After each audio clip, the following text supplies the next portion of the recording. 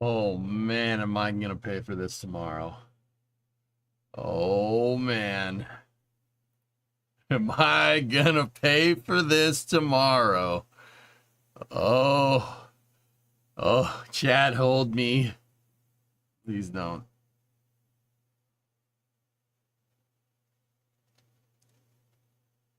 I just gotta make it till the end of the flame trench. I just gotta make it. If we make it to the end of the flame trench, good. We make the fog, we'll be all right. If we make the fog. Oh.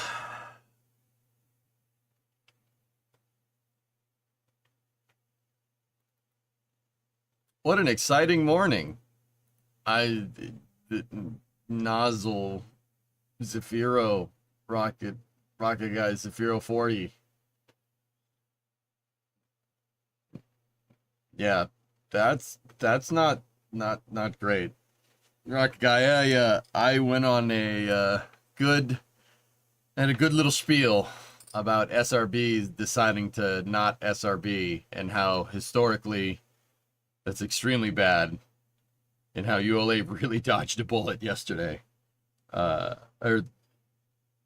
this morning. Tori said it was right on target. They're GNC guys, yeah. The guidance system compensated, man. I'm telling you, the only reason that thing made it is because it had no payload. That's the only way. Dude, that's it. If that had Dream Chaser on top of it, Dream Chaser would be at the bottom of the ocean right now. I missed it. What happened? Oh. Like here.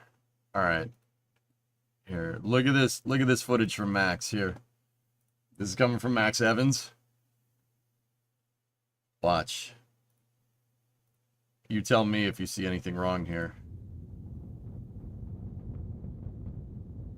Everything's good. Still good. Nope. Not good.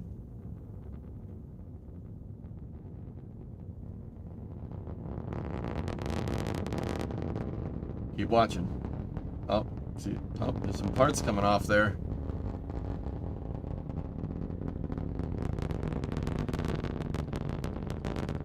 Oh.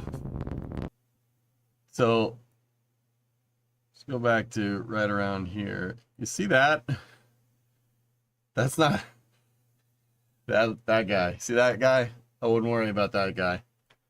Yeah, that's not good. That's really, really not good. Look at the rocket flying sideways. I can't believe this thing. I can't believe it. I can't believe it didn't run. I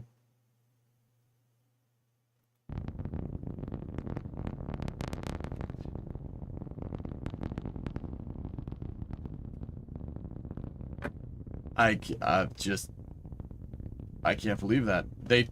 So they blew the chamber on the SRB. The whole aft casing of that SRB came off. Totally gone. And the B4 is compensated.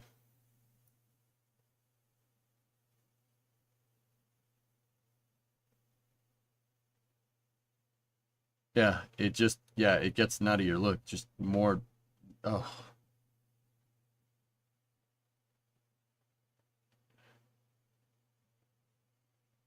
Dude, the GNC guys need a raise.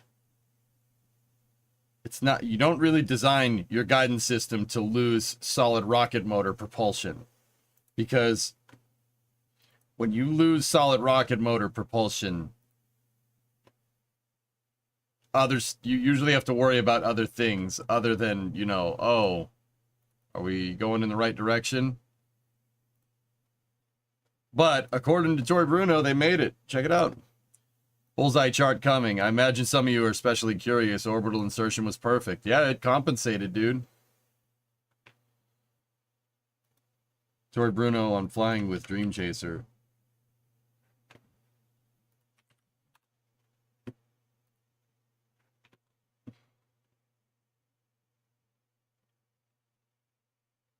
Incorrect. Rocket performed as designed, compensating for the reduced thrust of SRM number 1. Propellant consumption was within baseline. Always present reserves and margins based on payload mass were unaffected. Bro. I retract my previous statement. I've never been happier to be wrong. Oh, man. I was thinking it was just the nozzle extension. The throat is still together. Definitely wild. Yeah, I'm not exactly sure how that's a thing, but I'm pretty sure that guy knows more about rockets than I do. So, yeah. Anyway.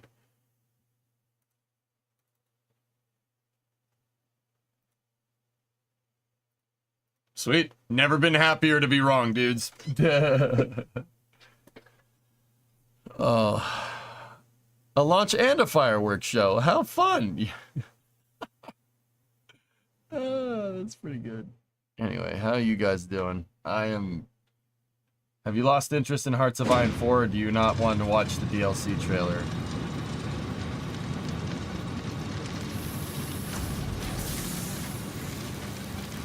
I'm running off 3 hours of sleep, Reeper, and that's what you defaulted to? Oh, he must not be interested in Hearts of Iron 4. Not that he's so damn tired he didn't see you say anything about it. What's Hearts of Iron 4? What are you talking about? I'm assuming you probably said something before and I didn't see it. Bro, I got 3 hours of sleep. Give me a freaking break.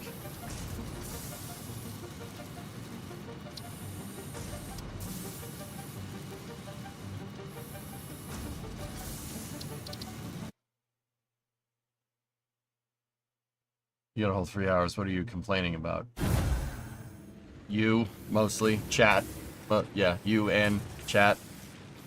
Yeah, that's who I'm mostly complaining about. You have coffee ready? Oh, I'm ready. I'm gonna be groggy for a little bit, but we'll get there. We got work to do.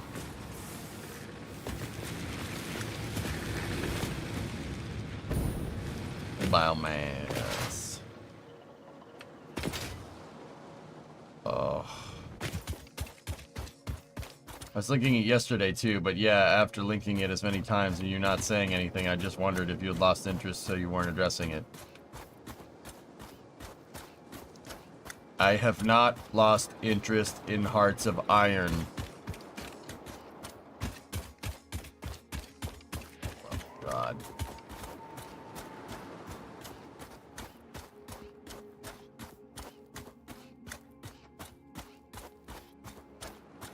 Were you... You know, now I have to ask. Were you linking it during the Vulcan launch this morning? Or when I was doing this morning? Or yesterday?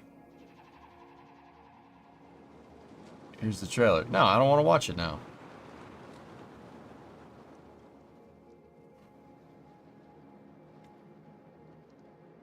Both, and it didn't dawn on you that there might be more pressing issues going on if you were linking it during, like, this morning?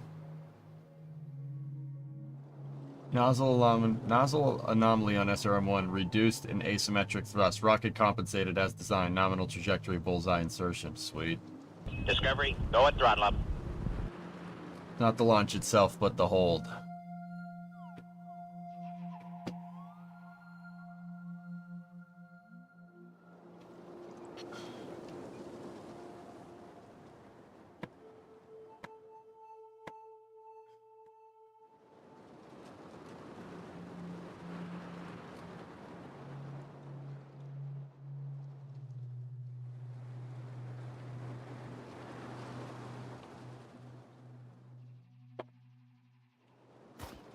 You know, if you guys don't give me a break, I'm gonna go take a break. That's what's gonna happen.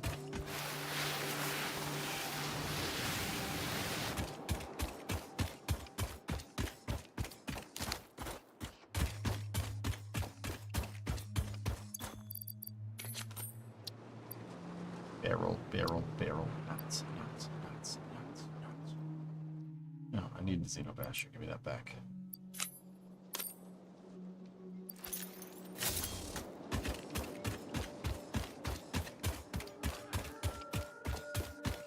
Factory needs to grow. No one's going anywhere. Reaper, we will look at the Hearts of Iron trailer when I'm a little more with it. I've been dealing with some other things as of late that have to do with rockets. Okay, I have not lost interest in playing that game.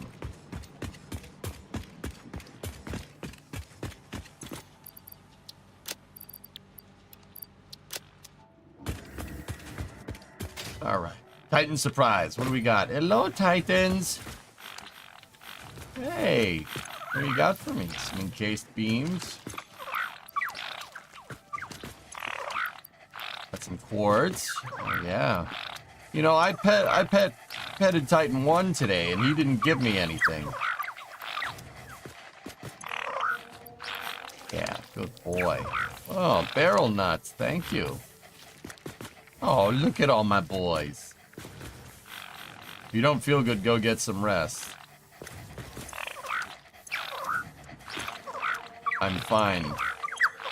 There's nothing to it but to do it at this point. Besides, look at all these Titans. They need me. Thanks for the coverage this morning. Yeah, it's all good.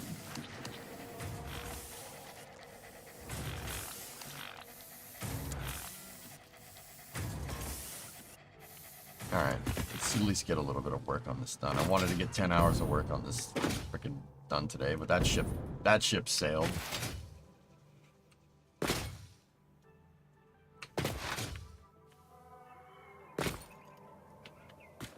Oh, them Titos. Ah.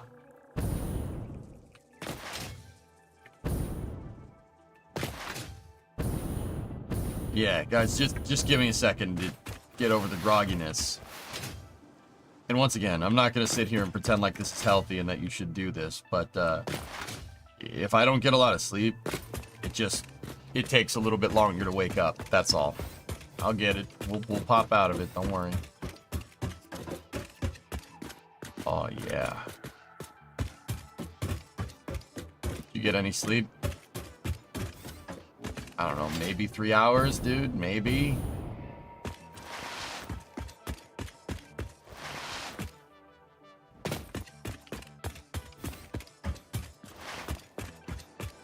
Oh, yeah, we gotta do... Fudge. That's gonna suck! Barrel nuts, barrel nuts, barrel nuts, nuts, nuts, nice, nice, nuts.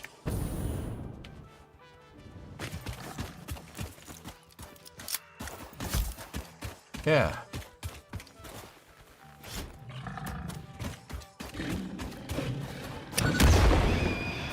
Man, that sucks.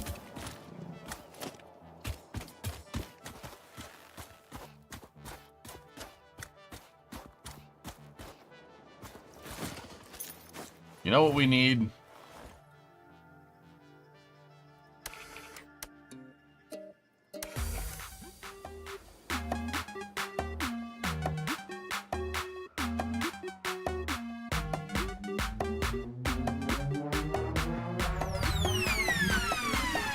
Nice, Nova. Oh, dude, no, I just joined. Oh, sorry. My bad. Oh, hell yeah, hell no. Clearly, there's divided opinions about that song. Blasted into my ears.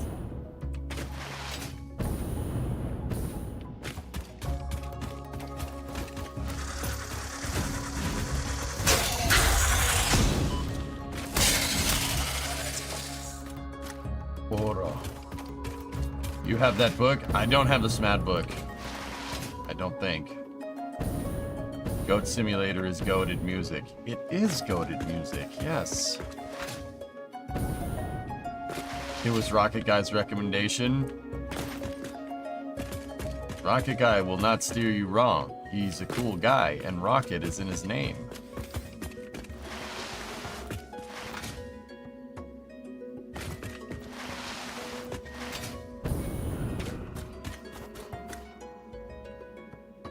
Man, this is pretty sweet. I did a lot of work.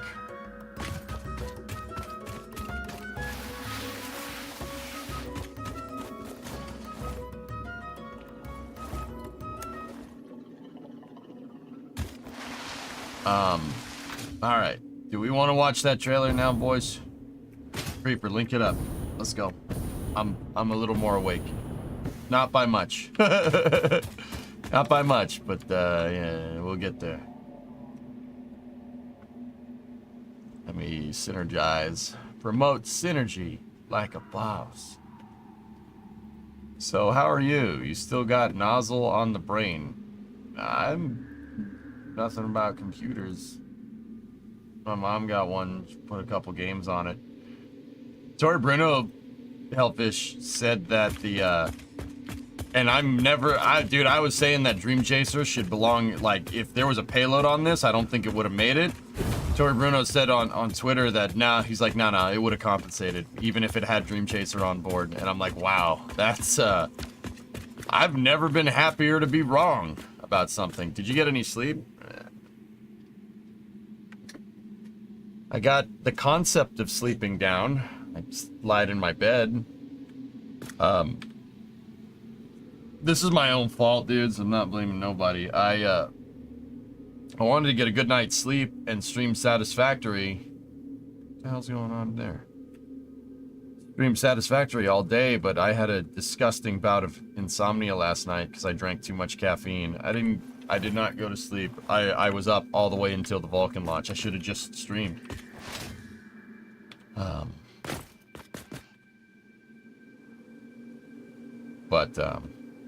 Yeah. So I got, after the Vulcan launch, I got probably about I went to bed at like 9:30 and woke up at 11:30. Oh, that's only 2 hours of sleep. Shit.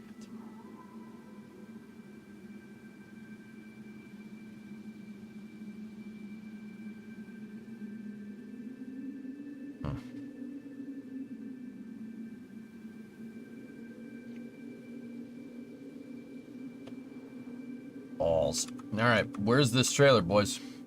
Another nap then? I'll be good. I know you covered on Flame Trench, but TLDR, what's this morning's launch? Vulcan launched Cert 2, and I'll go scroll through the chat. Vulcan had its Certification 2 mission, and a nozzle. They had what's called nozzle burn through on the on one of the GEM 63s.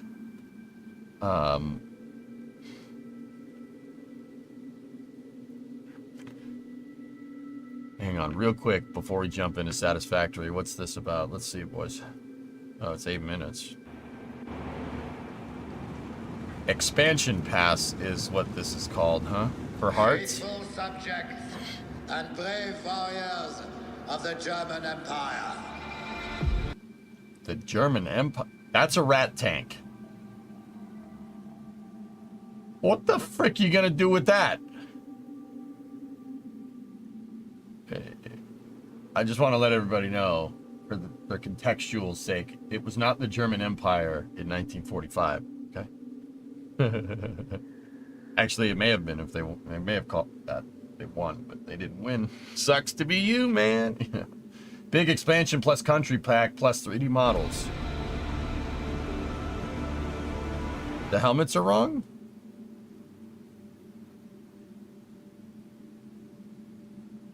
Yeah, those are U.S. Army helmets. You're absolutely right. Those are not German Reich helmets. Those aren't Wehrmacht helmets. That's U.S. Those are U.S. Hearts wouldn't get that wrong though, Hellfish. Uh-oh. Uh-oh. Uh-oh. Uh-oh. Uh-oh. Yep. Yeah, Germania. Yeah. Okay. This is Man in the High Castle stuff. That is not a rat. It's bigger. That's a rat tank, dude. It's got the Bismarck. It's got the Bismarck guns on it. That, what, 380 mil? Those are the 380 mil guns from... It's missing a... What the frick is that? I mean, no, that's the right size, Yannick. Oh, am I wrong? Like... So... Some context here, and obviously there's not the right symbology there. They have Holy Roman Empire symbology, but I think that's on purpose. The Germans, if they had won, wanted to make Berlin the cultural capital of their empire, right? That's why they're saying German Empire and not German Reich, right? It's funny because they wanted to build a capital. They wanted to build something that was better than the U.S. Capitol, and that was built in neoclassical architecture, so it looked like Roman almost, because they love that kind of stuff. Fun fact: Berlin isn't Rome. There's actually see that building right there? There's no way they would have been able to make that building sit in Berlin. Berlin is sandy and marshy. It's funny because, just on some quick context, Albert Speer, who was Hitler's right-hand man, and don't get me wrong, I know this for historical context. I hate these people. It's important to understand people that you don't like.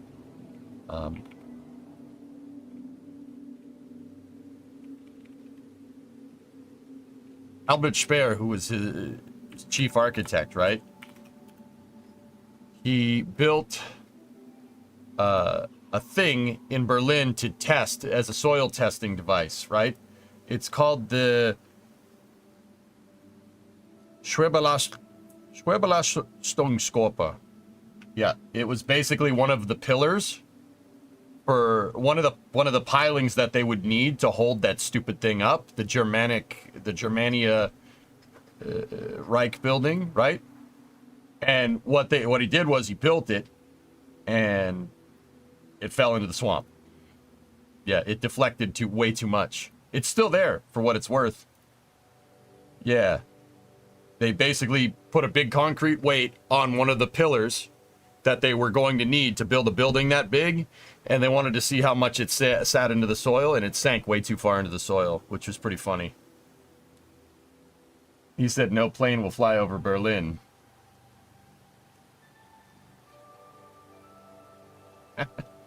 He did say that, dumbass. Sure. History proved that to be a lie. Jackass. Anyway, yeah. Fun fact. Yeah, if you like civil engineering, they built this thing, a big, gigantic freaking concrete weight on one of the prototype footings for that stupid thing, and they figured out you wouldn't have been able to make that. They would have had to build it somewhere else. You couldn't build it in Berlin where they wanted to. They wanted to build it where the Reichstag building is. It's no friggin' way you would be able to do it. It's too heavy. They would have had to dig down to bedrock. I'm not saying they wouldn't have done it, Yannick, but they're gonna dig down to bedrock. Have fun with that, pal. Now dominates Europe. Ugh. Cringe. A testament to the power and resolve of the German nation. Holy balls, that's a rat tank. So, this was a concept that Germany never did, but they wanted to do it. Note this down here. So, you see that the secondary armament on the rat? That's an 8.8. That's an 8.8 centimeter. That's the secondary armament. The main armament on the rat tank, dude, the rat tank is basically a battleship turret. A battleship turret with treads. They wanted to do this. I'm not sure why you'd want to do this, because remember that whole European sandy, silty soil thing? What the hell is that going to do if you go through the Netherlands or something? What's that going to do? Any Dutch people here? Anyone? What are you going to do with that? What's that going to do on the Eastern Front? What are you going to do with that? It's in Paris in this picture. How the hell did you get that to Paris? Yeah, see the tiger right there? I don't know if that's a tiger. It's not a mouse, but yeah. Dubai is built on sand too. Yep.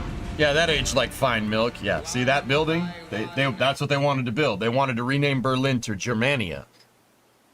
Yeah, none of this happened because, well, to be quite frank, them. That's why none of this happened. Ugh. The burdens of their side are being paid back in the fear of our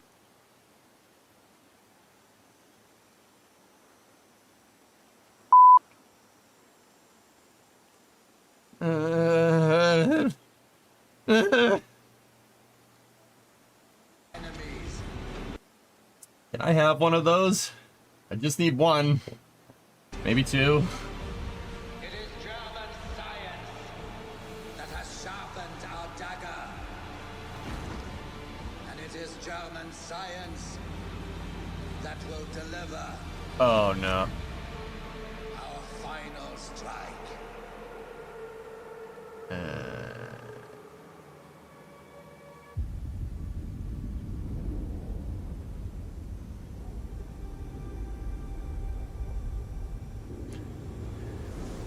Not.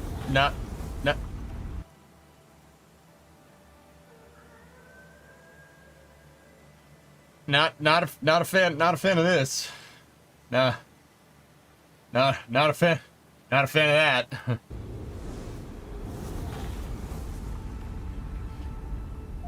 not really a fan. Ooh, Hortons. Gotcha Damerung. My name is Thomas Wanfeld, and I'm the design lead for Hearts of Iron 4.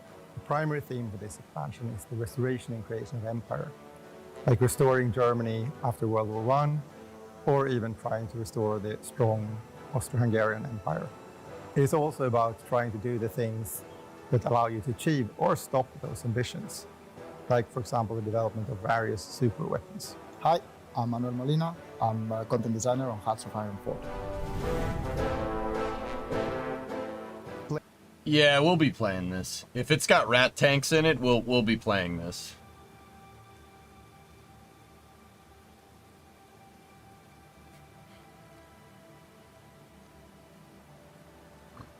Aggregate, that's right.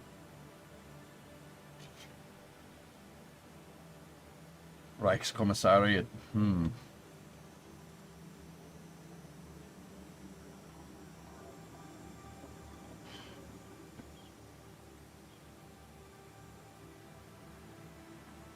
Oh, I just want to get to the release roadmap. We can watch a little bit of this later. Yannick, what does Gotterdammerung mean? Graveyard of Empires. Afghanistan? Prototype Vehicles Unit Pack. Oh, Dawn of the Gods. Danke. Kaiki. Danke schon. Probably would have never nuked the US. Yeah. Interesting. Alright, we can watch more of this later. I was hoping that wouldn't be awesome, but it's awesome, and we're gonna have to watch that. We'll probably do it on Monday, guys. We could watch a more detailed thing. That tank that they were referring to, it's called a P1000 Rat. Once again, Land Cruiser P1000 Rat. It is a battleship turret with treads. The secondary batteries on this are those are regular tank turrets. Yeah, they wanted to do this. I'm not 100% sure why. I think they wanted to do it just to be like, yo, look at what we did. Our tanks are bigger than yours. Nah. Right? The Mouse was the biggest tank that Germany built. They only built 2 of them, though, because it never got past the prototype, because they found the Mouse to be useless. The reason why it was useless because it was slow. It had a big freaking gun on it. That's great. You can't move it anywhere because it gets stuck. So they only made 2 of those. They made a bunch of Tigers, though. Tigers are a pretty formidable tank for the time. But yeah, all this thing is gonna do is be a bullet magnet, just like the Tirpitz was. It's all, I mean, it's a land battleship. That's what it is.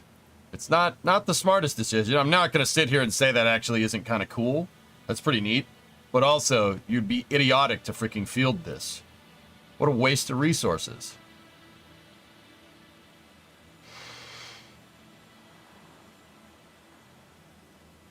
Like, I'm not going to sit here and pretend that's kind of neat, but also... Perspective, 1,400 Tigers, 50,000 Shermans. Yeah, that's what I mean, dude. What the heck is this thing gonna do on the battlefield other than just make it, hey, I'm over here, shoot at me! How many Tigers could you make? Oh, somebody answered that question. Yeah. They did this just to be like, look at how big a tank. Ha ha ha ha. That's the whole reason why they even bothered. I mean, I'm not gonna sit here and say like whatever this thing hits is whatever you hit with that thing is going to die. That gun is designed to blow up battleships. That same style of cannon, if I'm looking at this right, is the one that basically ammo racked the hood. So you shoot this at like a Sherman tank, it'll obliterate it. There will be no Sherman tank left.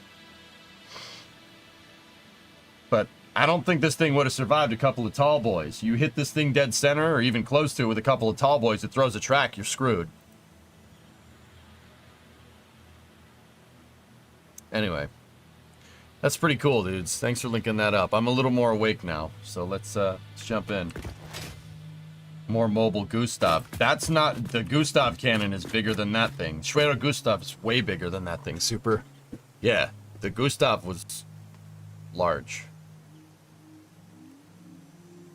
But with ME262 support, it would be a beast. Imagine the engine to run that thing. Engines. It's a battleship with treads. Shy. That's what it is. No, Slackster, I haven't. It was Cope. It was Cope, dude. No, the reason... Like, dude, I'm not sure how... That thing would have been useless on the battlefield, but I understand why they wanted to make it. The Nazis had grandiose thoughts. They wanted to make a bigger tank to show, like, they're better. They wouldn't be... It's like the same kind of mentality... Not that we're even remotely on the same level. This is a kind of a false equivalency on my part because, once again, screw them and everything they're about. They wanted to show, like, look at what we can make. We can make a bigger tank than you. We can make a better train than you. Look, we can make better guns than you. Look, we can make rockets. You don't have those. Look, we can make jets. We can make jets better than you. It's kind of the same idea. To export like ideology that the Soviet Union and the U.S. had during the Cold War, same kind of mentality. But also, frick them, because theirs is all based off of lies, because they're pieces of trash. Like, I don't think it needs to be said, but also, you never know in this day and age.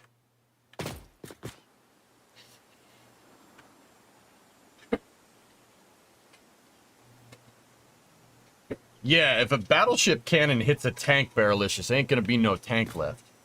You don't atomize, like not atomize, you don't vaporize the tank. There's so much heat from a battleship shell, there's so much energy exploding that heat and energy has to go somewhere.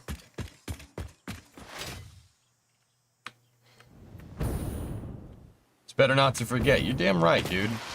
Marco, I'm a student of history, and I know people throw that around willy-nilly nowadays. I actually go and read. It's very important to learn this stuff. Very important. You don't mess around with people's rights like that. That's not. It's not good. It's not good stuff. Frick them. Like, I don't think it needs to be said, but I'm gonna say it just to be sure. Frick them times 3. Like, I don't want anybody getting any funny ideas, you know. Frick them. They got their butt handed to them by the U.S. and the Soviets. And the British, you guys were there. You guys were there. You helped. A little bit. All right. Drummer's like, oh, mate, we helped too. Yeah, you did. Yeah, you did. You actually, Drummer, there's a reason why I brought up the Tirpitz when I was talking about the, There's a reason why I brought up the Tirpitz when I was talking about that damn thing, because Churchill was obsessed with going after the Tirpitz. So he sent Lanks with 10,000-pound bombs after the damn thing to make sure that the Tirpitz wouldn't achieve its fleeting being to screw convoys going to the Soviet Union. Famous raid, dude. Dude, the Tirpitz got hit dead center with a freaking 10,000-pound bomb. It blew a hole in the side and the thing capsized.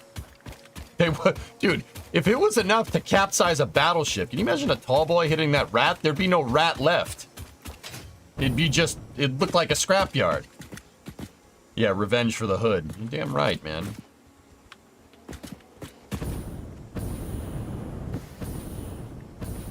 Did you know that French tanks have rear view mirrors so they can see the battle? Oh, no.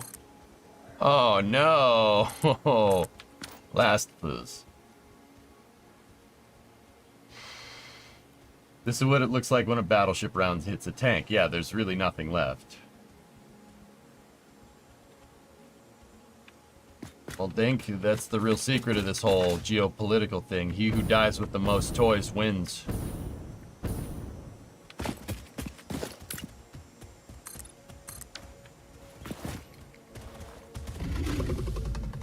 Oh, shit! Hey! Whoops.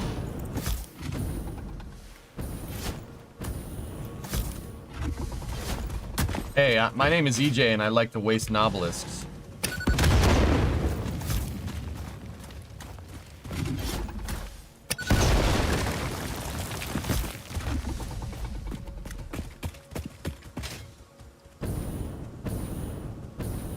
You'll love this channel, the operations room.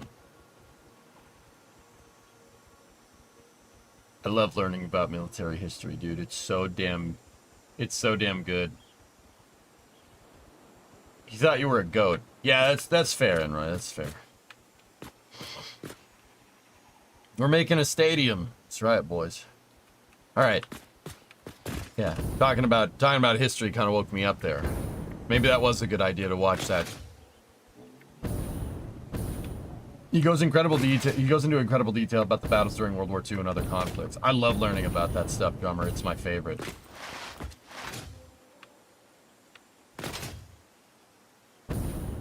French soldiers fought their tails off. They were let down by their leaders. They suffered 200,000 KIA in the battle. Yeah.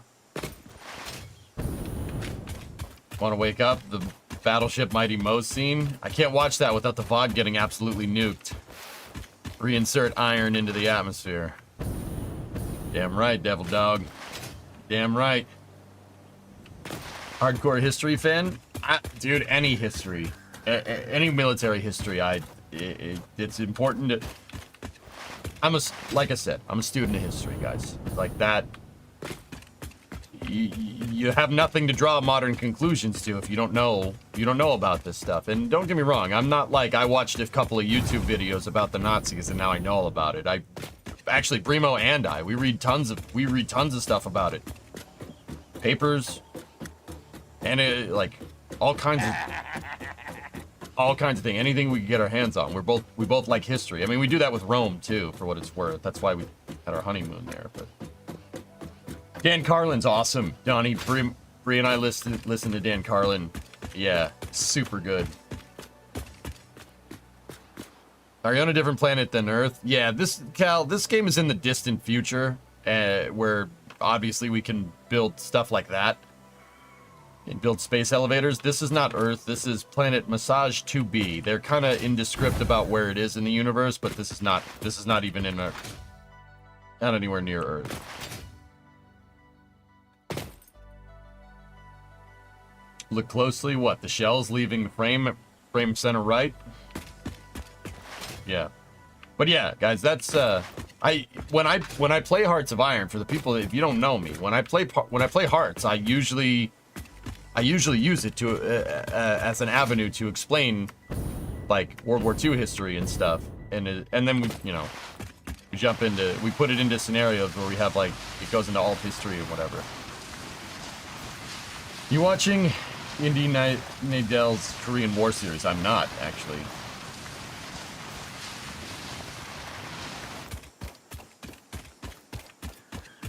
But once again, yeah, it's important to understand, not just listen to the history and make judgments on it, but to understand why it unfolded the way it did. Everything has a root cause there. There's always a reason. And as far as I can tell, when being a student of history, that most major conflicts happen when people have mommy and daddy issues.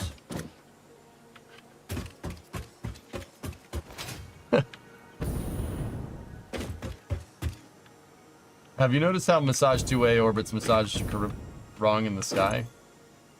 You and Brimo fans have oversimplified? No, I haven't heard of that. Or get rejected from art school.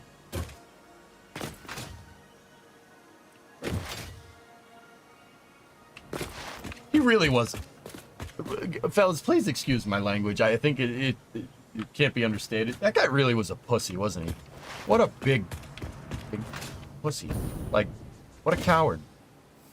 He got rejected from art school, man. It's the end of the world.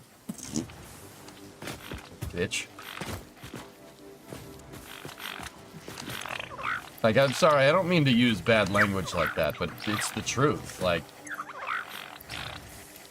bro, you blame everybody else for your freaking problems. Typical politician. Go frick yourself, man. You blame everybody but yourself. Disgusting behavior. No accountability. Gross. That's just disgusting behavior. Some man you are.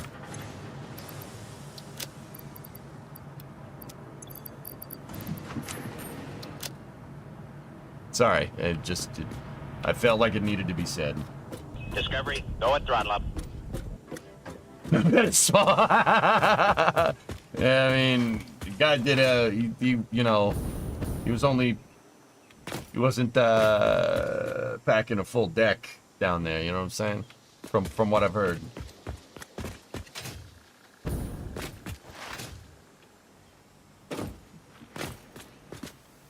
Somehow managed to manipulate all Germany before the rest of the world. Yeah, because he kept blaming everybody. He gave everybody a clear scapegoat for his freaking problems. You gotta be careful of that crap, dude. That happens in history, and look. Look, it happens all the time. It's still happening now. Look at all the different proximity conflicts that are happening around the world. Every single one of them. It's manipulative nonsense. Sorry, that's too spicy for this. We'll just get back to building my damn factory, okay? From what I heard, good save.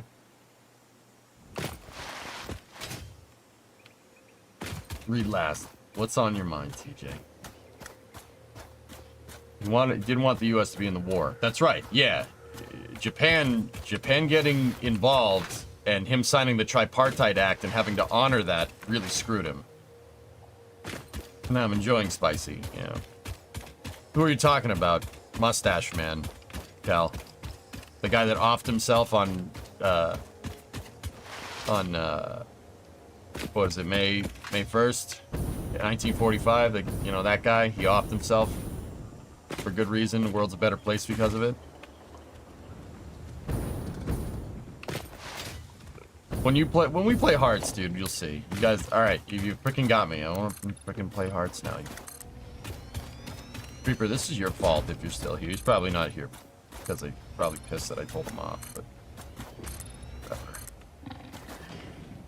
whatever.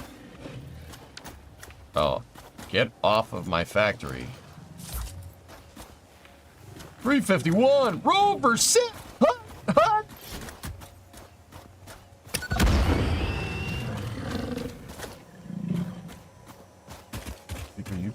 Dude, it's as if I didn't have enough on my plate. Now I want to play Hearts. You absolute jackwagon.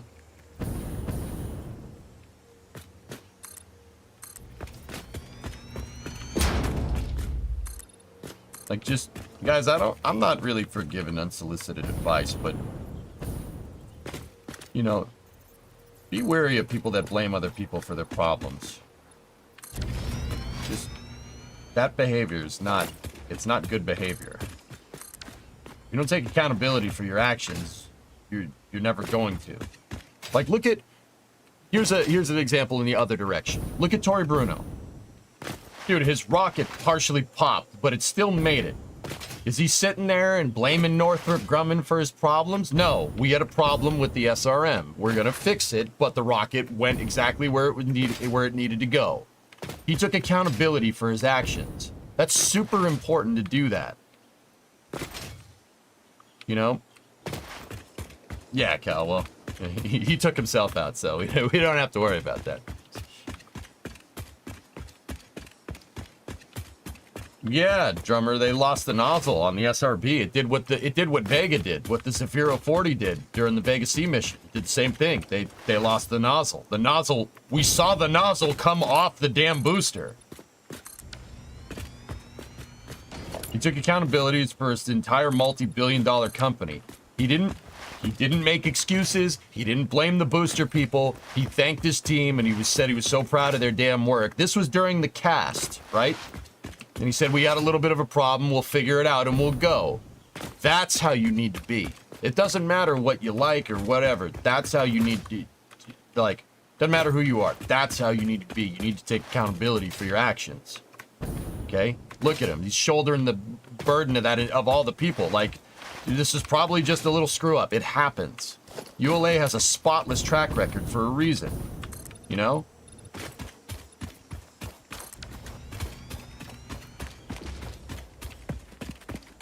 You want to be around people like that. Trust me on this one. Be around people that take responsibility for their actions. Like, once again, I'm not all, like, I don't like giving unsolicited advice, but I'm a little tired and I'm a little wired. So I think it's important to say, especially given the context. That's why I like intuitive machines too. Because when that damn thing tipped over, Steve Altemus, the CEO of that company, he wasn't a little bitch about it. He went right into the press conference and said, hey, my rover tipped over. My lander tipped over. It was our own damn fault. We didn't take the rangefinder caps off and it didn't know where the ground was. So we hotwired it to a secondary experiment so it could figure out where the damn ground was, and it freaking worked. It's intact on the surface, it's tipped over. That's our fault. We will not make that mistake again. That is what you need. That's the kind of people you want to be around. Trust me on this one.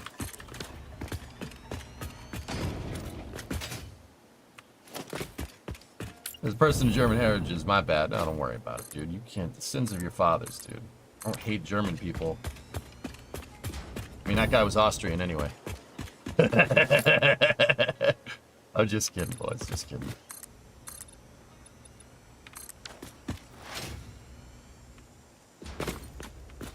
I think he said it wasn't a burn through. If that's not a burn through, I don't know what it is, but I'll default to his judgment because Tori Bruno can be trusted. He never... That guy doesn't lie, dude.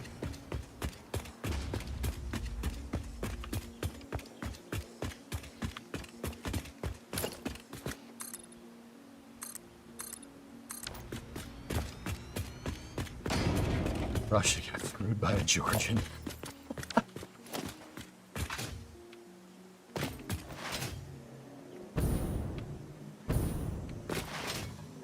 That's the kind of people you want to be around.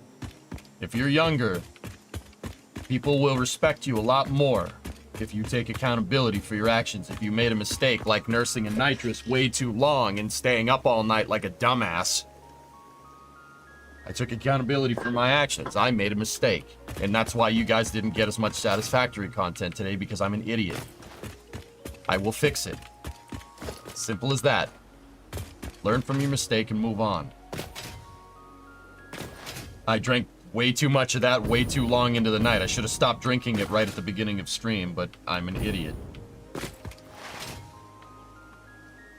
This is why I always apologize if I'm a little bit late for the stream, because there's no excuse for being late to your own damn party. You can take accountability without calling yourself an idiot. Kind of am sometimes, Hellfish. I don't know what you want to hear. Anyway.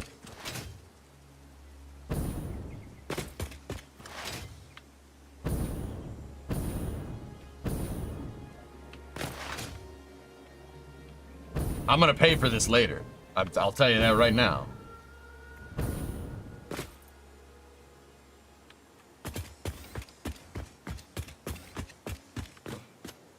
This looks freaking sweet, though. All right, let's go over to the other side and... Well, actually, no. I'm gonna use this side as the prototype, and then we'll duplicate it over there after. Is it a football stadium or a flame trench? We'll be adding the diagonal braces to the structure. It looks like it has a lot of sideways load to handle.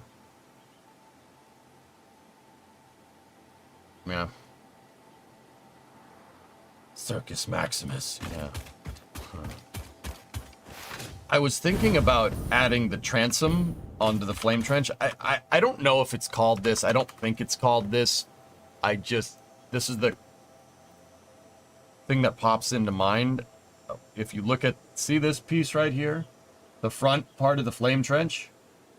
I was thinking about adding this piece. Up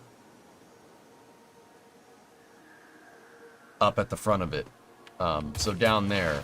The reason why is because, I don't know, it's more accurate and I think that's pretty cool. Jack, is that what I'm building? Perhaps once you've built the ship, the transom would be... It looks like a transom from a boat, first of all. That's why I'm calling it that. The transom is a place on a boat with like an outboard engine where you mount the motor for anybody that cares. Oh, I just realized the scale of this thing. Jack, yes, and yeah, WD, that's what I'm making. I'm making the trench for this because I'm making my factory in that. Because I want to. Because it's an awesome challenge and I want to do it. I gave myself till Christmas.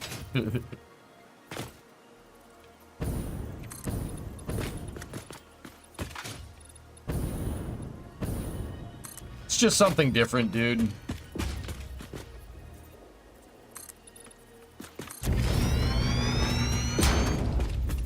In the graphic, that is terrain, but it looks like it's all concrete here for the trench, but it looks like, Drummer, they built the flame duct into a canyon. I mean, I kind of did that. No canyons. But yeah, I want to do the diagonals, dudes, but I gotta figure out...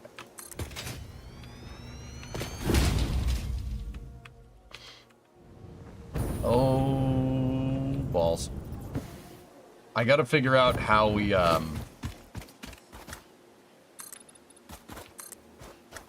we can prefab them. Sorry, yeah, my brain is toast. Right now, it looks like a stadium. Yeah, I don't know.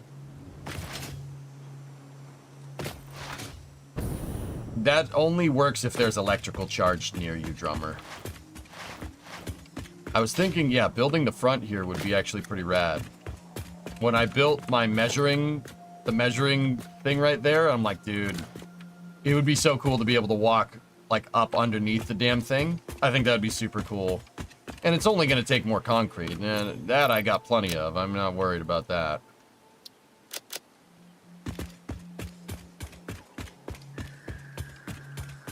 Liquid biofuel would help fly longer with a jetpack. All you need is water.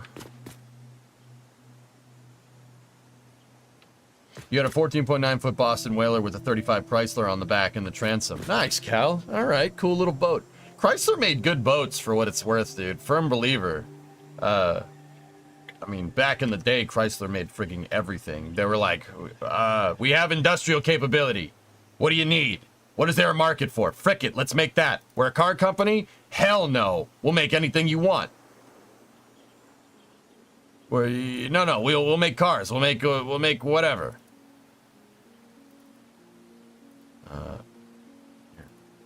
Look, this is Chrysler's portfolio circa 1969. Tanks? Frick it. We make tanks. Trucks? Hell yeah. School bus? Whatever. Screw tank? Whatever.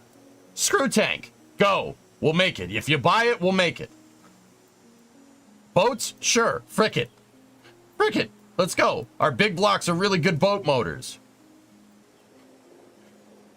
You need a little transit van? Boom, we got you. You want a car? You want a convertible? We got those. You want a sedan? We got 30 different types of sedans. Pick one. We can make everything. We make rockets. Yes, you're looking at this right. See the S1? Chrysler made the freaking Saturn 1B's first stage. True story. We make rockets. Frick it. Make whatever you want. 22 cars and a boat. Bridge laying tank. Frick it. You gonna buy that? We'll make it. Whatever the hell this thing is. Sure, sweet. M60 patent? Hell yeah. Let's go. Landing vehicle. You want a landing craft? Boom, we'll make it, you know?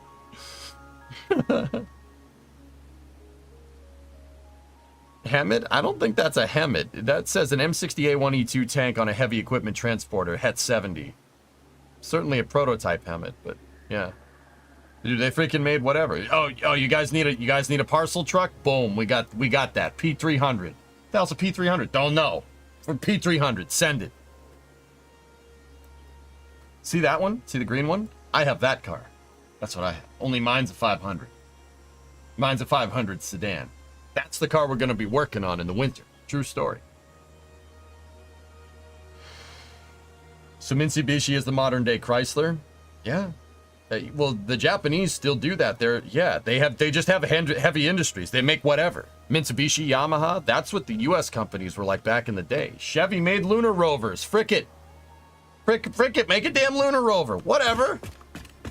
What was Chevy? We're not going to be able to know how to make that? We can make that, sure. Frick it, let's go. You need a hole? We'll dig you a hole. Rinaldi Klein. Hey, that's your business what you do with it. Could the anomaly, the experience with the SRB, would it have taken out the whole ship if it went any further?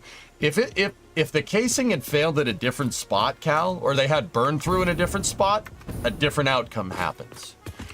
Radial jets on SRBs are death. Death, usually.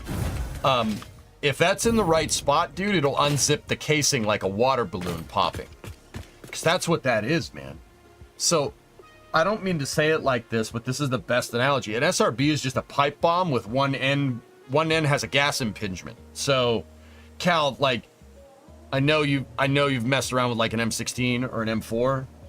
The gas block at the front, the impingement mechanism, that only on the end of it, right? Like a choke on a shotgun almost. It's basically the same idea, right? Dude, it's under insane pressure, just like a barrel on a weapon, right? You have insane pressure, and if the gas doesn't go through the impingement and finds another place to go, you're gonna have a bad time, right? That's all it is. It's a pipe bomb with an impingement on the end. It creates an explosion, right? And that explosion gets shot out the throat in the nozzle. That's called a jet, right? You get a jet of thrust coming out the nozzle. If it fails radially, you get burned through, and then you get a radial jet as opposed to an axial jet. An axial jet is what you want. Long story short, if the flames are coming out the side, you got a big problem. Just like if you're firing a gun and the flames are coming out anywhere but the end, right? If it's coming out the ejection port, you got a big problem. That means your gun's not going into battery, right? Like you got a big problem, right? So if you get a jet radially, right, like midway up the SRB casing, the whole thing will unzip and it'll just blow up like a pipe bomb. If the gas goes anywhere else but the directed flow, like the jet, you're screwed. You are screwed. That's why I couldn't believe it. I couldn't believe it made it. Dude, like I said, ULA's GNC team needs a frigging raise. Because that was absolutely absurd that it actually did it. I can't believe it. I'm like dumbstruck. All right, we need to, if we're gonna make this transom piece, I'm gonna start marking how far out we need to go, just on a side note.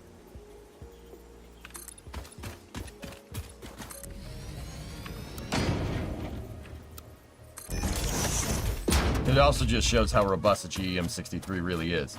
I can think of the Delta II anomaly, guys. The Delta II anomaly from the GPS-2 launch in 1997, the nozzle, the casing unzipped, and the whole rocket exploded.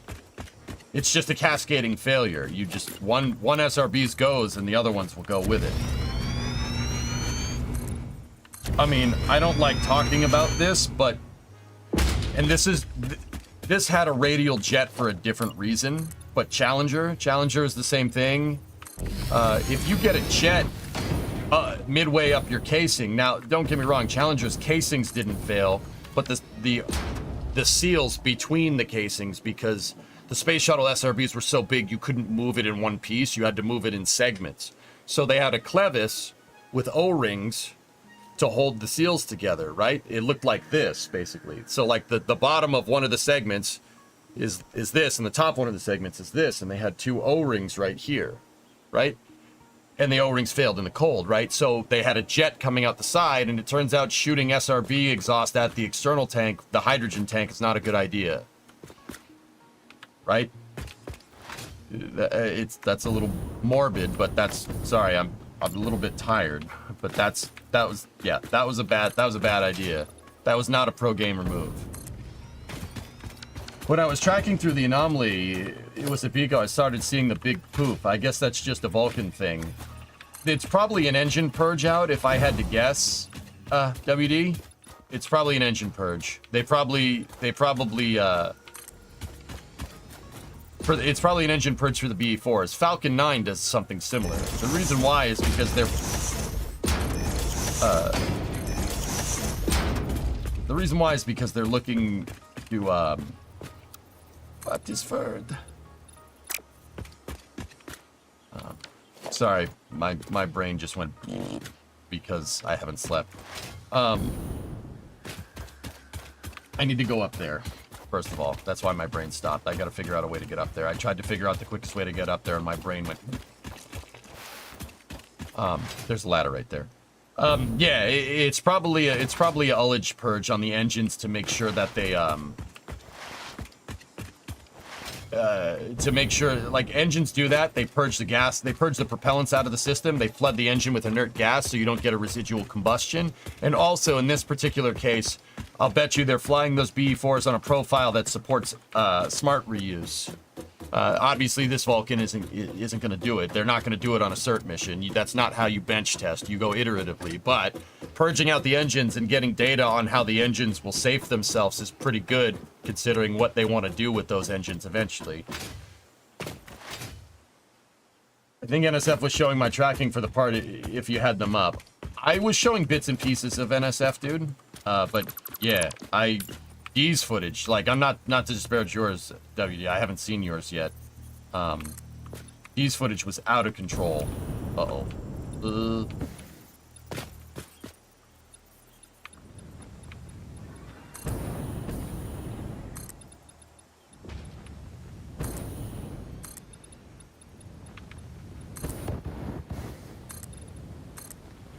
Ow.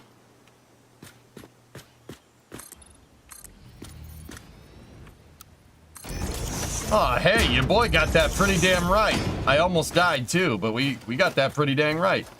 Hell yeah. Gee, slow-mo's insane. Did you see the nozzle come off, dude? And it's still glowing because it ablated too much. Yeah, it ablated way too much. Okay. He is a freaking monster.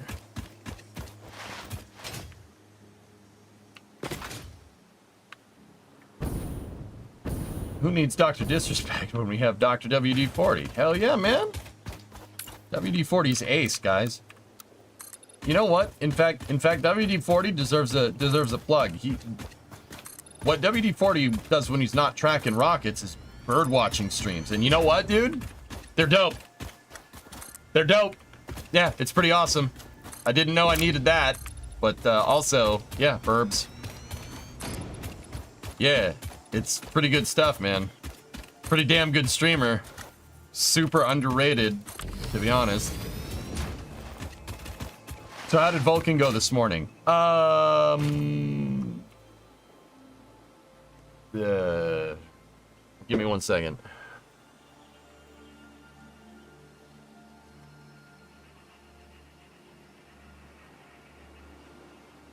So this is D-Wise.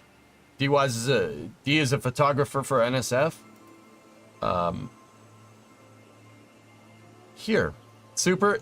Vulcan made it. It made it. Here, I'll let you see if you could figure out what's wrong. Something went a little haywire on the way up. Watch. And once again, this is awesome footage from D. Take a look. Everything seems to be okay here.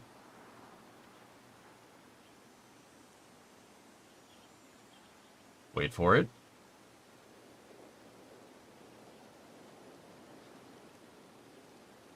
Did you see it? It was quick, even with D's slow-mo. It was quick.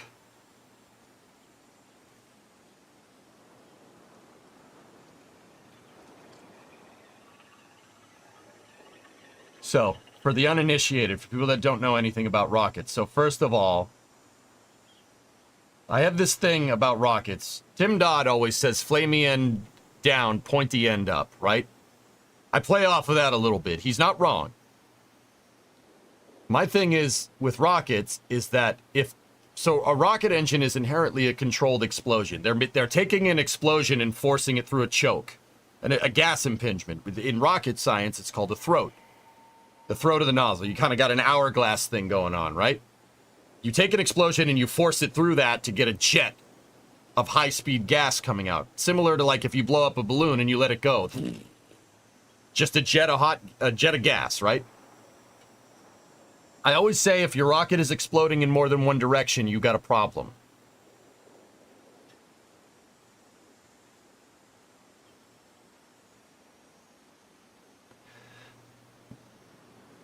Do you see this? You see all these little sparks right there? That's pieces of one of the solid rocket booster's nozzles completely disintegrating on ascent. That's bad. That's bad. The explosion's going sideways, dudes. Not good. Not great. In fact, Super, check this out.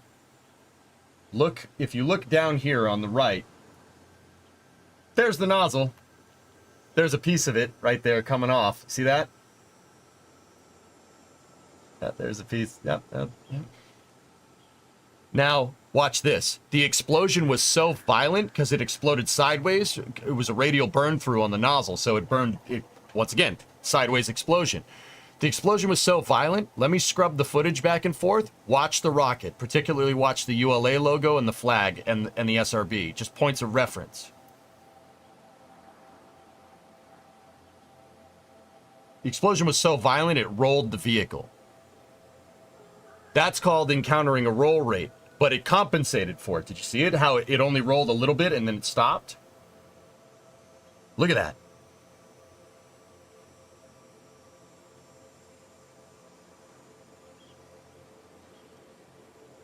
That's pretty insane that Vulcan compensated for total nozzle failure on one of their SRBs. That's pretty good, man. Pretty good design. Logosisic, this is launched this morning. Sorry, I know. We gotta be playing Satisfactory. I wouldn't call it a partial failure, but I wouldn't call it a partial success either. Just a funny on a rocket that launched early this morning.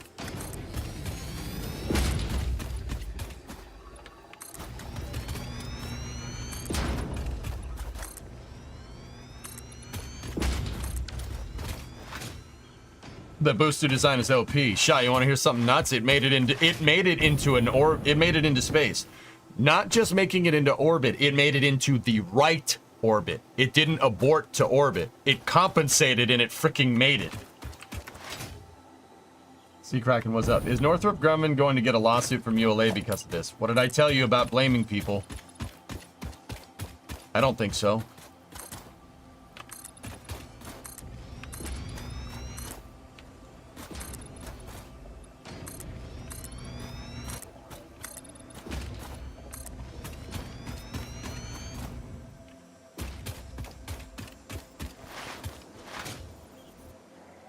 It's pretty damn freaking impressive, dudes. ULA will probably ask Northrop Grumman nicely. I mean, something happened and needs to be investigated. This behavior absolutely needs to be understood. Not understanding it is the definition of insanity.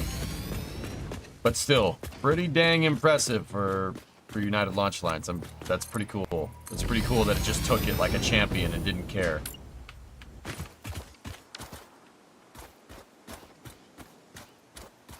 What was it launching? This was a certification flight for national security missions, dude. Yeah.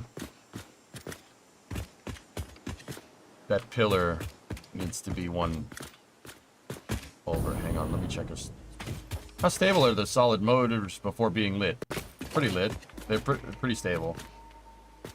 1, 2, 3, 4, 5, 6, 7, 8, 9. Okay, 9 spacing. So no roadster? No, there was an inert payload for ULA. It was just a small mass simulator. Oh crap, my mind is just a piece of crap today. 9.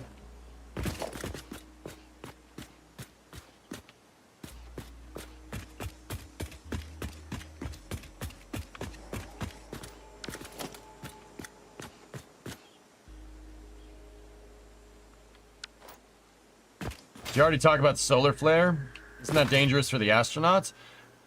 Noobfire, I haven't actually talked about solar flare. No one's asked me up until now. The magnetic field should get most of it, dude.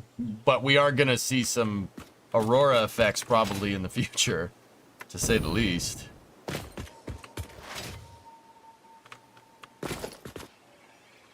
I think it's better if we do the spacing correctly. So we need 9 spacing here. 2, 3, 5, 6, 7, 8, 9. Yeah, okay, so spacing needs to be there. It needs to be 1 out from what it is. Will it still land, or will that be a problem now with what happened? Will what still land? Vulcan? Oh, don't worry about Vulcan. Yeah, no, it's... Kippy, it's fine. I mean, it's not. You gotta figure this out, sure, but...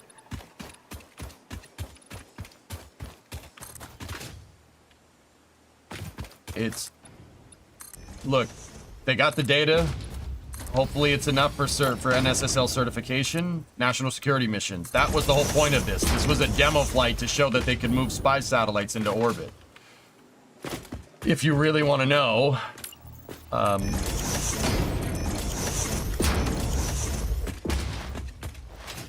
will Vulcan still land? Yeah, of course.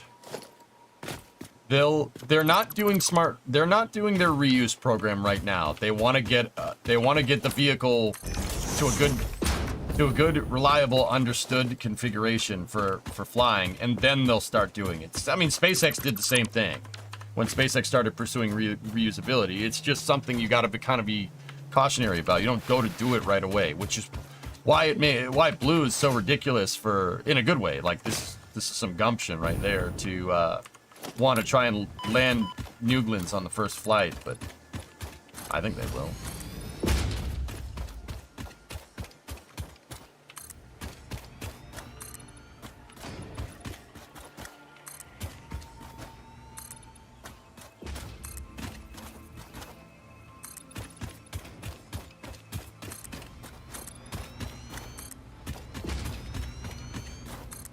That boom video was awesome, Doom, and it made me want to play Flight Simulator, and so did you guys, you pieces of crap.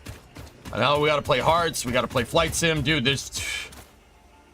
like I said, man, we are gonna look back on this era in 50 years, when we're all old. I mean, I'm already old, but you get the idea.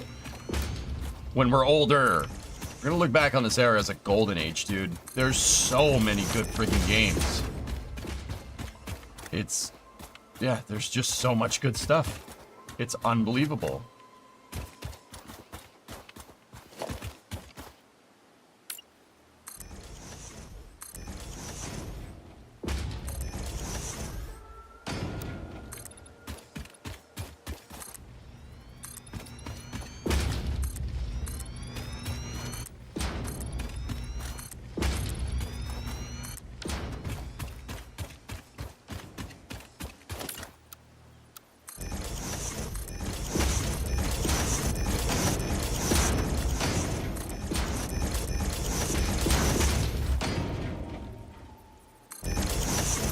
Just a whippersnapper. Yeah, but if I didn't address it, somebody would have said it. So if I say I'm old, everyone's gonna say I'm young. If I say I'm young, everyone's gonna say I'm old. Streamer paradox, man. Schrodinger's age. If VJ doesn't acknowledge how old he is, then he's not old. But if I don't, chat will. It's true.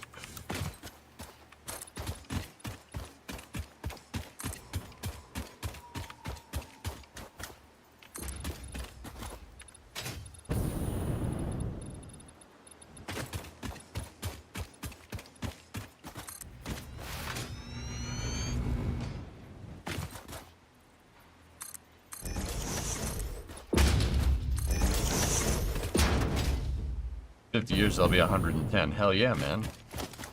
I mean, I don't see why, with advances in modern science, somebody can't live to, 245, maybe 300.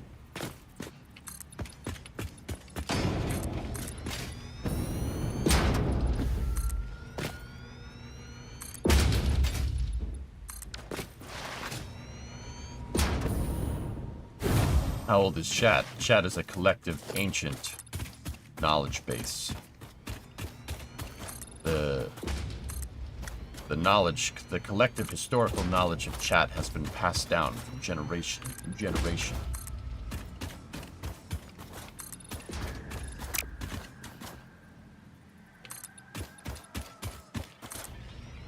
Chat's power level is over 9,000. Sorry, old meme.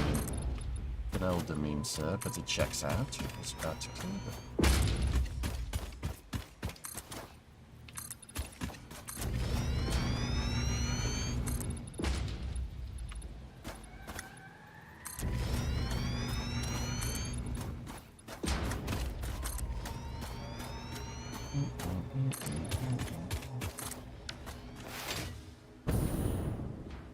I just finished your Starlink install. You're watching your stream on space Wi-Fi for the first time. Oh, I'm being beamed through Starlink right now? All right. I have been through lasers. You're in your late 20s, early 30s, right? Cal, how old do you think I am? Chat, don't say nothing. How old do you think I am?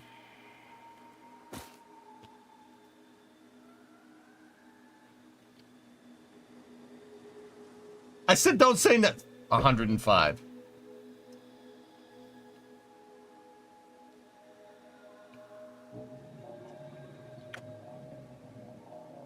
Also, good morning. Hope I'm doing well. Dave, I'm doing just fine, dude. How are you? Wild guess. Nemi, you say 35. Dwarfman says 35. It's Me says 38. Thor says 40. What the frick, man? Frick you. 47? What the frick? Are you shitting me right now? Sorry. Sorry.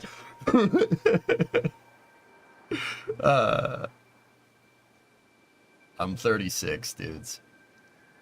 36. My knees creak when I stand up. It's pretty bad. That just started happening, a couple years ago. Yeah. 28 to 32, Cal? Yep, 36, homie. Born July 5th, 1988. Right after America's birthday. Hell yeah. Nemi, you're 36, you're 40, you turned in August. So what does the other side feel like? You're 36, I'm 63. Yeah, Shogun, I noticed that you might be a little bit on the older side because there ain't too many people in here talking about Nixon's spaceflight policy who were around for it, myself included. I'm like, damn, what the heck, Shogun talked? Oh, you were there. Hell yeah, dudes. Last, please. My knees have been creaking since age 20, but then again, I dislocated my knee at 15. Tory tweet, what's TB up to? Bullseye chart incoming. I imagine some of you are especially curious. Orbital insertion was perfect. Dude, the ULA's guidance, navigation, and control team needs a raise.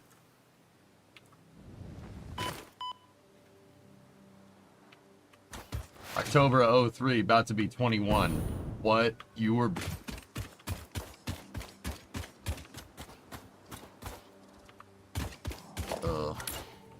Slackster, you're... Okay, so you're just a youngin'. Slackster, and I'm sure your grandpa told you this. I know he did, because he's a model trains guy. Okay? I'm sure. The whole accountability thing.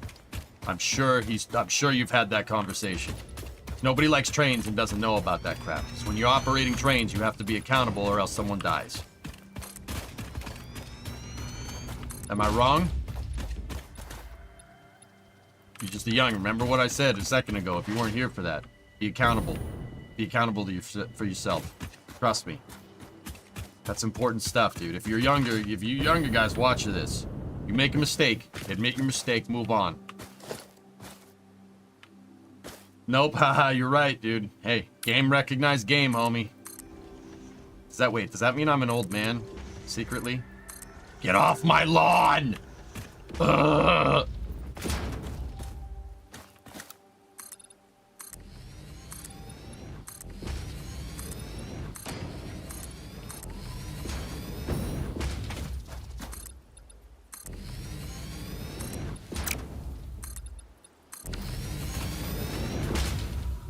Dave, you've been better, but I'm headed in the right direction. I saw myself headed towards a relapse a couple weeks ago, so I checked myself back into rehab. Good for you, man. Dave, right there. Accountability. You saw yourself slipping and you did the right thing. You don't want to fall off the wagon, man. Not right now. Good for you, brother. Good for you. It takes balls to be able to admit that, dude. So, good for you, man. That's awesome. Hopefully I can make your day better. 2014, 2018 feels like yesterday. Slackster, I remember 2003 like it was yesterday, dude. I was there. I mean, you were too, but not exactly in the same capacity. Your oldest daughter that you adopted will be 40 next birthday. That's awesome, Cal. Good stuff. Yeah, AP, I remember the late 90s. Like, I was there. Like, I was not an infant. I mean, I was still young, but I remember going to the store and buying N64 games, like, and I remember being super annoyed because everybody else had SNESs and my parents wouldn't let me play video games because they were like, no, video games will ruin your life.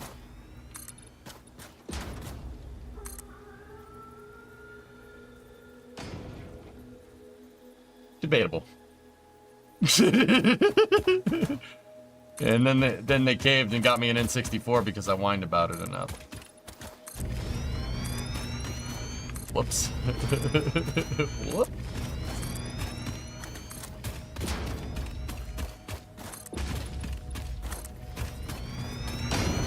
Wait a minute. Did I just see that right? Thought I saw an open gap. Yep. Absolutely not. Never go back down that road. Appreciate the kind words. Dave, that, like I said, man, it takes balls to admit that. But you know, and you did the right thing. It's, dude, like I said, man, dude, it's cathartic. You know what I mean? Like, I'm sure you know. Like, you know, like, and I used to never be able to admit that I was wrong about something. I used to never been able to do it. But, you know, when you do, it's like a load is lifted. A load is lifted off. Like, you know, you screwed up. You made a mistake. Own it, move on. Don't make the mistake again. Like, it's cathartic stuff, dude. You feel great. Seriously, you feel excellent after you know, you just get it off your chest, man. Don't be pent up with that nonsense. That's how you fall off the wagon. It's good stuff. You can't make a living off playing video games for life. Yeah, exactly, right? Do you remember the last time you rewound a VHS cassette? I don't remember the last time I did it, but I remember doing it, Ando, because I had to return the damn VHS tapes to the video store. Good day. Any new chatter about the blast off this morning? Tori Bruno said the vehicle performed good, 415. And Tori Bruno on Twitter even went so far as to say that if it had Dream Chaser on it, it still would have made it, which tells me that we drastically underestimated Vulcan's ability to compensate for engine out capability. That's pretty damn impressive engineering, if you ask me.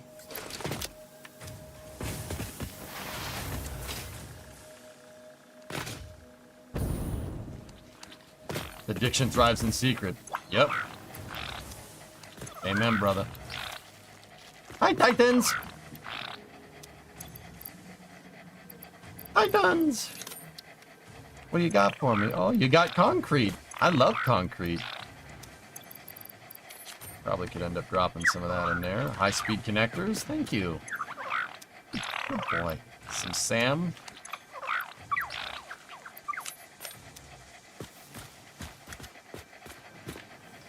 What about you over here? You all right? Oh, you got me some wire. Good for you. Ooh, a dead animal. And some bars. Yo, this Titan's got bars. Release the brainstorm to make the melon farmer brain warm, a strange form. Stuff coming. Sorry. Aluminum! Come poopers! Nice. Good job, Titan 9. All right, let's freaking go, dude. We're making out like bandits over here. We got stators, computers.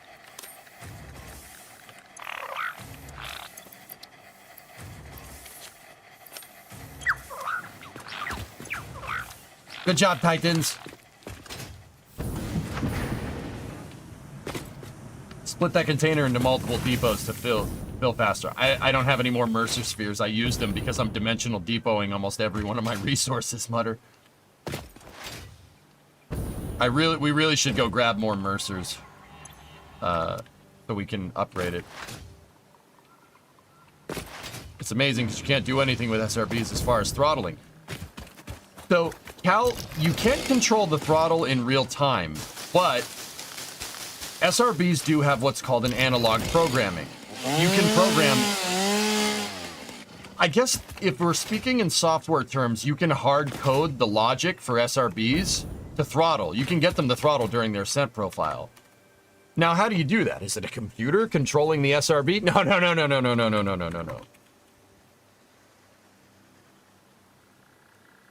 It's the physical shape of how you pack the grain inside of the nozzle. The shape of how you do it is going to you can basically program the thrust, especially if you have a segmented booster. See? They did this during the shuttle program. They did this during the shuttle program and SLS for what it's worth, and probably the GEM 63s. They widened the combustion chamber in certain areas, right? And this is actually, so if you're younger, guys, and you're wondering, oh, I'm never going to use geometry. Well, if you get into solid rocket booster propulsion, you absolutely are using geometry. It's about total surface area of your combustion chamber. SRBs have a dynamic combustion chamber. Your combustion chamber geometry and volume is changing constantly because the grain is burning off.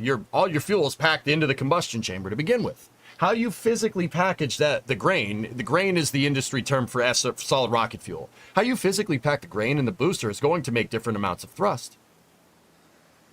And because you have to cast the solid rocket propellant like casting concrete, they have to be super careful about not having air bubbles in there. If you have an air bubble, you're going to get fluctuations in your chamber pressure, which is bad.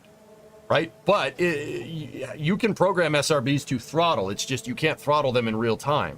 A lot of SRBs are programmed to increase combustion chamber geometry during max Q to throttle the SRB down.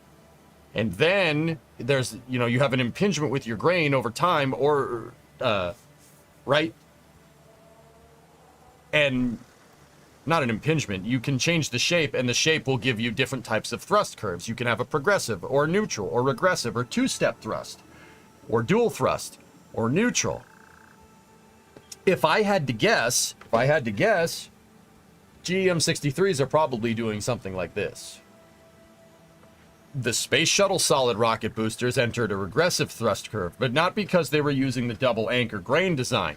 They entered a regressive thrust curve because each segment on the SRBs, the ones that are connected by those O-rings, yes, those O-rings, the segments were packed differently, and you wanted a regressive thrust curve with the shuttle, because the SRBs slowly had to hand over the center of thrust to the Space Shuttle main engines. That's why when the shuttle separates, it just appears to keep flying straight, and you don't see it pitch up or pitch down when the shuttle separates, despite being an asymmetric launch vehicle. Pretty cool stuff, man. It reminds you of shape charges. Exact same concept, dude. A breaching charge, same idea. It's designed to make a jet of gas in a certain direction, to blow the lock right out of a door. Same concept. Or you use the good old 870 or the 500. You know what I'm talking about. Me, personally, 870, but 500s are also very good. So what's the application for the neutrals? I don't know. Depends on what you're trying to do. Scott dropped a video this morning with the events from the analysis. It's not much different from what you said. Yeah.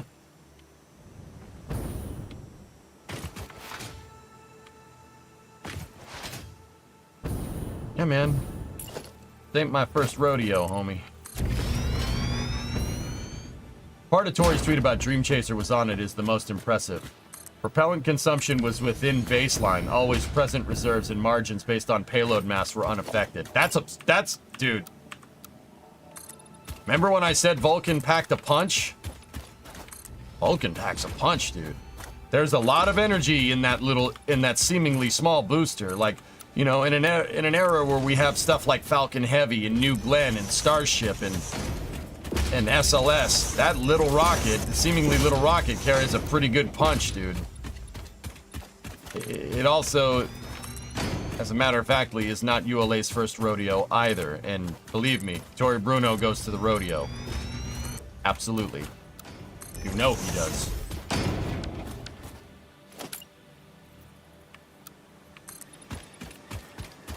Too many things are similar in rockets and weapons. It's like the reason why rockets exist is because of weaponry. That's weird. The reason why we have rockets, a modern understanding of rockets, is because of defense spending. Sorry if that bursts anybody's bubble, but it's true.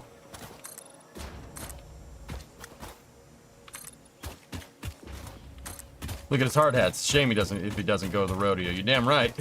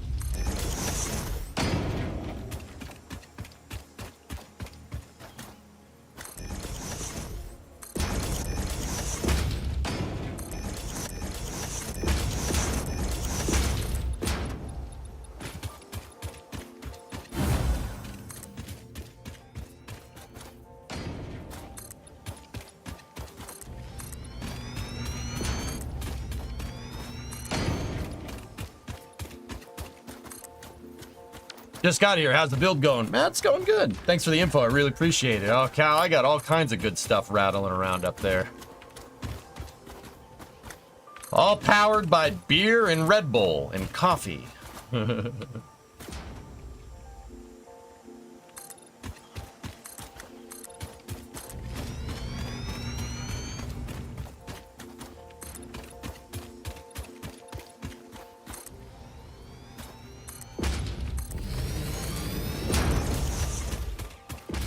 Speaking as better use that equipment and train to fight the Russians. Yeah, there you go. Hey, look, man. I understand the implications of defense spending, but I'm not going to sit here and say not say it hasn't made some pretty damn cool toys. I know full well the implication of what some of these systems are designed to do, like an A-10, for instance. Everybody thinks the A-10 is super cool, but then you go and see the aftermath of what happens when a 30mm depleted uranium round hits people, and yeah, I guarantee you most fans of it would not like it. Like, I get it, right? Like, Bob, I'm sure you do too, like, but frick, is that thing cool? You gonna fill the entire dry dock, even the sides? No, Sig, we're not filling the sides. I'm building the base for the front here. Here's what I'm gonna do for the sides. The sides of the trench, I'm going to make it look reinforced, but I want the sides to be hollow. What I'm going to do is make this my avenue for resource distribution. I'm going to have basically a freight yard with the trains in here. Yep. I designed the framing for the back half of this thing to work around the trains. To work around the train station. The train station is designed to fit. So we're going to drop off resources here with all the trains coming from all the different parts of the map. Do you have any moderators here or just Nightbot? Why do you ask, Cal? My moderators can go over there if I tell them to.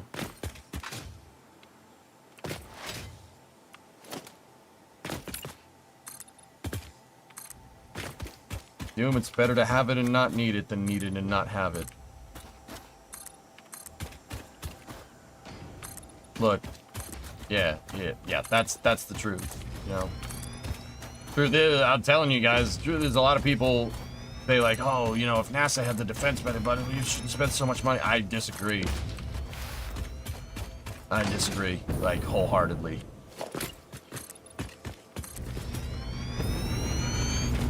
Yeah, no. You should just keep doing that. My argument has always been, as long as we get something out of it, as long as we get to see the cool toys, I don't really care.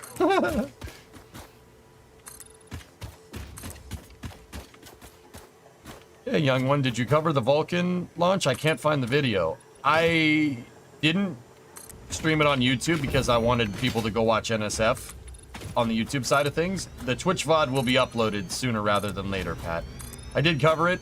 The nozzle did pop on the SRB, but yeah.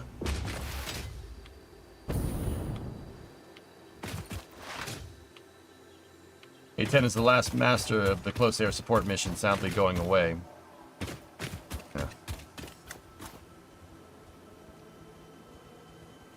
Yeah, he bluffed them into defense spending. Exactly, Cal. Yeah. Reagan did that. Yep.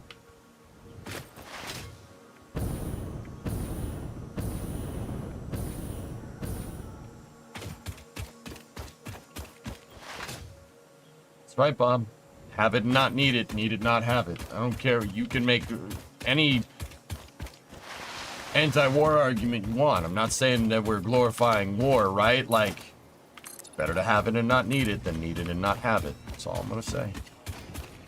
'Cause it's true.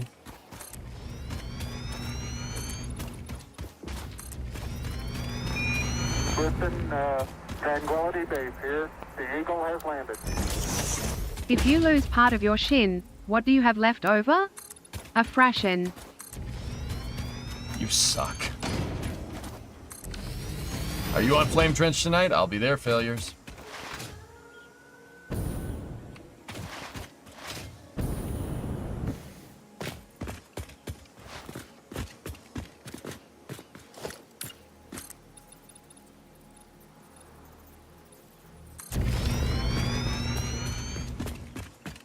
Flame Trench is gonna be a blast. Did you just make a joke? Be back later for Flame Trench. Gotcha.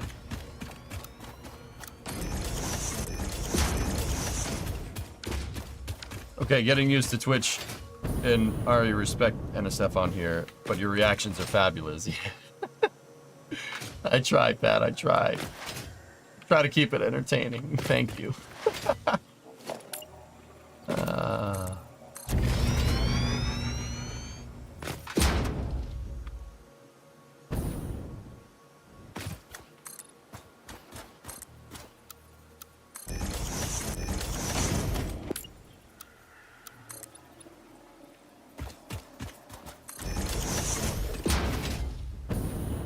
Flaming between the hosts? I don't know. Maybe. I actually... Dudes, I put in that, I put in for that Eric Berger article about Artemis to be talked about. I don't know if they went for it, though. I'd have to go look.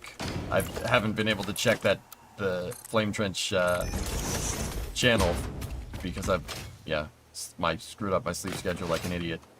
I put in for that paper, and I actually got the okay from Chris. I was like, dude, look.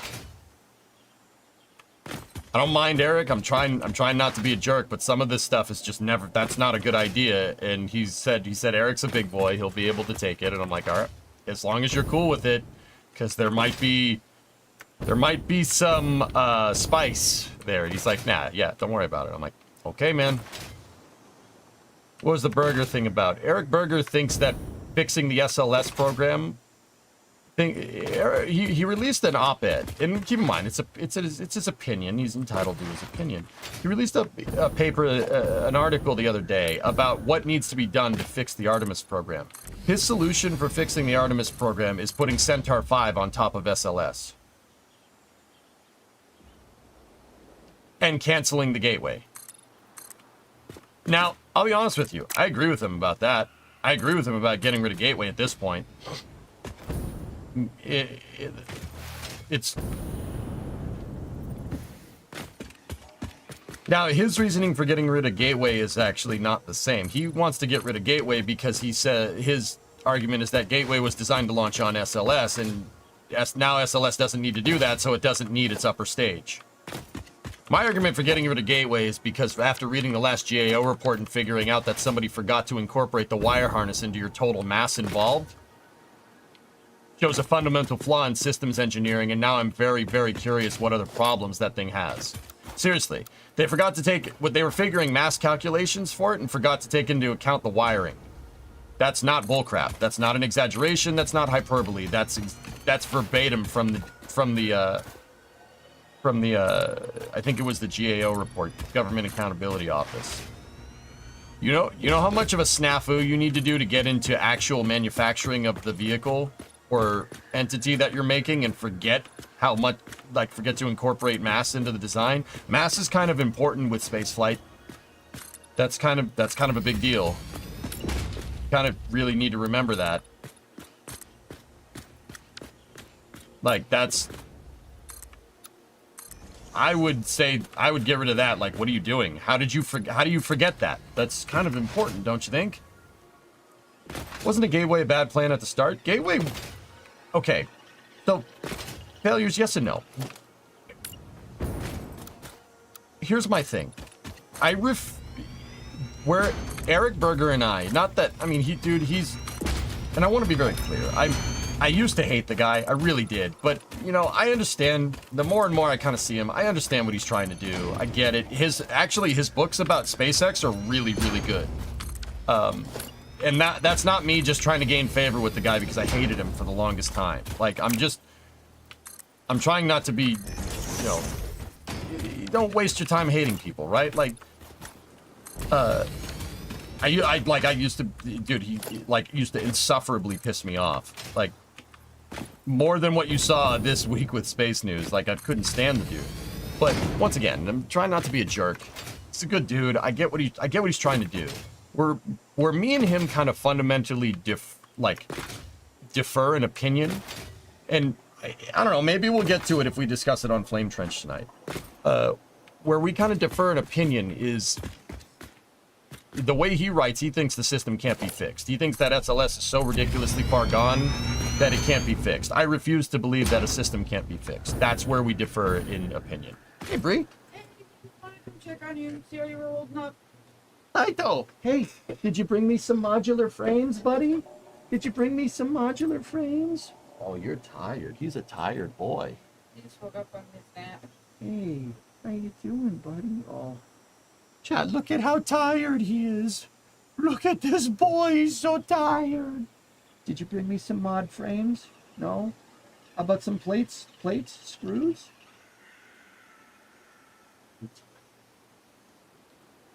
I love you. Hey. This is what I mean when I say he's mellowed out. He's gotten a lot better. Think he's... Yeah, I'm fine. I'm all set. No headache or nothing? No headache. Just my eyes hurt when I shut them. Yeah. No, I'm not going to sit here and pretend like I ain't going to pay for this tomorrow. Like, I'm going to pay for it tomorrow, but that's the business, man. Business. Wait, Steve. Hey, go back to work. Yeah, doing this hurts. Yeah. It feels like someone took my eyes and, like, pushed in on them. You need some advice? No. Stop doing that. What, this? Yeah, but that makes it feel better. Alright. Alright, baby. Love you. Love you too.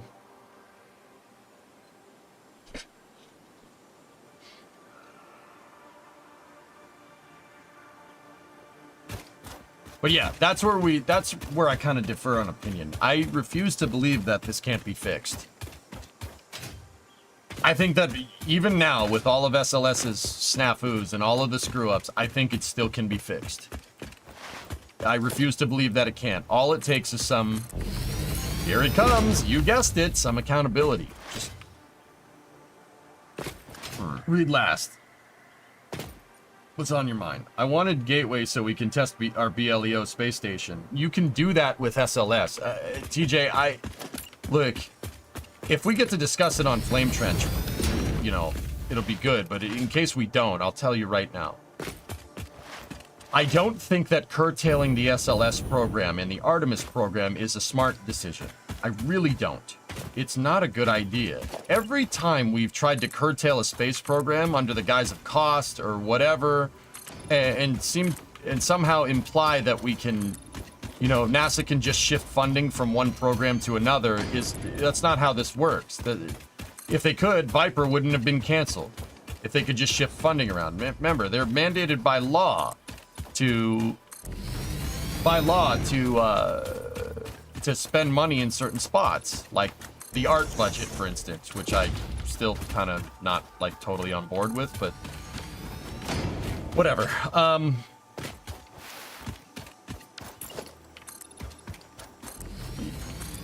You can't.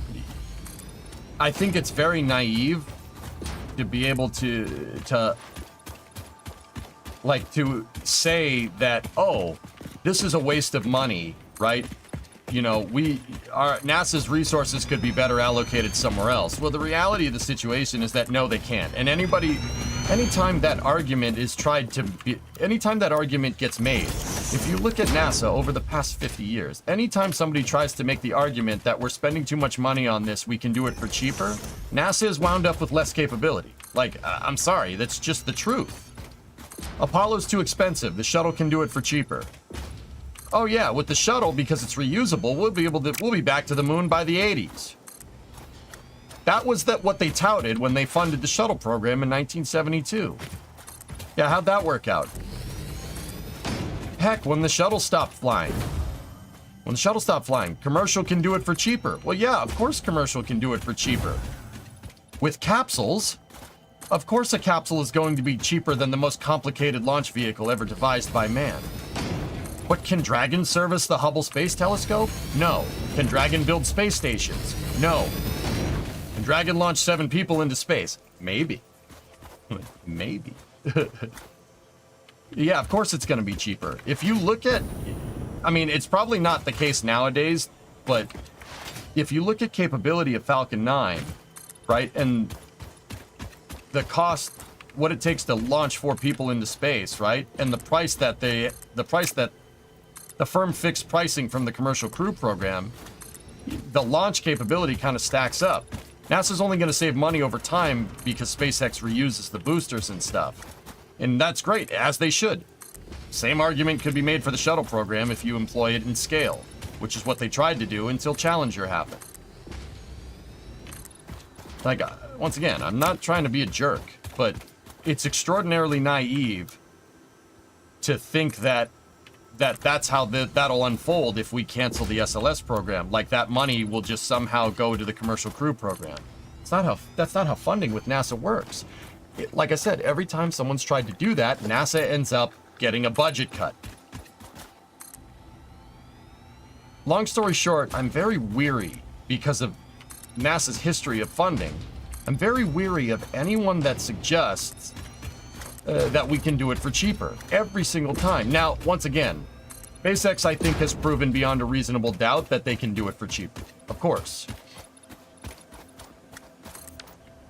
Yeah, no, that's... I can't even sit here and pretend like that's not a thing. Of course it is. However, was it worth sacrificing our national space program for that? To prove that commercial can do it cheaper? Because that's basically what we did.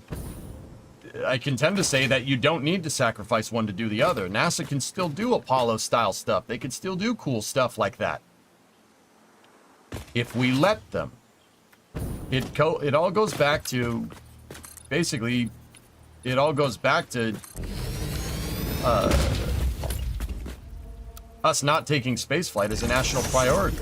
I really think it's just extraordinarily bad. Like even NASA themselves, you'll hear NASA managers say this, oh, this is too expensive, schedule overlap this, funding this, cost this, right? Like, that's fine. That's all fine and dandy, but they seem to imply that it's, you know, it's insurmountable and that we have to make a compromise on spaceflight priority because we have other problems. You know, and that's fair, but that's the argument that they made for getting rid of the Apollo program. And you hear even NASA, people at NASA saying it, which is just, no. as a taxpayer, I don't think we should have to compromise. I don't mind if these programs cost billions of dollars as long as they produce something. Would anybody give a frick if the mobile launcher for SLS cost $1 billion, but Bechtel delivered it on time? I don't think anybody would care.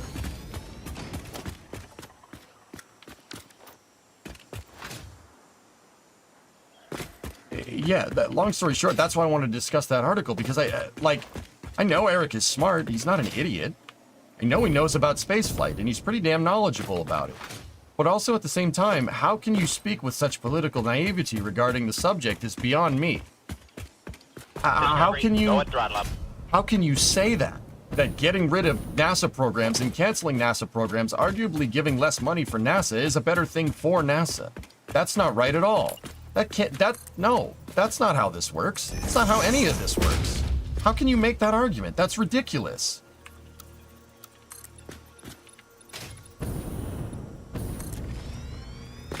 Yo, Pulse, what's good, brother? How you doing? Been enjoying Satisfactory. Got some news cooking coming soon. Oh, heck yeah, man. I'm psyched. I don't get it. I don't understand why you would even bother saying that. Once again, the road to hell is paved in good intentions, dudes. It's paved in good intentions. I don't think Eric is acting in bad faith. I really don't. But, once again, this is the same logic trap that every single NASA program since Apollo has fallen into. I refuse, once again, I don't think compromising on our space priority is a good idea. It's not, because it's not.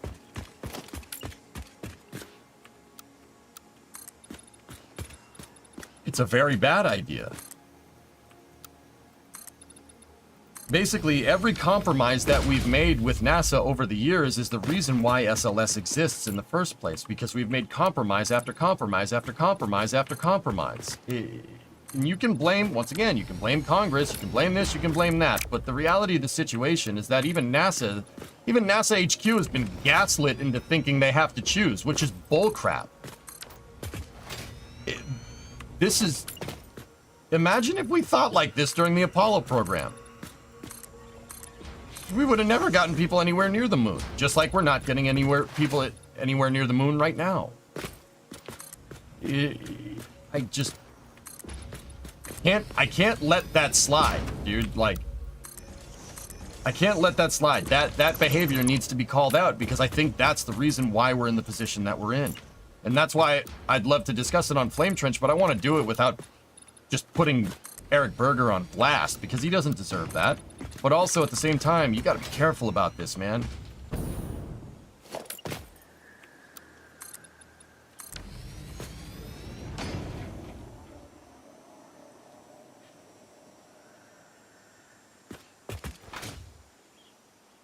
We sent space to space. Well worth the money, yeah. But yeah, sorry. I'll get off my soapbox. I'm building out the undersides of the flame trench here, guys, and I'm extending it because I wanna add the front deflector on this thing, not SRB grain. See this? I'm building this. If you're here for Satisfactory, you're wondering what I'm doing. This is what I'm making. I'm building out this. See this block right here? This piece. I'm building out the block at the front. The reason why is because I want trains to come in the side here, and I want them to be able to loop around and go in and out. It'll be better for train logic if the trains don't stop in the trench and then pull out, like turn around and go back. It's better for the logic if they work in a loop, I've found. Mr. Dick, anything good? What's up, Geek? I would argue that he does deserve it. Once again, dude, yeah, I mean, maybe. I'm not trying to put the dude on blast, but this behavior needs to be called out.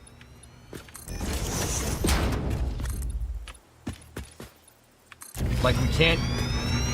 This isn't how we get to the moon, man.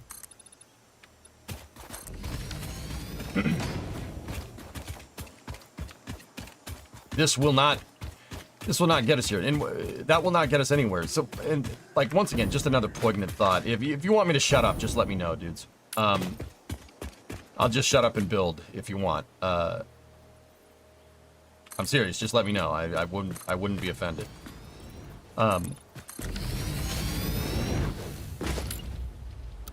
Like, Eric loves SpaceX, as he should. I like SpaceX as well. I really want them to vindicate everything that I've been saying, and they will. I think they will with Starship, for what it's worth.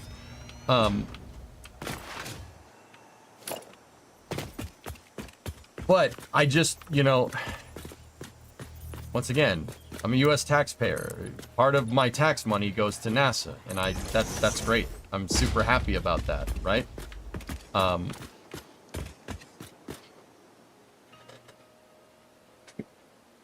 As a taxpayer, I wouldn't want us to compromise on anything, especially if we're going to spend money on it. Why would you compromise on this dichotomy that we have to choose between commercial?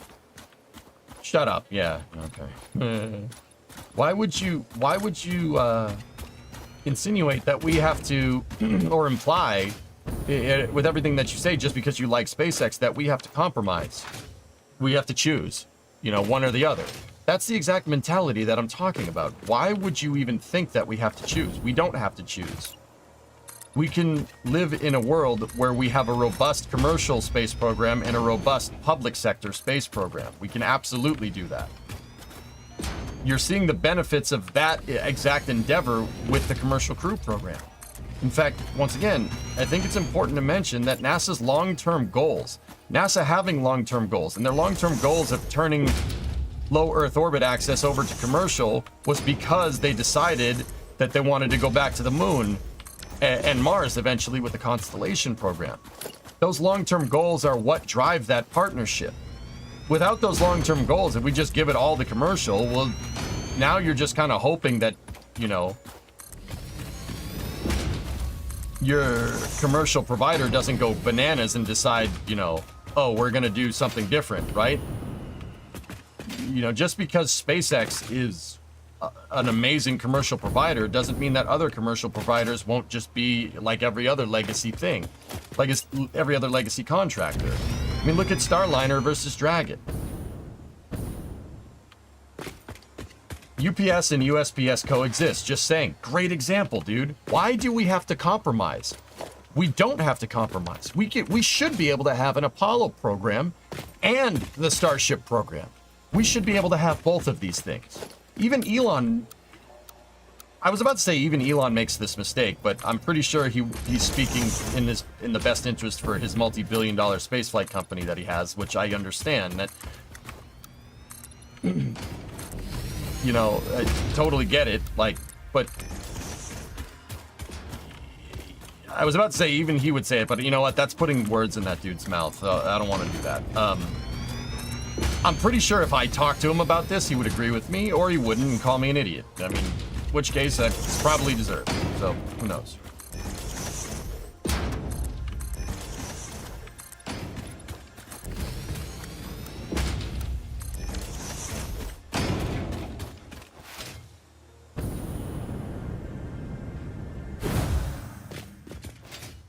The people running NASA should be on the first trip to the moon, then it will be safe and planned.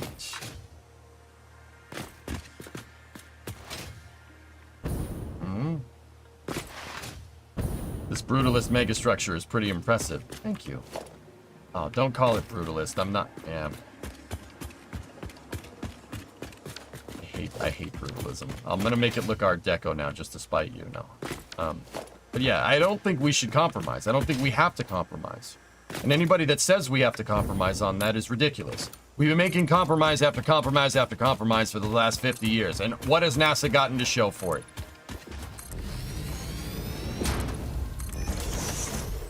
The promise of going to the moon soon and then to Mars, that's all we have to show for it, making compromise after compromise. Done compromising. Somebody needs to fight for space, at least in the public sector.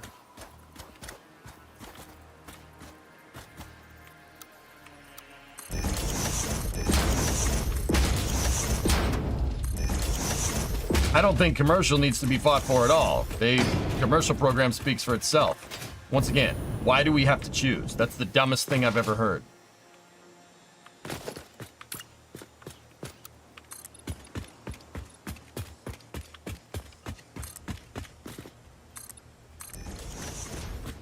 telling you, man, if this is how we did things during the Apollo program, we never would have made it.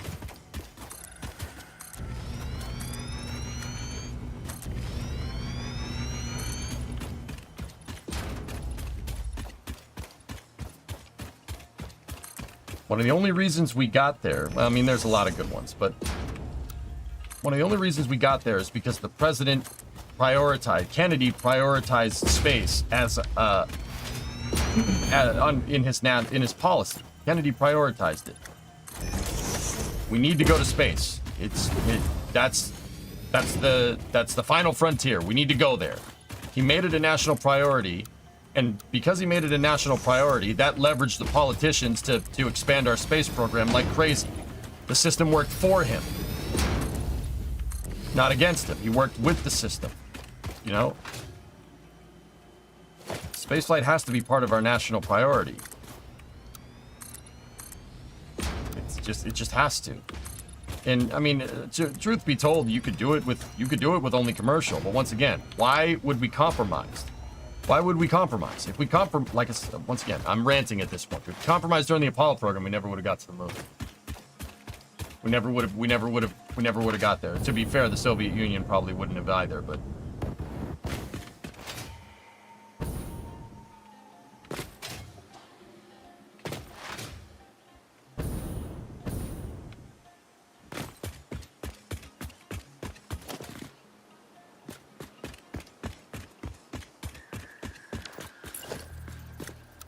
to be fair, I think people were motivated by communism. Well, yeah, and of course, Jens, but why do we need...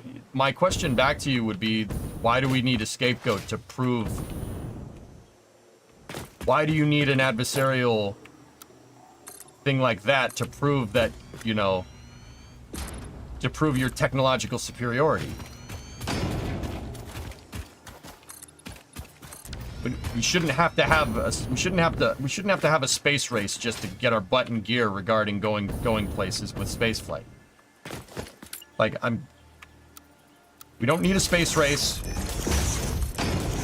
We don't need a space race. I mean, it's probably inevitably going to happen because if we keep going on this trajectory, China will beat us to the moon, and it's going to be hilarious seeing all these politicians squirm because, you know, we should have been there a long time ago, and we never were because of idiotic policy, but hopefully that doesn't happen. It hasn't happened yet, so, you know, you can prevent that from happening. We pulled our head out of our tail, but we shouldn't need an adversarial condition to prove that we're good at what we do.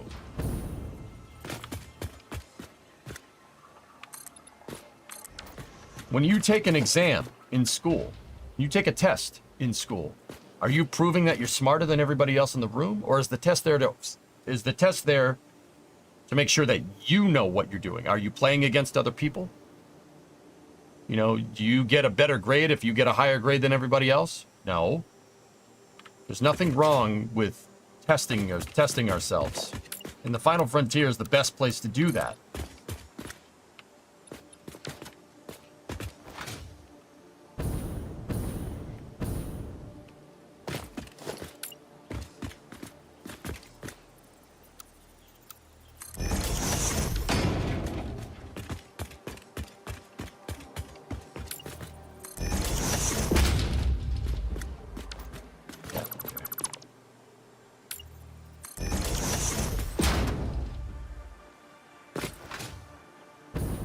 I'm gonna not build out as much here.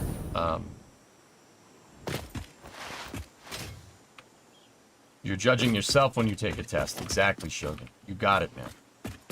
We shouldn't need China or the Soviet Union or anybody to prove that we can go to the moon, to prove our perceived technological superiority. I wouldn't even say it's perceived if we could get somebody to the moon. We should just do it. Lead by example. We want not a world as what was shown in the beginning of the movie Interstellar. Yeah, W. Yeah, that's the gist of that, yes.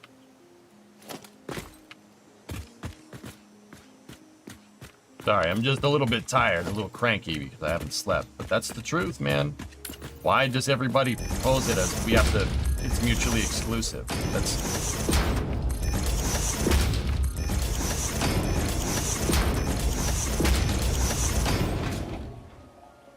And yet competition brings out the best in people. It doesn't have to be adversarial. Yeah. So, I have my scale diagram for the ship here. We need to end up moving that up. I'm not gonna build through it just yet. But it's sad most of the generic public doesn't care about space, and because of that, the politicians don't either. And that is my main impetus for doing what I'm doing. Because NASA's budget is tied to public perception. If I can show enough people, and if I can make the case that space is an important enough issue, we can change that. And it is an important enough issue. It is. How stupid are we gonna look? Like, I mean, if you want to play this game, like I know I said we shouldn't necessarily have to have an adversary to prove our worth, right? But let's just play off the notion that we do. How sad is it gonna look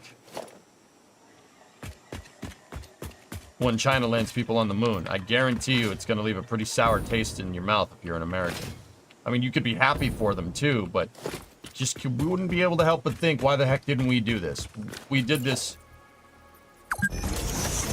you know, we did this 50 years ago. How did they beat us back? Why did we give it up in the first place? I know that that's what the aftermath is going to be. You know, you're going to get people, you're going to get journalists writing, you know, and all the op-eds from all the people who know nothing about space. Like, why haven't we done this? Why did it take us so long? What's going on? Etc., etc. I don't want this to happen. And it sucks that, like I said, it's stupid that that's what it's, you know, if that's what it takes to make it a national priority, but...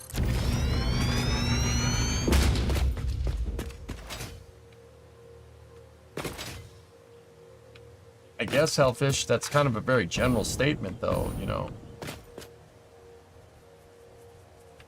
I don't think using ageism to leverage a political agenda, however idealistic and optimistic, is a wise choice. You're just going to come off as arrogant, and you're not going to get anything done.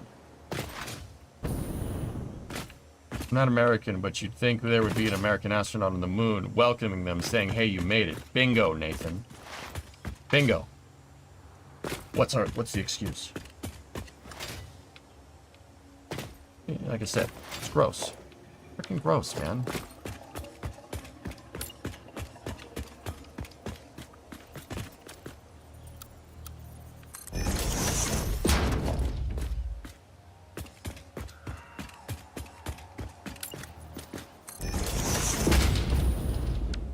Hold on.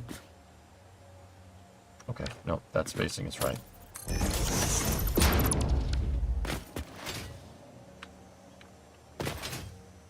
Go watch For All Mankind. That show. It's not a bad show, but I just... Yeah. It could have been so much better, dude.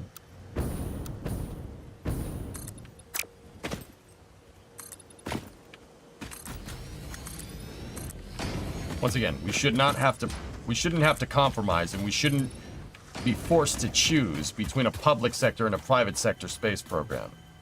And frankly, every spaceflight pundit proposing that as that, you know, it has to be one or the other, like what Eric is doing, is why we have SLS, ironically. We keep shooting ourselves in the foot. Because, like, once again, Eric's books are fantastic. I get it. He's a good writer. Like, nobody ever said he was bad at that, right? But also, I'm not necessarily sure he gets that this is the exact reason why Constellation was canceled, because people made this argument.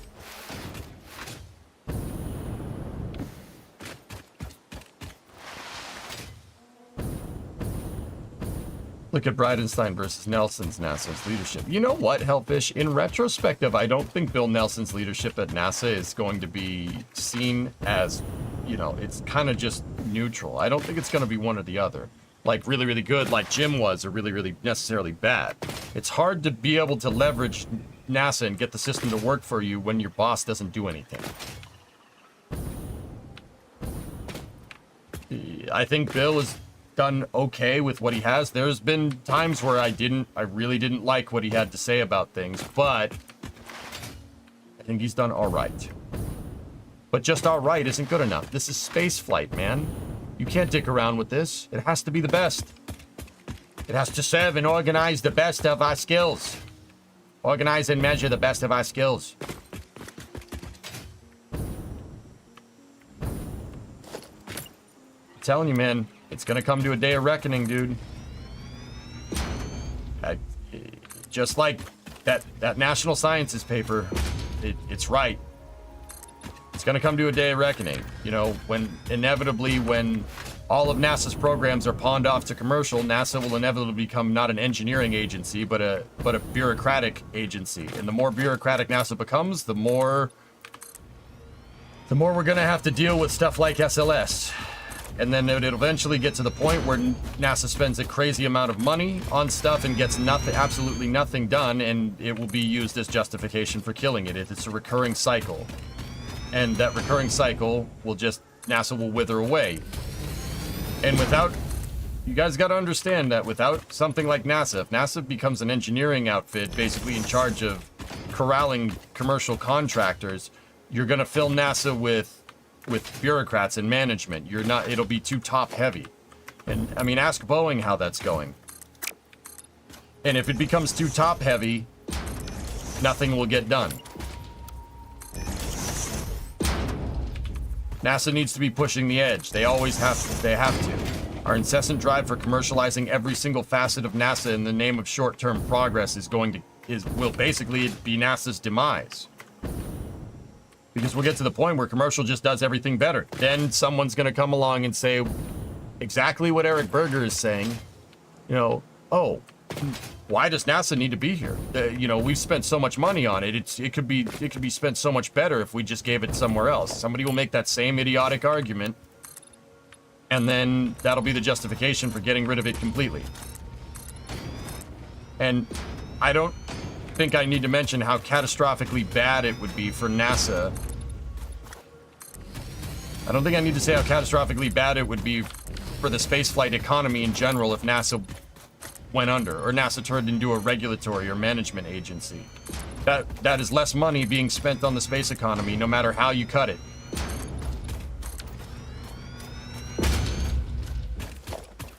How is spending less money in the public sector going to help commercial providers that are dependent on NASA for contracts? How's that going to work?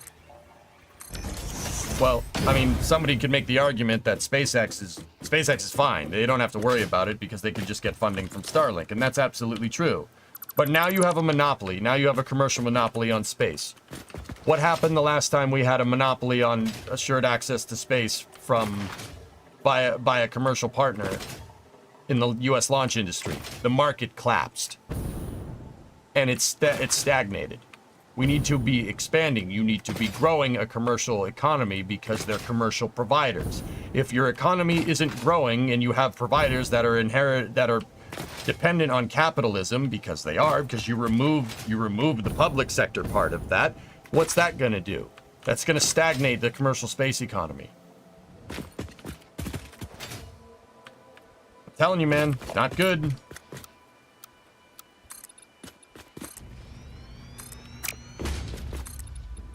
Once again, and it all goes back to what I was saying. Why should we compromise? Compromising like this is why we have SLS.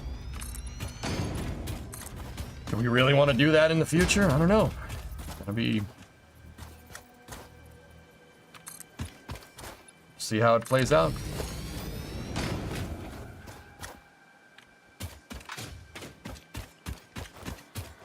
Unless NASA becomes 100% military, I don't see you protect its funding in the long term. What are you talking about, Goat Meals? What do you mean? What? How can you say that? I'm confused. What do you mean protecting its funding? Its funding can clearly be protected. Look at the SLS program. Its funding can be protected. NASA's funding has been protected for the last 15 years. There's clearly a way to make these programs politically sustainable. Right? Clearly there's a way to do it. Because SLS is doing it. SLS is having a grand old time doing that just fine. I don't have a problem with programs like that, as long as they do something. Why, everybody said, oh, it's pork in congressional districts. So if you say I want to launch SLS more, these people get more quote unquote pork and they get a bigger jobs program. Why do we think people won't vote for and fund that? I don't understand.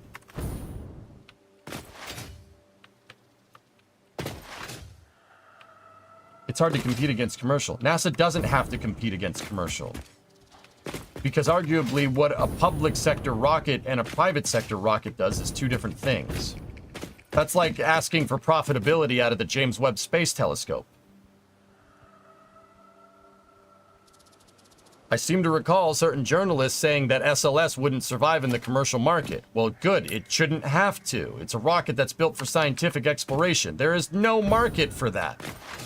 Even SpaceX will tell you there's no market for that. That's why Starlink exists.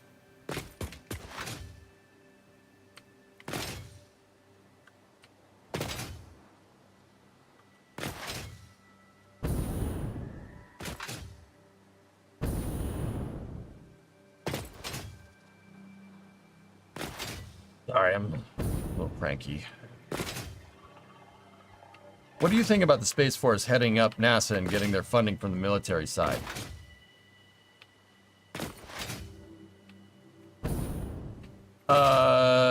We tried that during the shuttle program. That didn't end well because the Department of Defense all of a sudden saw the space shuttle as useless. So how do we know they're not going to get cold feet again? I don't trust it.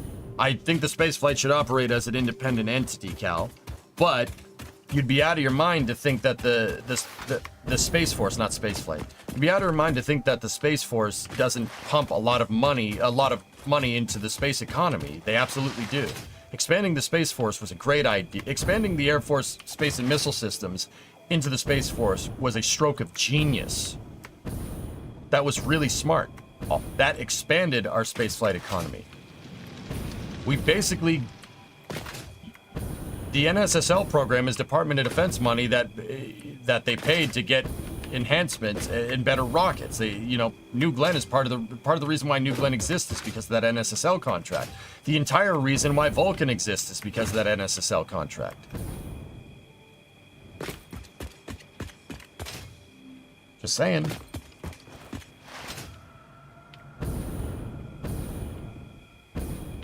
Scott does some nozzle analysis with good pictures, same conclusions though. Let me check on the Titans. Yeah, sorry guys, I'm just a little cranky. I haven't slept in a little while, but hopefully I was able to articulate my point good enough without ranting too hard.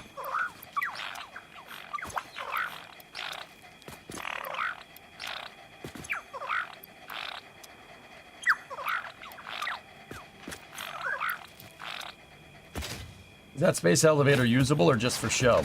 The objective phase 4 up there in the top right, Jens. I need to send supplies up the space elevator. I don't use it. You send supplies up the thing. I need to send 500 assembly director systems, 500 magnetic field generators, 250 thermal propulsion rockets, and 100 nuclear pasta, whatever the hell that is.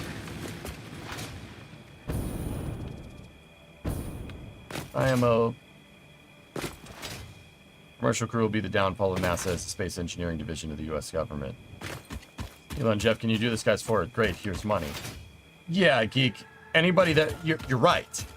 Anybody that makes that argument at this point is inadvertently arguing for less money for NASA.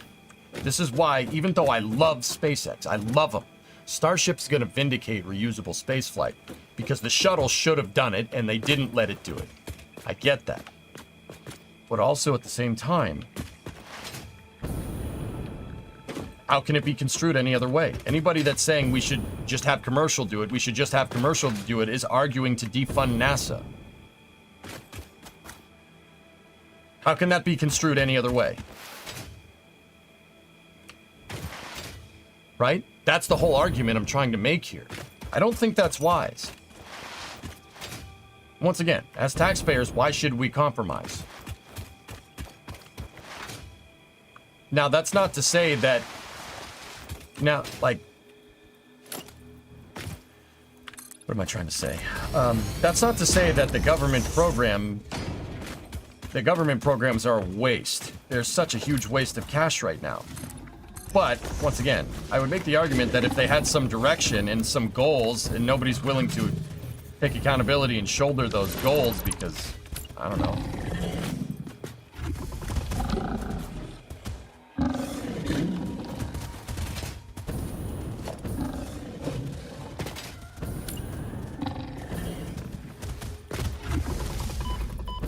Oh, I'm trying not to kill you guys, but you're pissing me off.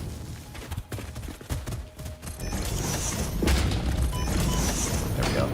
Gotcha. No one wants to commit to a national space program, and all that's doing is basically just bleeding NASA dry. How likely is it a private contractor will take up the shuttle program on an improved budget? Very unlikely. Boeing owns the rights to the shuttle. You can't revive it without them saying yes, and I'm pretty sure that's the farthest thing on their mind right now.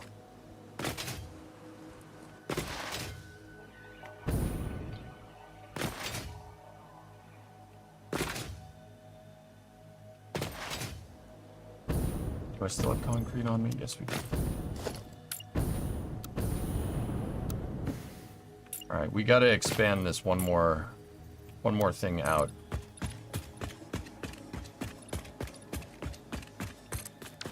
Wait a minute, I need to check to see that this row right here isn't a row that's gonna need a rib on it. Hold on.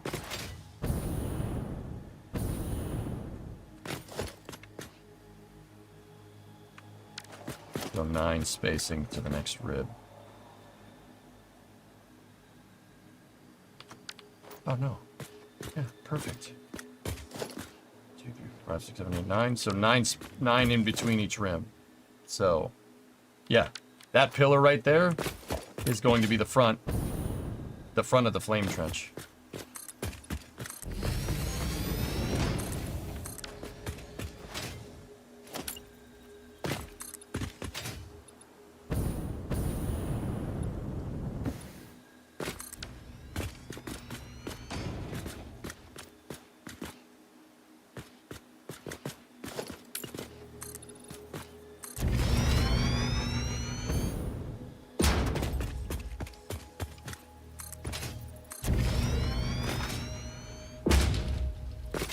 Problem is how wasteful NASA resources are. But yeah, of course, Duckman, of course they're gonna waste time. They're gonna waste resources because no one has given them anything to do. No concrete goals, no accountability. And that's what I mean. Yeah, concrete goals. I just made it funny. No accountability, dude. The money is there, guys. The money is there. It's frankly absurd that all this SLS stuff seemingly costs so much. It's absurd, right? It's ridiculous. This shouldn't cost this much. But what do you expect for a program with no goals or direction? What incentivizes a commercial contractor to get... So, like, take Aerojet Rocketdyne, for instance, okay? Or L3 Harris, or whatever the hell you want to call it. Whatever their name is now. You know, I was reading a blog the other day from a tech blogger. I forget the name of the person, and forgive me, because this is a good point. Aerojet Rocketdyne was supposed to deliver 16 of these RS-25E engines by 2023, and they've delivered like 4 or something, right? That's not acceptable. And each motor is $146 million, and NASA already owns the motor. Now, once again, I'm not 100% sure how spot on that is. I would assume that this blogger very much seemed like they knew what they were talking about. I'd have to go find the blog, but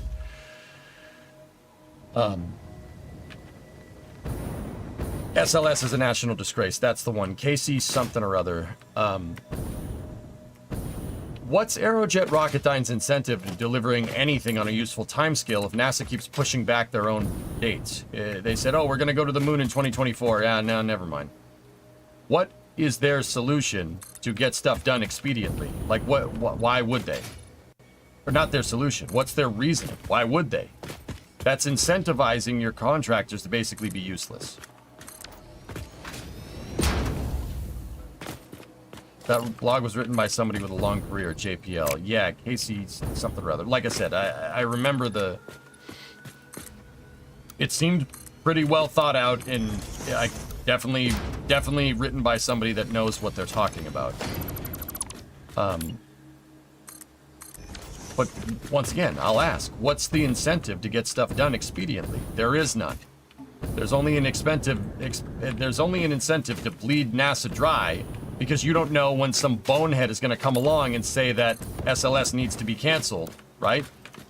You don't know when someone's going to come along and say that. You don't know if the funding's going to be there tomorrow, because there's no guarantee that this thing is ever going to fly more than, you know, at this point in contract on paper, the SLS is out to Artemis 12, I think, or at least for long lead components, right? For, you know, for engines and stuff. There's no incentive to deliver anything expediently. And the only way to do that would be to have a goal and a date to say, like, we need to launch this by this date. We need to go back to the moon in 2024, etc., etc. So it looks like you're building a huge flame trench. That's pretty cool. I assume you'll build some sort of ship in it, like the Pillar of Autumn. No doubt that's the spaceship that will house your factory. ABC, am I that frigging predictable? Or did I just nail the flame trench design that you recognized it from Reach?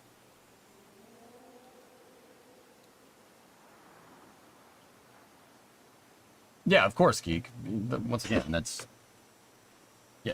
no new information.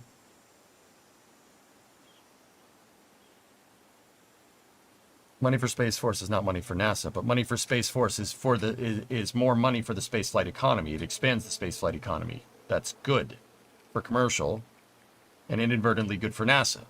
I can give you a cited example, James, if you want. Northrop Grumman designed the Omega rocket to use 3.7 meter solid rocket carbon composite casings for the Omega rocket.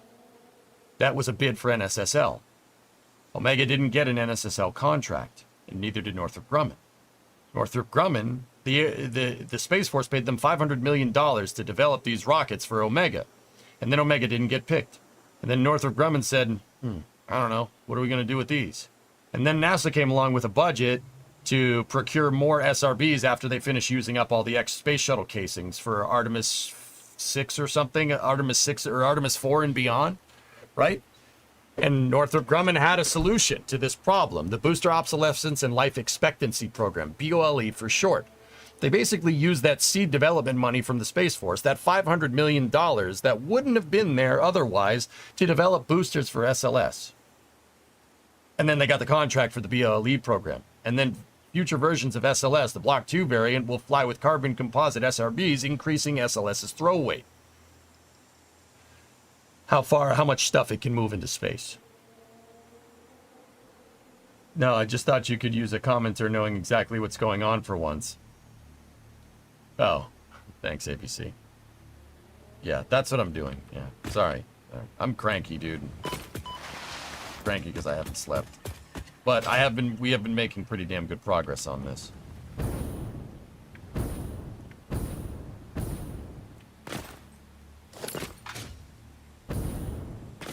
I'm gonna shut up and talk about what I'm doing for a change. Message received, ABC.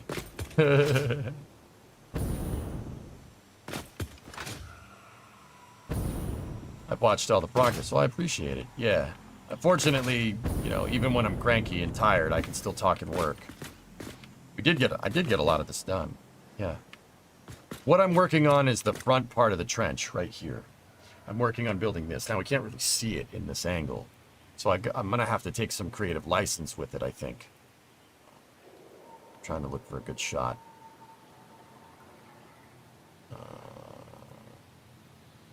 Oh, no, come back. Yeah, see that piece right there, the front of the flame trench. Need to figure that out. Actually, right here, I do believe in this video where somebody rocket jumped out to this. Let's see if we can see a shot of the front of this thing. Yeah, there's nothing there. There's nothing there because it's because you're not supposed to see that geometry. So we're gonna have to take some creative license with that. But this fortunately does give us a pretty good view of what's on the top of the deck right here, where the umbilicals and everything should be.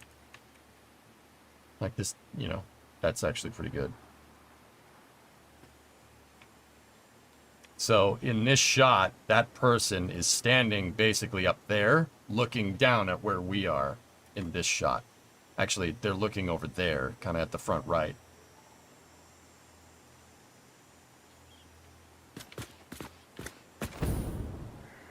Then they gave those cases to ULA. I don't know if they gave them to ULA, James, but I don't remember that happening.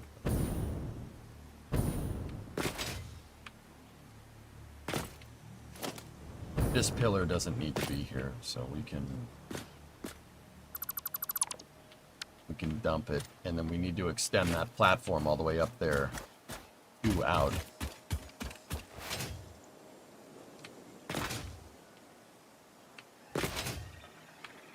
Look at it this way, at least your country has a NASA. Oh yeah, no, Jens, I know. I'm absolutely 100% grateful for having something like NASA. I don't want to see that go away. That's why I'm saying what I'm saying. Because the argument that I'm trying to make is that if we sit here and keep saying, oh, SpaceX can do it for cheaper, SpaceX can do it for cheaper, SpaceX can do it for cheaper, we won't have a NASA in the future. Understand? Does that make sense, dude? That's the whole argument. That's the whole point. At least I have a NASA. Yeah, I'm super grateful for that. But there's a possibility of there's a reasonably foreseeable outcome where we might not in the future. And that scares the piss out of me. I don't want to see NASA go away. You'd be off. No spaceflight fan in their right mind would ever want that to happen. Yet here we are.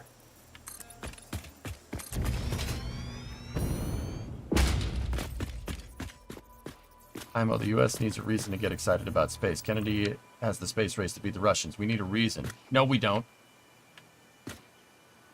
I disagree, 100%. I'm not trying to be a jerk. I don't think we need a reason. I think having a reason is unsustainable if you really want to know. There's that word getting thrown around.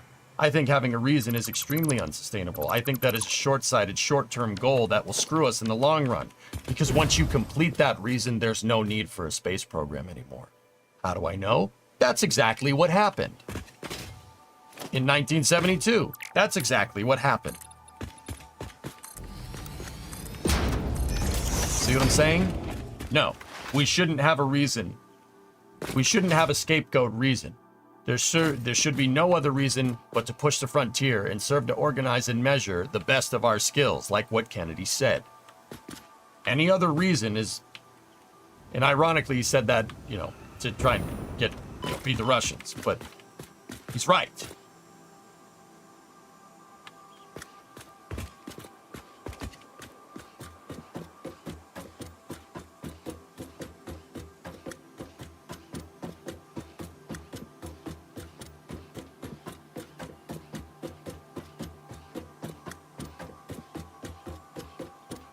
You should not have one, but you need one now.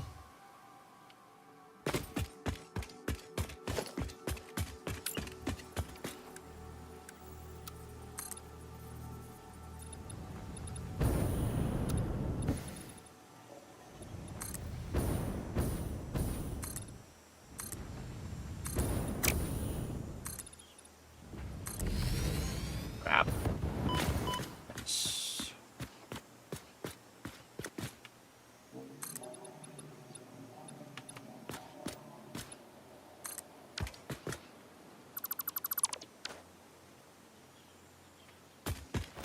Geek, I think that having a reason and justification here is just as politically unsustainable as it was in the 60s as it is now. There needs to be another way. There's clearly another way to do it. The shuttle program did it. SLS seems to have no problem doing absolutely nothing, and we still have a justification for it. There's ways to do it without needing a national scapegoat. I'm very skeptical of people that say that stuff too. Oh, we gotta beat China, we gotta beat China. Yeah, that's great. That's great. And maybe that'll get us a short-term goal and a short-term bump in NASA's funding. But you know, for all the coping that NASA does saying that Artemis, oh, well, Artemis is more sustainable. Artemis is more sustainable. How? How is it more sustainable? The only way it's more sustainable is doing less things for more money. I.e., the Saturn V could do everything that the Artemis program is setting out to do and then some. So what's sustainable now? What's sustainable? What's different this time? There is none. There's no difference. You need another reason. Certainly not an adversarial reason, even though that does help.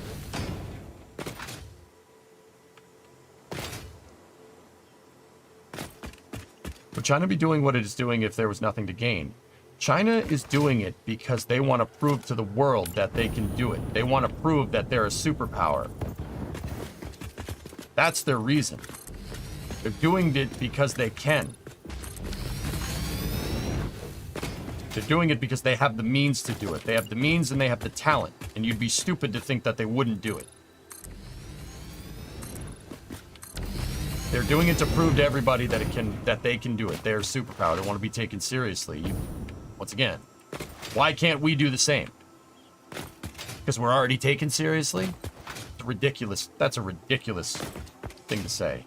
Did you nap? I got a little bit of sleep, dude. Because we already did it?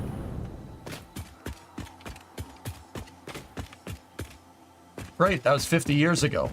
What do I say about trading on our past endeavors? Just because we won the War of 1812 doesn't mean we could necessarily be good at fighting a war now.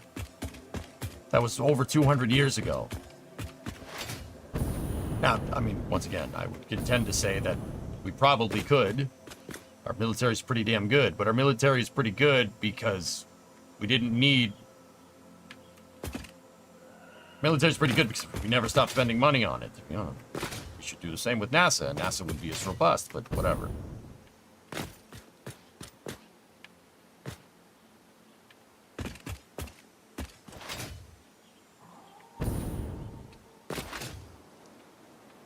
I heard there's no oil in space. We don't know that for sure. I mean...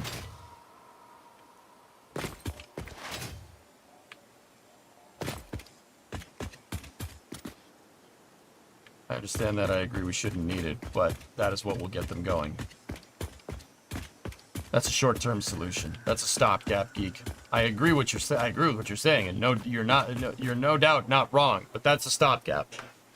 That's stopgap. That's cope. That's copium. I'm not, dude. I'm telling you, man. Viper getting canceled knocked a screw loose. I'm sick of sitting here and taking L after L after L and trying to justify NASA's idiotic behavior for this. Oh, well, it's not politically sustainable. I'm sorry. Like, I'm sick of sitting here basically being gaslit by NASA and journalists that, you know, a compromise is okay. You know, this program is too expensive. We don't need to do that. I'm sick of it. I'm sick of it because it's very clear that despite all that, people still play crappy games with this, and we still end up getting the shaft. No. I'm done. I'm done doing that. I'm not doing that no more. The gloves are off. I'm pissed, and you should be too. Sorry. Just the nonsense that happened at JPL. JPL laid off 1/8 of their workforce this year. Budgetary constraints. Viper got canceled. Chandra is on the chopping block. Are you out of your goddamn mind? Not you. I'm sick of sitting here and being like, oh, you know, it's all right. If SpaceX, it's all right. SpaceX will just do it. It's all right. SpaceX will just do it. Yeah, now, that's not wrong. Of course they will. But that's a compromise. That's a compromise. And once again, that goes back to the original impetus for this. I said that at the very beginning of this talk, that where I disagree with Eric Berger is that I think the system can be fixed and he can't. He doesn't seem to think that it can be done.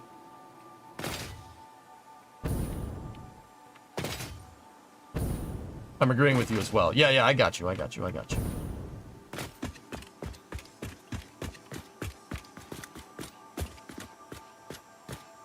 All right, cool. How does this look, dudes? It's coming along. It's really coming along. The spiciness is keeping me very motivated.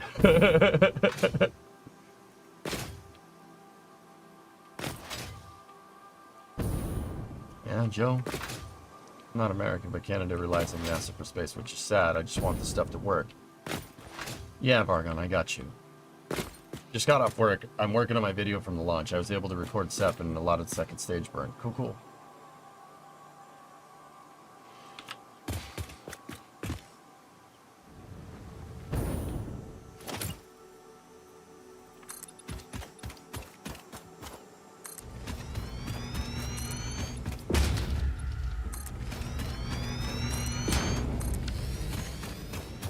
I was reading a paper, or not a paper. It was a thread on Twitter, on X,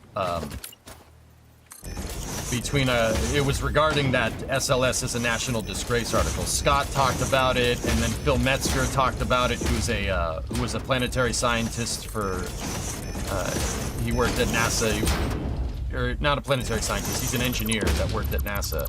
On the shuttle program and whatnot, and he writes awesome threads that teach people about space on X. And they all had this conversation, and I believe it was Phil Metzger that said something that, what did he say? Maybe it was him, maybe it was somebody else. We've basically, I don't know if I should say that, it's a little too political.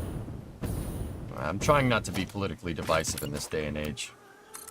And if you're not political, don't worry. There's only a month more of this nonsense, and then we don't have to deal with it again.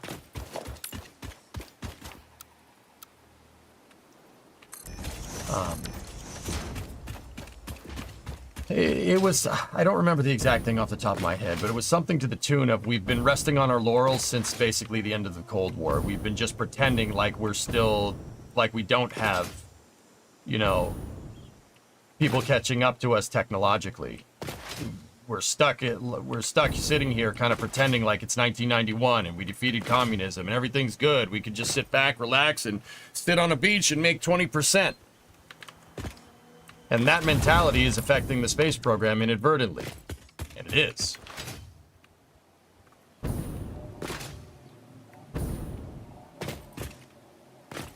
Yeah, Mercs, I'm not touching that one.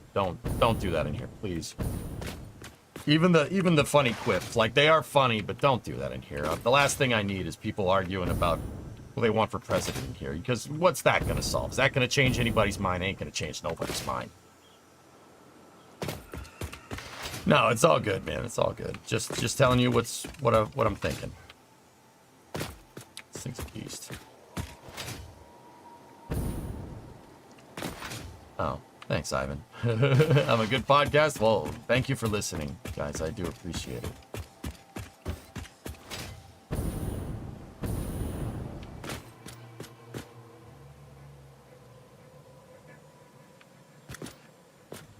I hate that thing is cutting right through this, but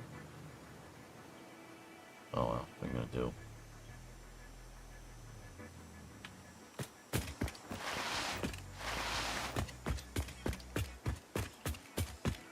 Chrome, that's what we're reduced to. We're gonna get shown up by that. Wasn't the whole point of the Cold War to show that that's not a good idea, but yet here we are, kind of inadvertently being just okay with that. Like, that's all right.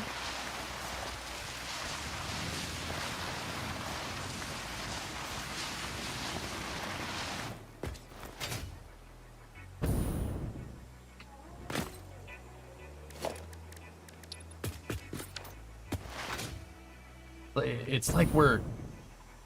Yeah, dude, I gotta go find that thread from Phil and a couple of other people. It's pretty good, man. It's a pretty good read, and I agree with it. I think it's right. We have to stop sitting here and pretending like it's 1997.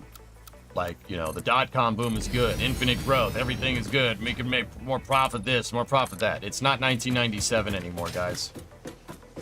But yet, we see rhetorics and policy kind of acting like, yeah, it's fine, everything's good. It's not good. It's not good. It's not good. NASA's spaceflight policy is atrocious. It's so bad. Like, no, it ain't all good, man. There's no boogers in it, sir.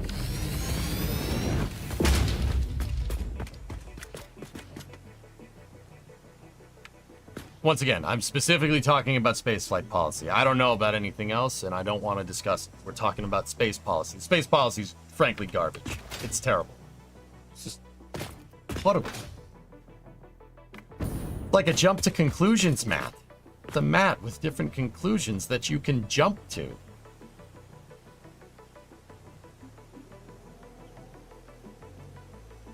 Taste it. Taste the boogery flavor. I know it's in there. It's all good. No, it ain't all good.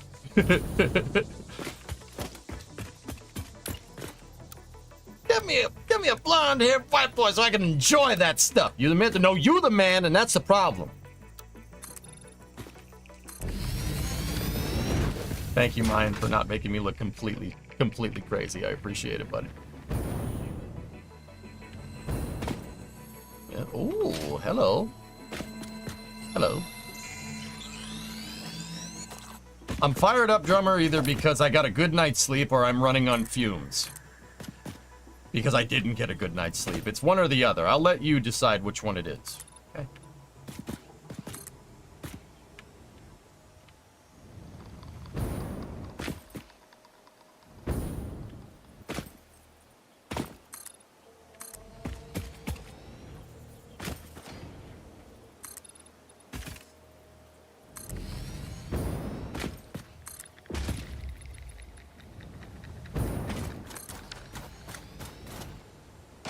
Yeah, baby.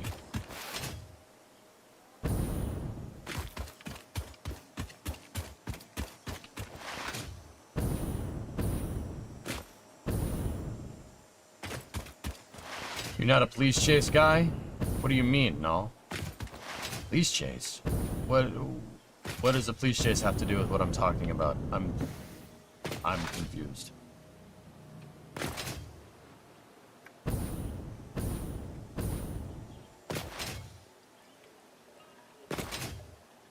God, I'm not 100% sure that NSF is ready for this. Nothing about what you're talking about, yeah.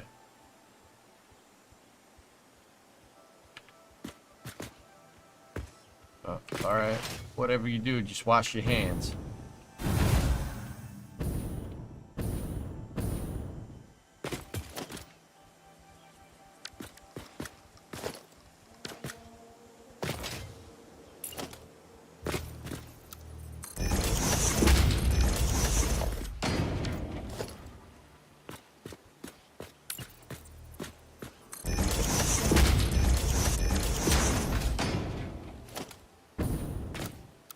That's where a pillar's gonna be. Some streamers like to watch police chases live, so he's giving you a heads up in case you like that. Now, okay, so I don't mind police chases. I think police chases are fun and exciting to watch, and I'm not gonna sit here and pretend like they're not, right? Here's my thing, Ivan. I have a very, very big problem with, personally, with my stream. I have a big problem with showing death and violence on stream. Okay? Now, we do talk about Challenger. We do talk about Apollo 1. We talk about Columbia. That's not ideal. But I do not want to show something that could potentially get somebody hurt and profit off of it. I'm not doing that.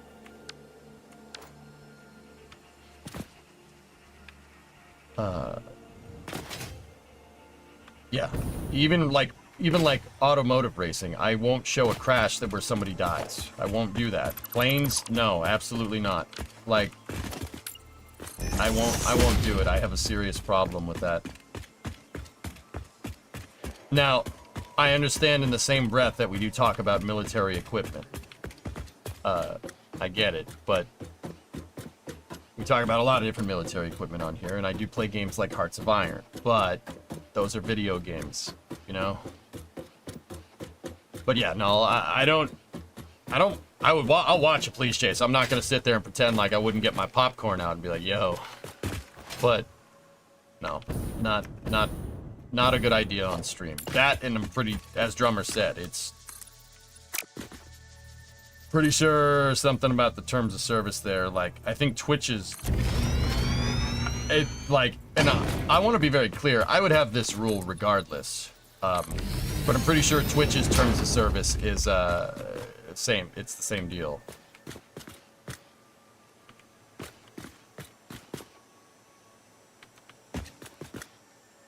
I'm just explaining what he meant. I know it's not your thing. Okay.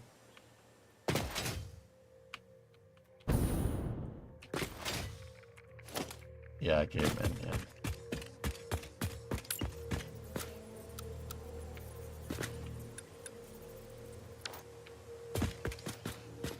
We're getting to the point where I'm actually going to have to move my ship scale model, the scale indicators up. No, nobody ever did, Drummer. Yeah, Vargon, he did say that. You're at.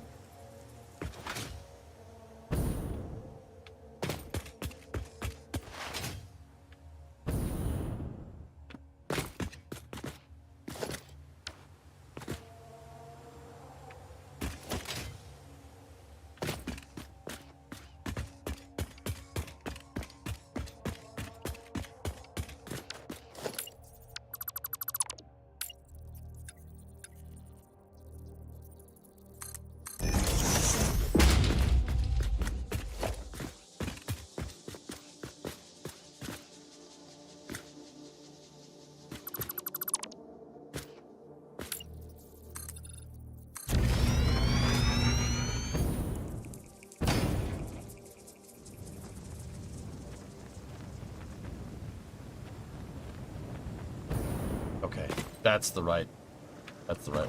Excellent. Is this a real project you're working on from a real building? No.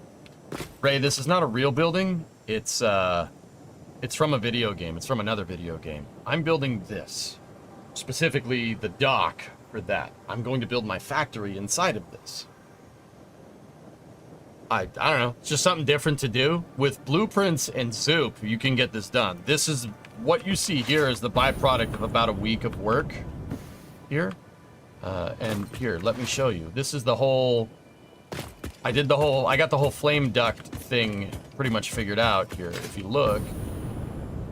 Yeah, no problem, man. All good.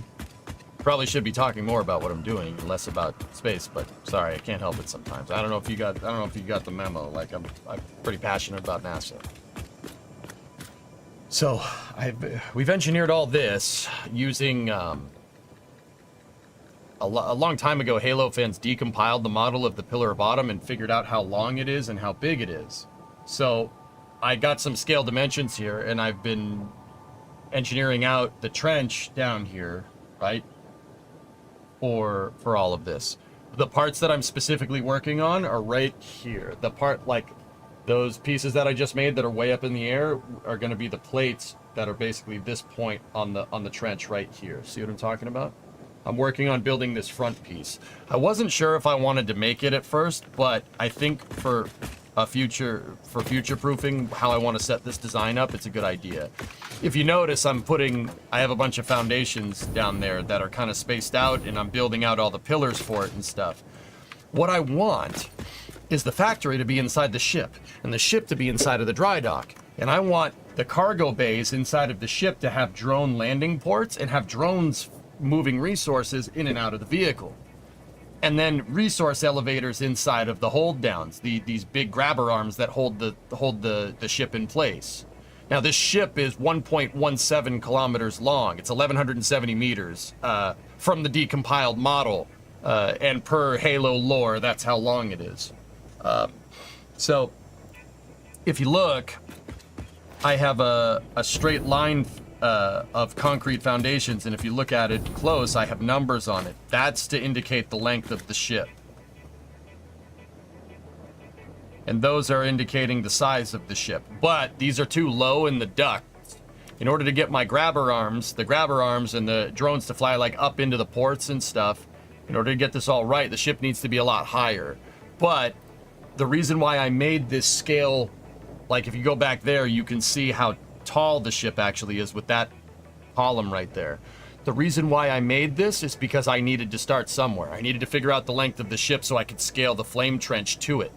I needed to start with the measurements of the ship to get the measurements of the dock, and now that I have the measurements from the dock, right, I can figure out where the ship lives in 3D space. basically reverse engineering things. But, like I said, I want drones and stuff flying into the Pillar of Autumn, and I want resource elevators inside of the grabber arms, right? So in order to do that, we're not getting all the resources from the desert here. I'm going to need a system that goes across the entire map to get bauxite, to get oil, to get water, all this other stuff. So my idea, and this is where I'm taking a little bit of creative license with this. So in Halo Reach, where you see the Pillar of Autumn in its dry dock, right? The dry dock is built into the side of it's built into a canyon. The immediate thing that popped into my head is Dodger Stadium. Dodger Stadium is built into a canyon, so like, it's built into the side of a hill. So if you want to get to the upper decks of Dodger Stadium, you walk up the hill and you walk into the ballpark and you're looking down at home plate, right? This looks to be the same way. Now, I don't necessarily have that luxury, right? Except for that canyon over there that we're going to build it into. There's no canyon on this side, and there's no canyon in the game that matched the lengths that I needed. So I'm not building a canyon inside of these things. What I am going to do is build a resource distribution hub inside of this. I'm going to have trains, trucks, whatever, driving into the hollow parts of the trench here, and like crazy gigantic resource elevators that will move all the resources up into the ship. Pipeline connections, drone connections, whatever. And that's why the spacing on my pillars here, the spacing on the pillars here are enough to get a train station in. We did that on purpose. So this thing is going to have like multiple train tracks going in from the back of it. And the reason why I wasn't 100% sure on building out the front piece of the trench here, but I thought it would be a really cool idea to have a resource hub here, and then have the trains basically use this front column piece right here to drive around the flame trench in a U shape and go into the other side and maybe drop resources over there if we needed to. Basically, in my design, satisfactory eyes, the trains come in on this side and they turn around and come out on this side. See what I'm saying? Yeah, that was the idea. But yeah, that's where I'm up to. It is a pretty big project, but with the Zoop tool, with Zoop and with prefabs, I should be able to get this done. I mean, like I said, this is about a week of work. Probably got about totally into my save. And now keep in mind, I wasn't working on the trench the whole time. We're at 78 hours, but probably about, I'd say 50 of that was grinding up to tier 8 where we are. Yeah, that's what I'm working on, dudes. Do you have a plan for what will be manufactured in there, in the ship? Everything. Shrubbery, I'm basically going to take my vertical main bus idea from my other save, make it not vertical, and put it all inside of the ship. The ship's going to be built like the Vabtory. It's going to look like my factories from the old saves. If you remember those, I'm pretty sure you do. Every Satisfactory I've seen always just goes crazy with big mega factory projects. That's what I did in my previous 1.0 save, Ray. When that Satisfactory 1 released, I wanted to do some market research, right? I'm like, okay, what are people not doing? People have made ships and stuff in Satisfactory, like they've made battle stars and stuff, that's cool. Like, I dig it. As far as I can tell, I haven't seen anybody make something like this. And as a streamer, you gotta have like kind of, unique content. You gotta blaze your own trail. And I think, I don't really have any good justification for why I'm gonna put my mega factory inside of the Pillar of Autumn, but why not? Why wouldn't you? That's cool. I think that's super neat, right? Like, yeah.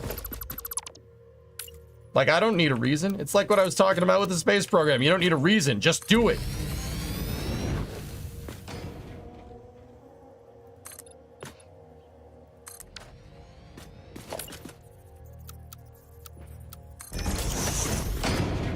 I'm gonna go get that damn slug.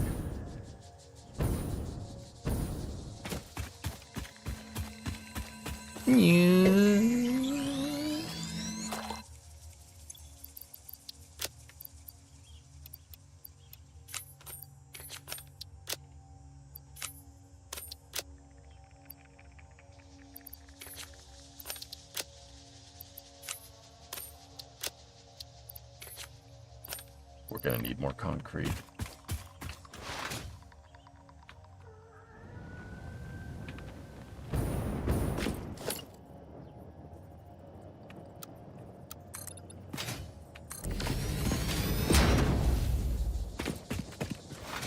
Get NASA sponsored by Nike? What?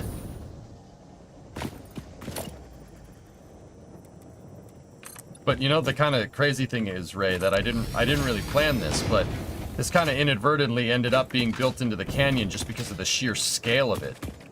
So, yeah, it actually is kind of cool. It's gonna look like these pillars picked up on this point here, which was a happy accident. If I was gonna do this again, I would have moved the trench a little bit more to the right, so it's more built into the side of the canyon. But I don't feel like dismantling all that. Yeah, I don't feel like doing that. That's yeah. No, we don't need to do that. I'm not doing that. What are you kidding? Yeah, I'm not doing that.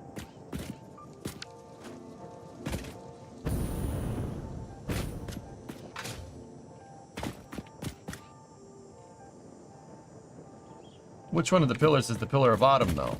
Oh, I haven't made it yet. The Pillar of Autumn pillars will be up there.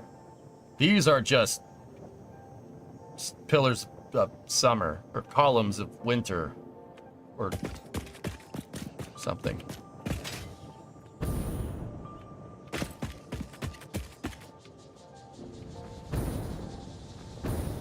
Yeah, Ray. Yeah. I think it would be totally cool. I don't think anybody is doing something like this. I mean, I'm sure there is. I'm sure someone is. I don't think any of the content creators are doing stuff like this, which is, like I said, you got to blaze your own trail.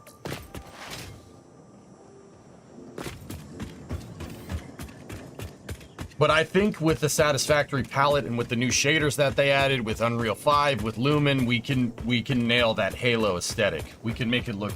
I can make this look right. We can get it right, and it'll look awesome, dude. Legally distinct Autumns of Pillar, yes. Just move it over, though. Come on. Shut up, Kippy. Be quiet.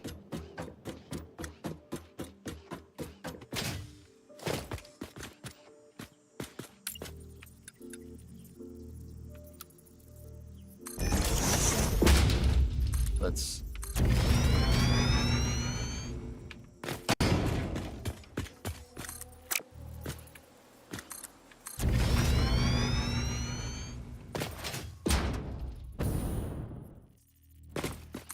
That's right, okay. Fast.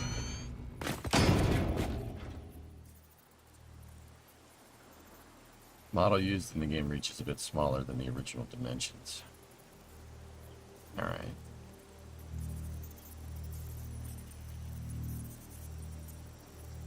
Yeah, I see it, Lunprod. Thank you for doing that decompiling. Lunprod, if you measure, just out of curiosity, can you measure from this, not including that big old antenna in the front, can you measure from like the muzzle of the railgun? See how long it is there? Actually, it's supposed to be 1170. Yeah, okay, it is smaller. Never mind. You don't need to do that. Well, we'll see how close we can get it, dude.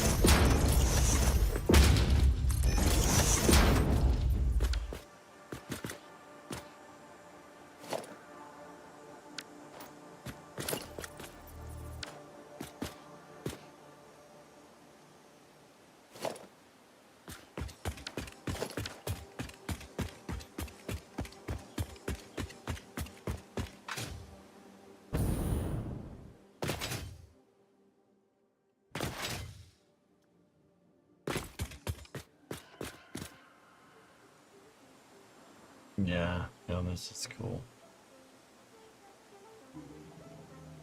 How many trucks of concrete are you using? 2 or 3? Yes, I am.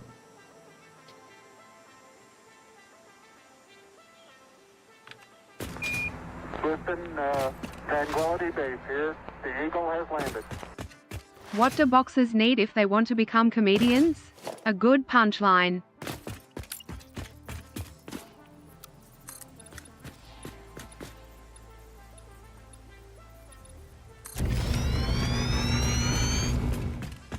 I know it's a lot of work, but could you make the pillars round?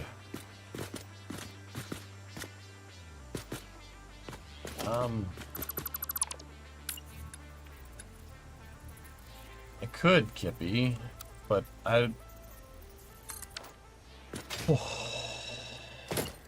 almost jumped.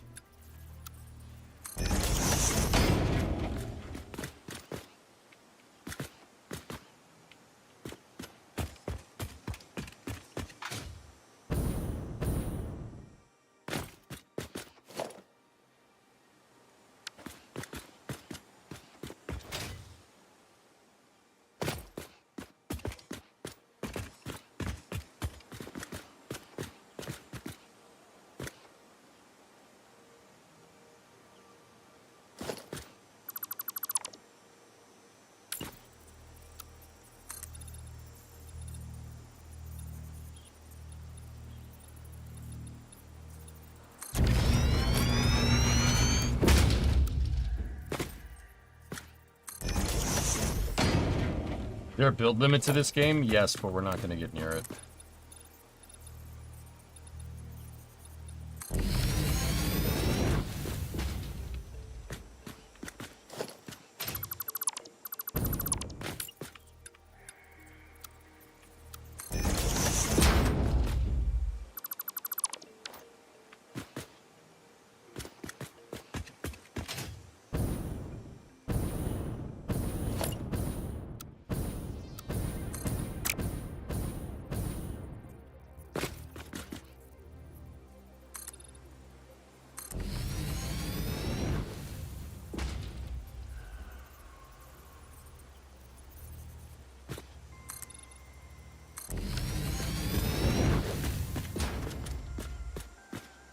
Nice view, though.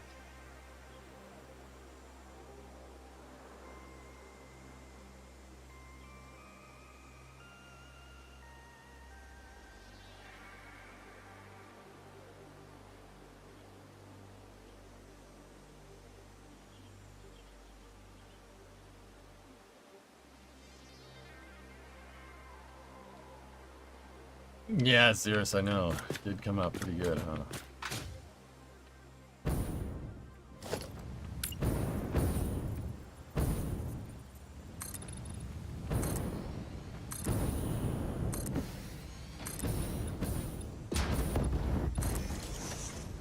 Oh, balls. Ow. We're good.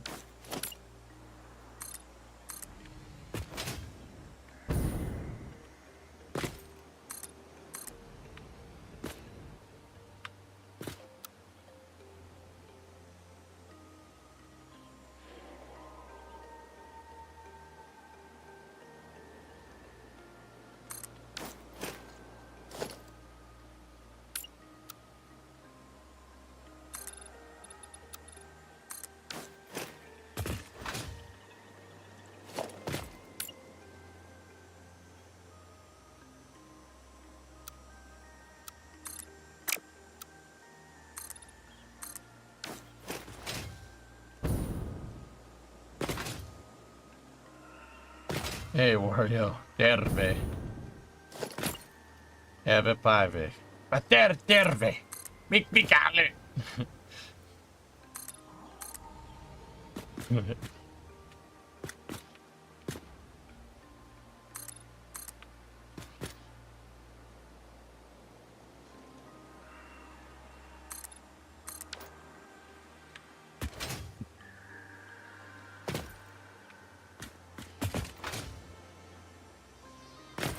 Let's see when. I don't know. Sometime.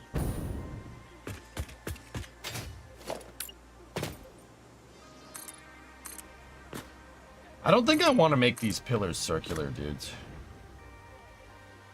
I don't think that a circular pillar in this design fits with the Halo aesthetic that we're going for. A lot of the buildings in Halo aren't really cylindric, per se. Hey, Gaw, since EJ isn't playing Workers, I guess it's safe for me to play RimWorld while you lurk. You know? Discovery, go at throttle up. Trust me, we'll make this look right. Hey, Bombo, 19-month resub. Thanks, buddy.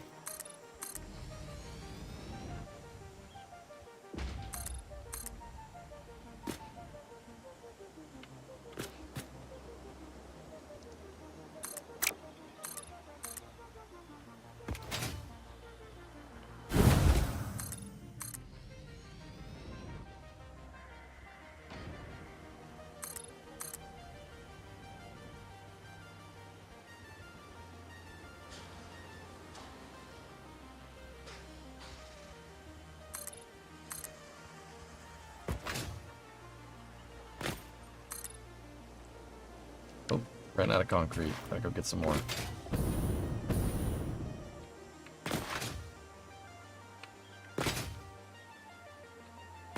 Yeah, Wolfie. I don't think making the pillars cylindric in here is going to look right. It's not going to be the right aesthetic that I'm looking for. If I make the pillars cylindric in here, it's going to end up looking like a parking garage. Trust me. I'm going to make prefabs that'll make the trim parts good. In fact, I probably should make those prefabricated trim parts now, but you know how I in the walkways over here that we did, the walkways that go under the trench. That one doesn't have a walkway. This one. The whole thing is going to be decked out like this. That's Halo aesthetic. You know what I mean? Which is coincidentally not that far off from the style that I was building in my last factory pre 1.0.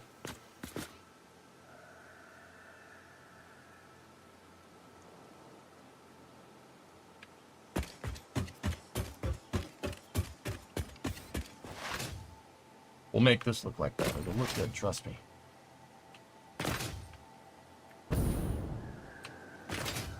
You're not going to be able to unsee that now. Don't worry. When we add all the details in, it'll look like yeah.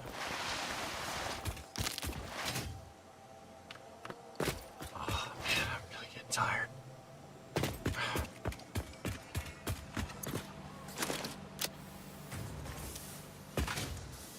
Alright, let's go see what the Titans are up to. Titans! Hello! A dead alien. Thank you, Peter. Ah, mod frames.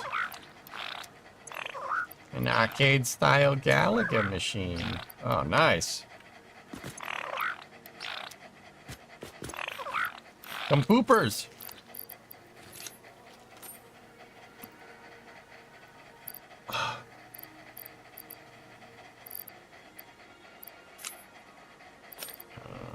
Just put that in there for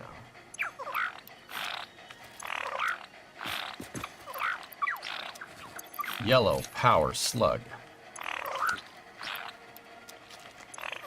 Quick wire. Good job, Titans.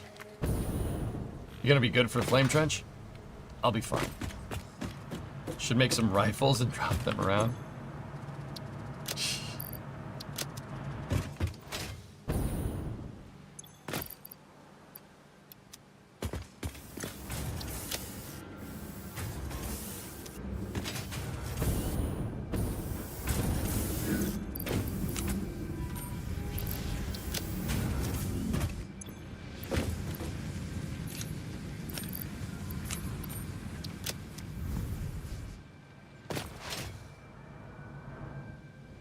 We'd be able to drive the fix-it cart in the ship. Yes.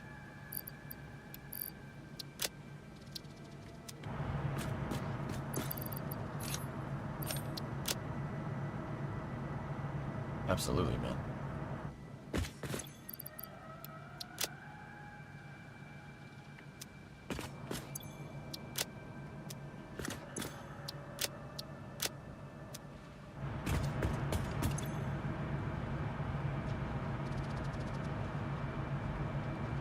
Oh yeah, that's right. I hooked up my plastic overflow to the sink. Forgot about that. Sweet. Got 5 tickets. That's pretty neat. Good afternoon. How goes the build? It's going good, man. I just needed to make a stop for more concrete.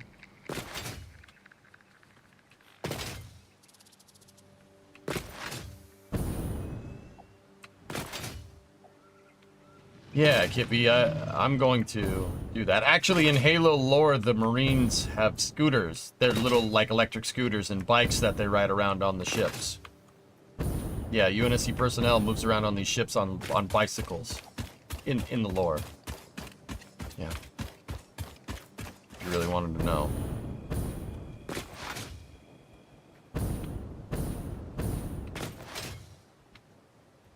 Bicycles and electric scooters.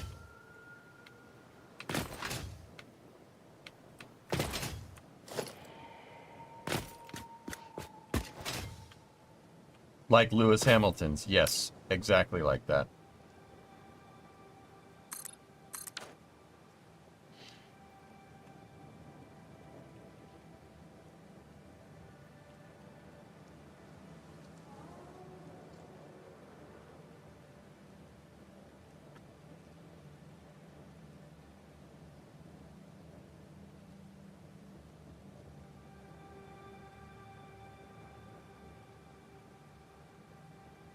See?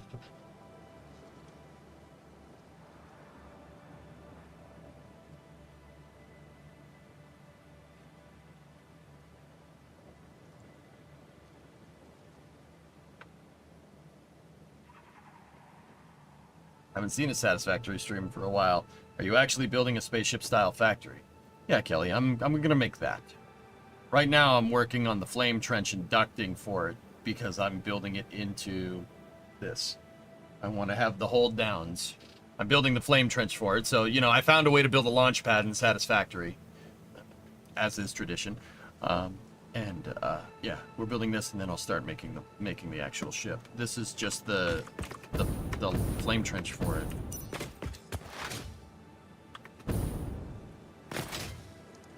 Here, Kelly, take a look.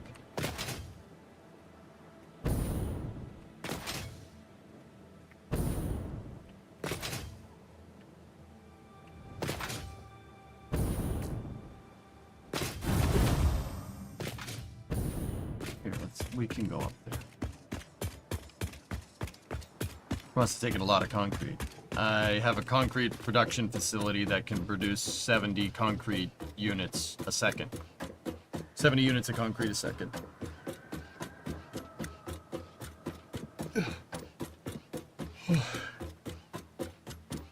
It's not anything big. It's just a bunch of overclocked machines. But yeah, this is that. See that down there? That's what this is.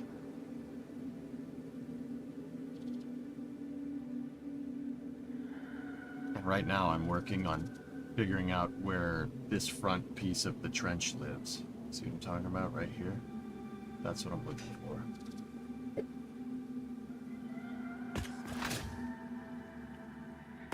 Oh. Yeah, we're a long ways up, dude.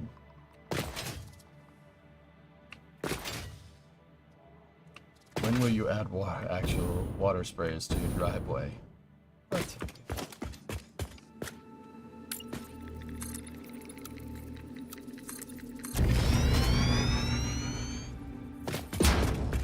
The air must be getting real thin up here. Yep.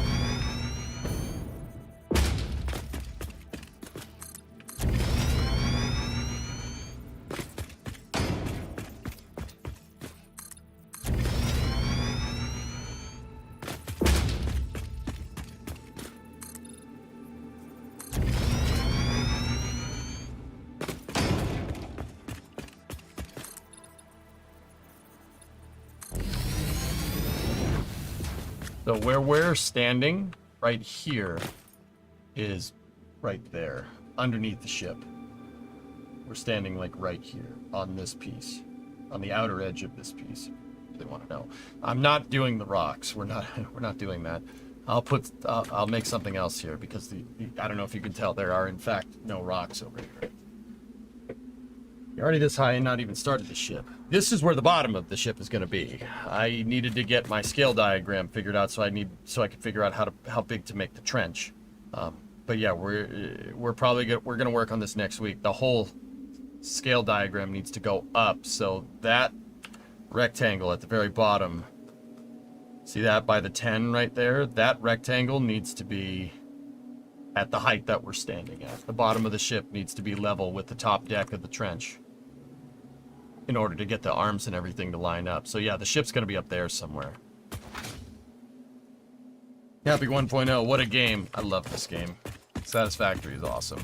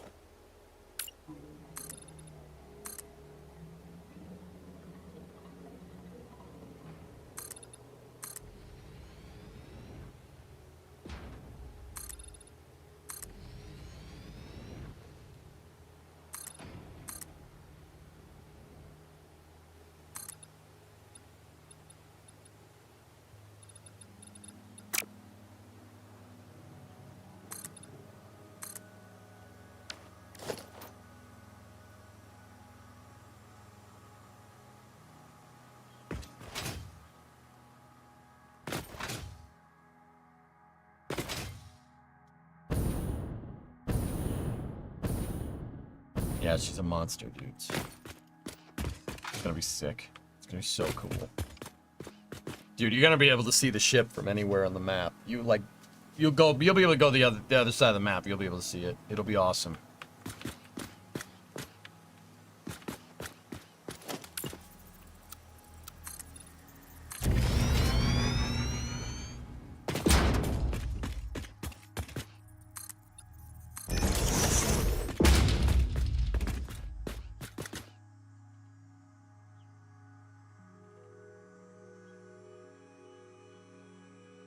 Ender distance says no.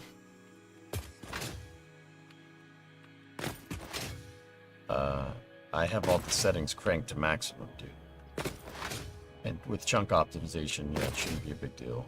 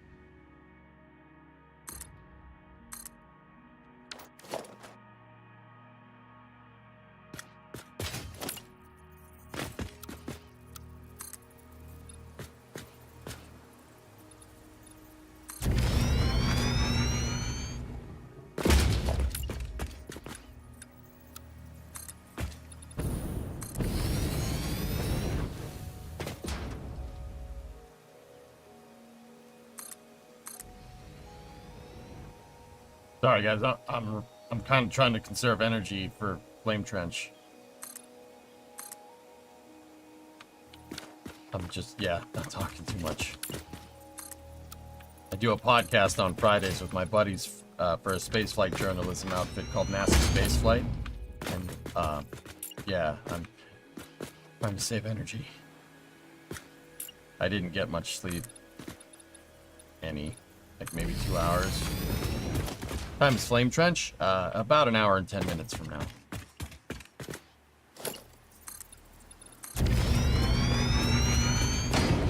we're gonna do flame trench and then I'm done for the night because yeah. If I don't get some sleep tonight, I'm really gonna pay for it, and I'm not even 100% sure I'll last if I tried to do after hours. But don't worry, we will resume this crazy satisfactory build next week. We'll hit it guns blazing. I might even. I feel bad because I said we would do a lot. We'd stream a lot of this today, and we ended up getting basically a regular stream's worth of content. And I said I would stream more, and I feel bad about over-promising like that, guys. So I might skip workers next week and just play satisfactory all week, because we're once again budgeted Christmas, the end of the year. This project, I want this project to be done by the end of the year. I think that's reasonable. I think that's obtainable. Yeah, we got to get it done. I'm sticking to my guns. We got to do it.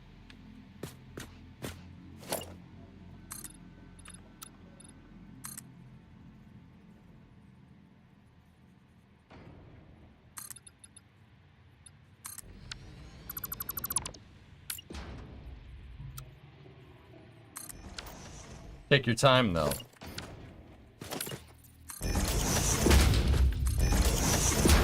If I take my time, it's not going to get done.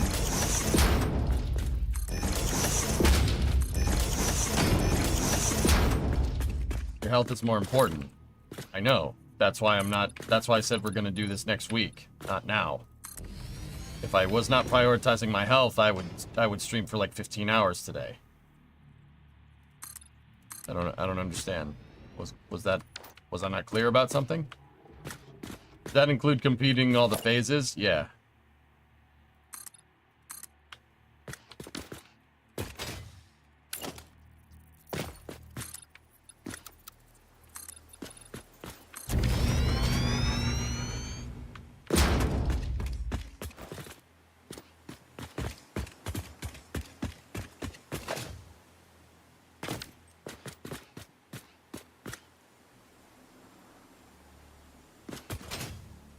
A lot of work for sure. Yeah. I'm prepared, man. Ray, if you don't know me, like, I'm notorious for doing stuff like this. When I play a game, I want to play the damn game. I want to get my damn money's worth. I think we're doing that.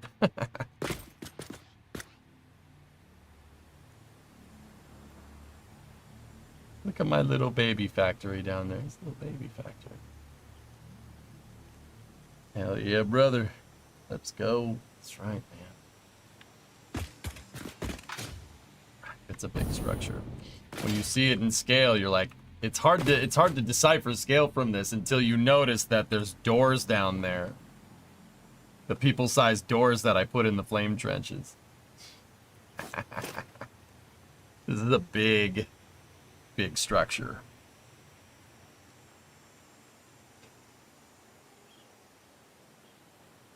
No, I don't want collaborators. I don't want to do that.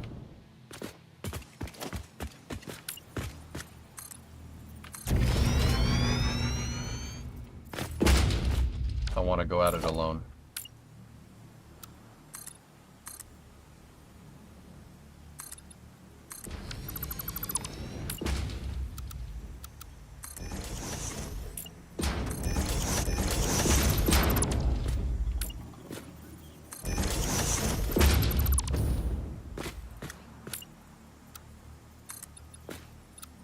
Pat, I'm not going to sit here and say like a lot of my energy isn't coffee induced. There's probably going to be a day of reckoning where I can't do it anymore, but that's okay. We'll worry about that later. That's future EJ's problem. Don't take that as me not prioritizing my health. Yep, no, it's fine.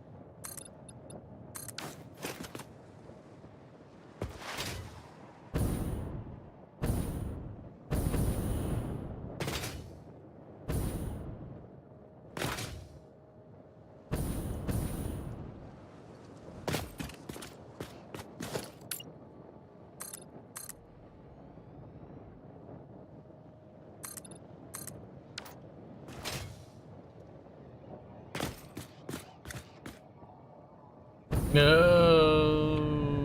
Come on back now.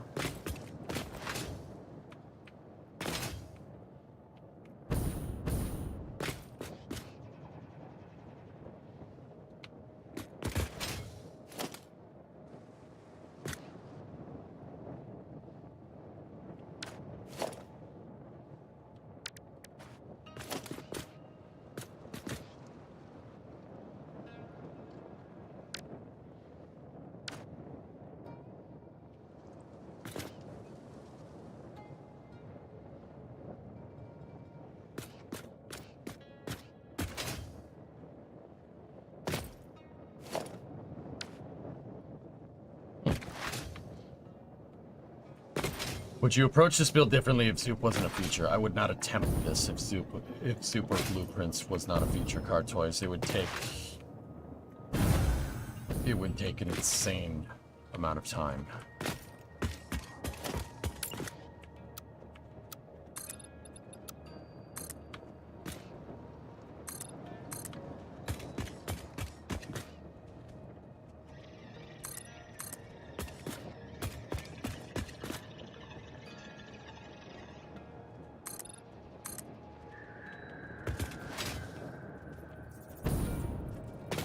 Drink it by the bucket. Oh, okay. Well, that's good.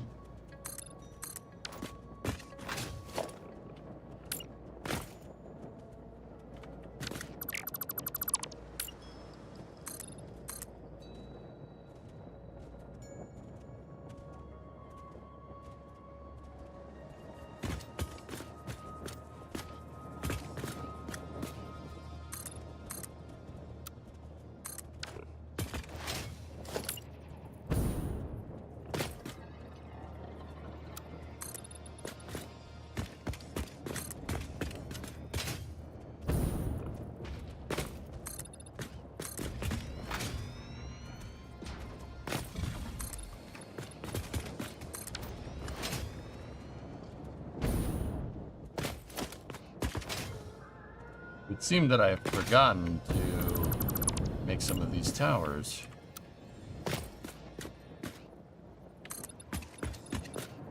Forgive me, that I think I'm just tired. Now do this in workers style. What would be a workers mega project like this, Atra? Honest answer. Like what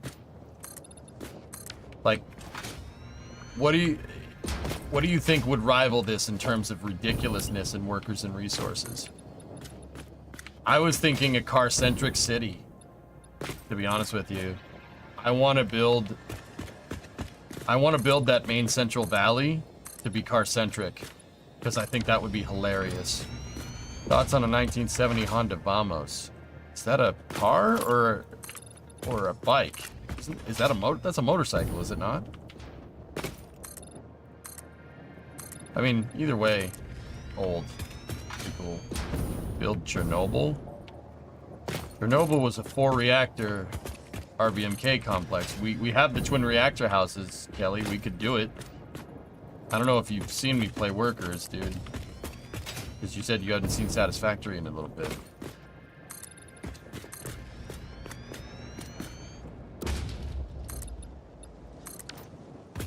Build new Mombasa in workers? I don't think that's possible. No, not just the reactor, but the entire city too. You want me to build Pripyat in workers? In the desert?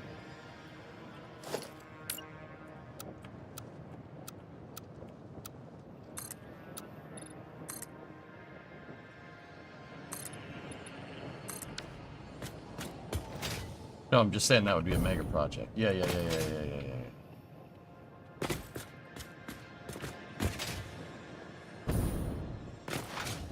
Oh, and workers, I thought you were already adding to this crazy project. No, the Cornbread, my question was, what do you think if I was going to build something that would rival this project in grandiose vision and scale, like what would it be?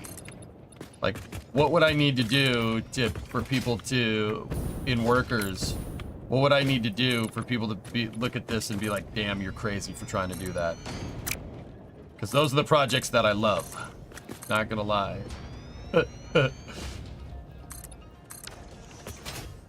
Imagine building Moscow. I don't think the game can build at that scale.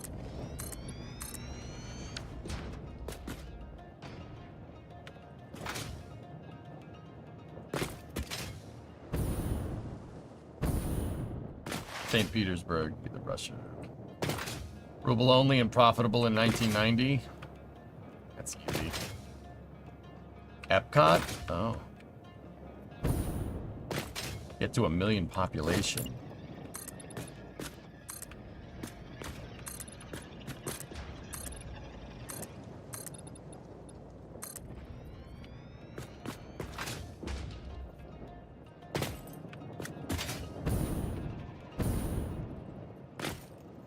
Actual tourism focused city would be cool. So, what I think would be an awesome challenge in workers, and I don't see anybody, I haven't seen anybody do it, would be to build all that, build a car-centric city. Get our automotive industry in game scaled and up and running, and build a car-centric city. That city in the Central Valley, raw material resources brought in either via train or by boat, and build Blakalakadakistan, Detroit. And make the entire central city planned around the automobile. I'm talking low density housing, parking lots everywhere. Like the Grand Bodega will look like a freaking Walmart. I'm kind of okay with this. Amazon distribution centers, like.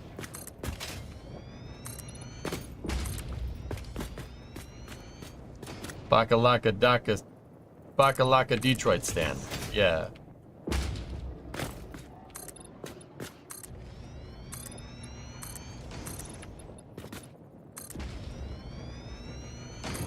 Build trucks and export them. Build lots of trucks. Because no one's expecting you to do that in workers. Like no one's expecting you to go car centric. I've been called nuts for wanting to do it. So I think that Central Valley city that we're gonna do in the Desert Republic is going to be. It's gonna end up looking like Dubai. Does the game have sports cars? Yes.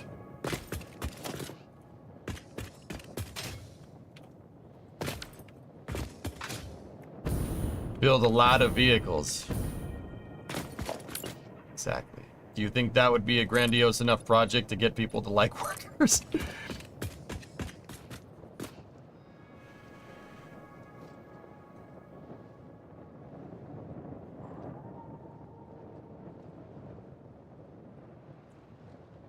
Logo, is the structure of this a flame trench or a dry dock? Well, I asked that same question, dude, and I'm not really sure what the answer is. It's definitely a flame trench because we have a flame duct and everything, right? But also, they say in the game that the ship's in dry dock. Now, I think where our breakdown, what we have here is a breakdown in communications. Now, if honestly, like, oh, my brain just stopped.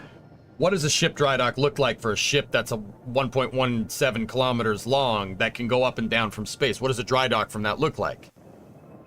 So, do we have an approximation of what this might look like? The shuttle processing facility, the SPF from the shuttle program, would probably be a close approximation. But there's no flame trenches in the SPF. So the only other approximation that I can really come close to is super heavy in the chopsticks. So what does a dry dock for a spaceship look like? I think a dry dock for a spaceship of this size is just anything, any place where you can sit it down in the atmosphere and power the ship on shore power. So I think the launch pad is the dry dock. Pogo. That's the conclusion that I came to. I don't know about you.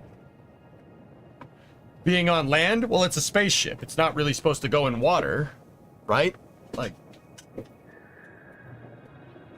yeah, because here, look, they say it's a dry dock, but also See what I'm saying?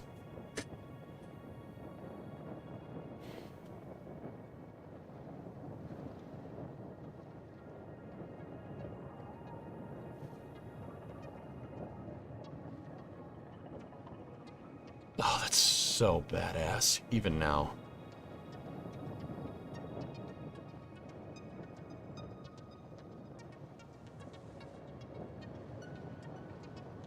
It's so cool. I don't care. I know it's... No, it's like super fake. Obviously, it's sci-fi, but... I would love to live in a universe where we do stuff like this one day. And Starship is going to put us on that trajectory. What happened to sci-fi games, man? This is the pillar of autumn. Way. Package is secured. Where's Master Chief?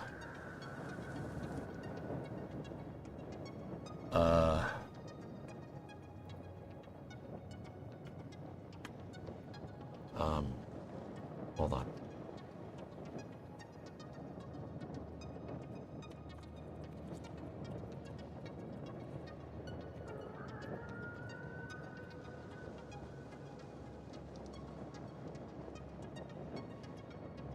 Oh, here, look at Miro.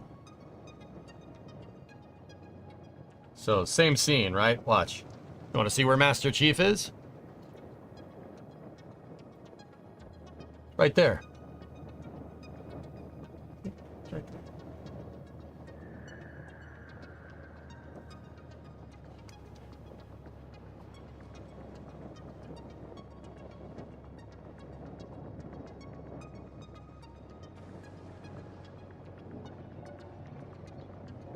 You asked.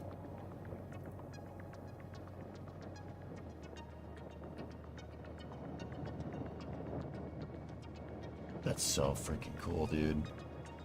Like, I don't know about you guys, man. I want to live in a world where we do stuff like this. Not necessarily the flood or the covenant part, but that, right? That. I want that. We can do it. Don't get me wrong, we're not doing anything like this. I'll be long dead and buried by the time we get to this point, but that would be super cool, man.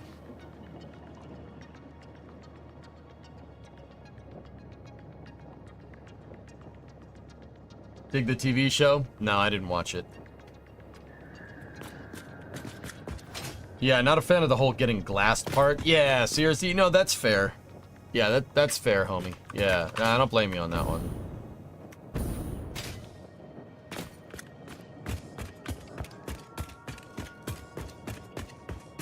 We'll make the FAA stop dicking around with Elon.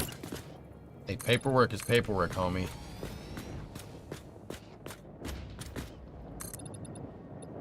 Goalie, that's playing with fire, dude. You don't... I want the FAA to move their butt too, but also it's very important.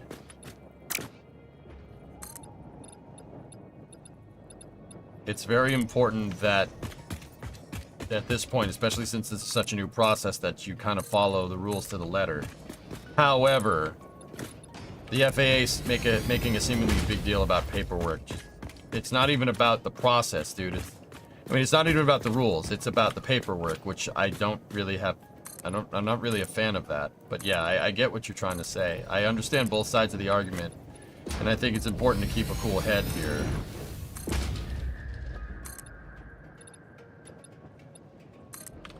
The best outcome that we can hope for with that whole thing is that SpaceX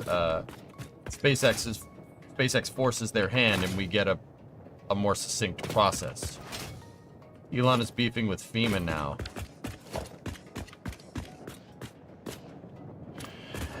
Bill, I think every man has his breaking point, dude. There's only so much crap you can take before you start going off. Like, I'm not gonna lie to you. I kind of hit my breaking point. The Viper mission, dude, it pissed me off. Like, I'm not gonna lie to you and sit here and pretend like I haven't been able to see that Artemis has glaring problems. But I've been trying to give the benefit of the doubt for a long time, because I'm like, you know, what's the point in rhetoric, right? Like that's not gonna get us anywhere. But that's not working. I mean, not that what I say affects what NASA is doing. You know, maybe, you know, every person has their frigging breaking point, man. Elon's tired of it. Kind of understand it, but also at the same time, dude, what is going around and pissing off the, you know, biting the hand that feeds? What's that gonna do? But then again, I don't think Elon would have done that unless he truly felt that he was forced to do this. I mean, the guy, I mean, he's been dealing with this process for years. Like I said, if SpaceX wouldn't go off and say the things that they're saying unless they absolutely meant, or they were absolutely sure that the FAA was actually hamstringing them, you know?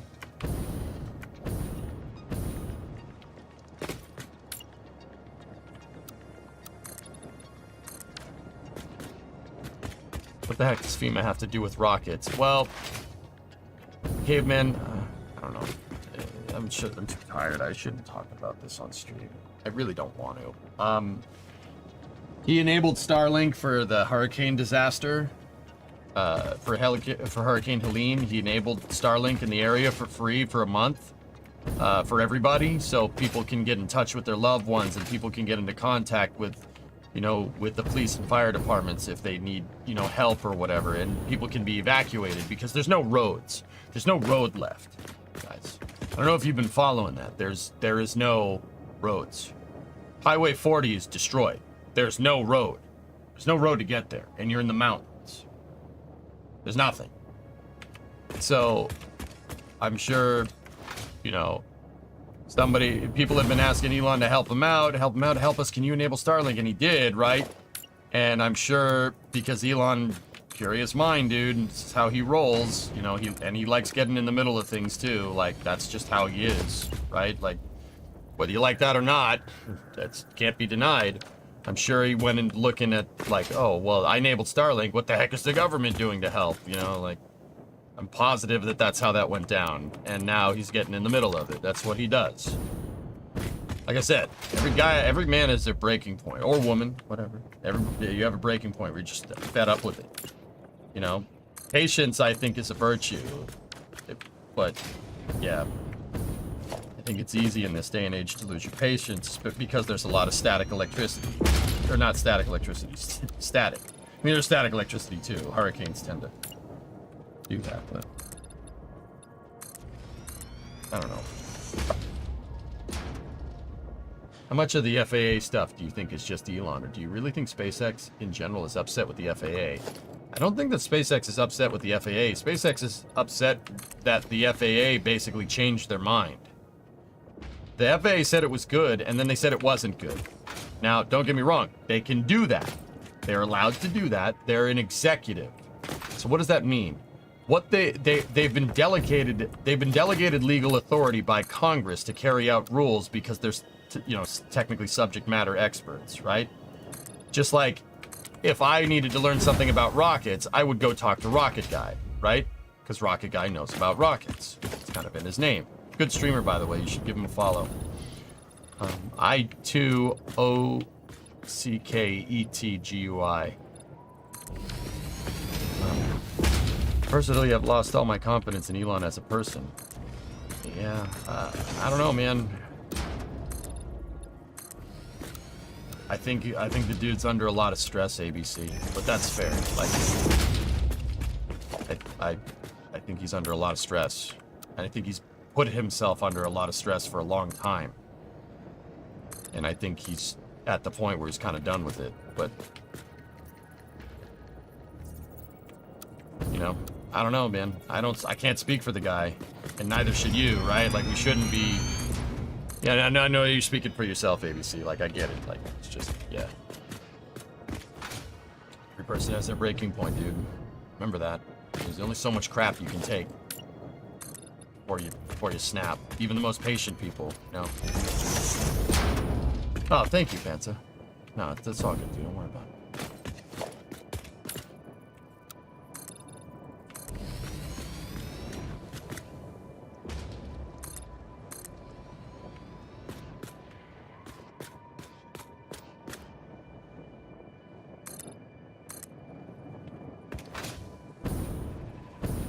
I love how we're nowhere near the desert surface, but it's playing the desert windy surface noise.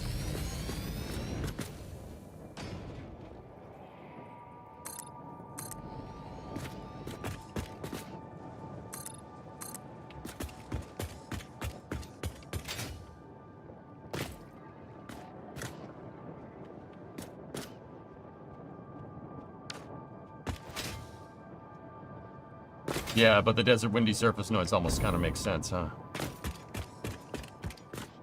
Alright.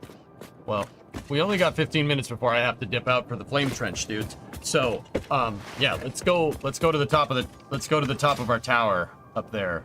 The highest point that I've built, and let's look back and see if it looks right. I hope Elon never goes Killdozer with his resources. He could build Voltron. I don't think he'll get to that point, Bob.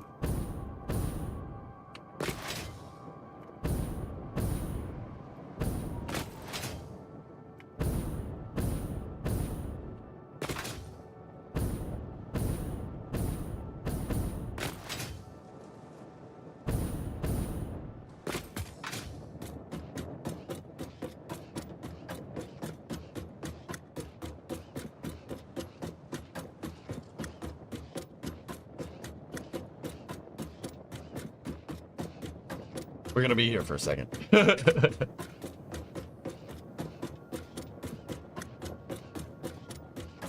you made this in KSP, you'd be getting about 0.1 FPS by now. I'm not sure KSP could take the flame trench to scale by itself, Jim, let alone the ship. That's why I made Grissom's a lot smaller, you know what I mean?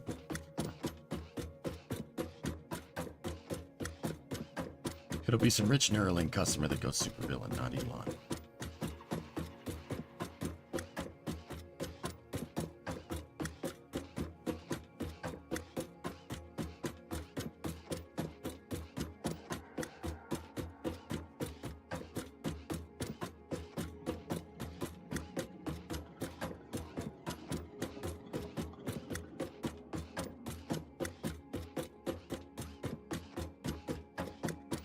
Hey Rivian, what's up, dude? Has this gotten disorienting yet? Like we're walking to the end of a platform? Or is your brain still telling you that we're going up?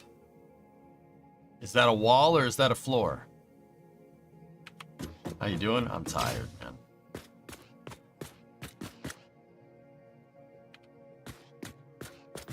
Oh, that's awesome. Man, that's cool. Oh, this is gonna look so sick. Dude, it's gonna look awesome.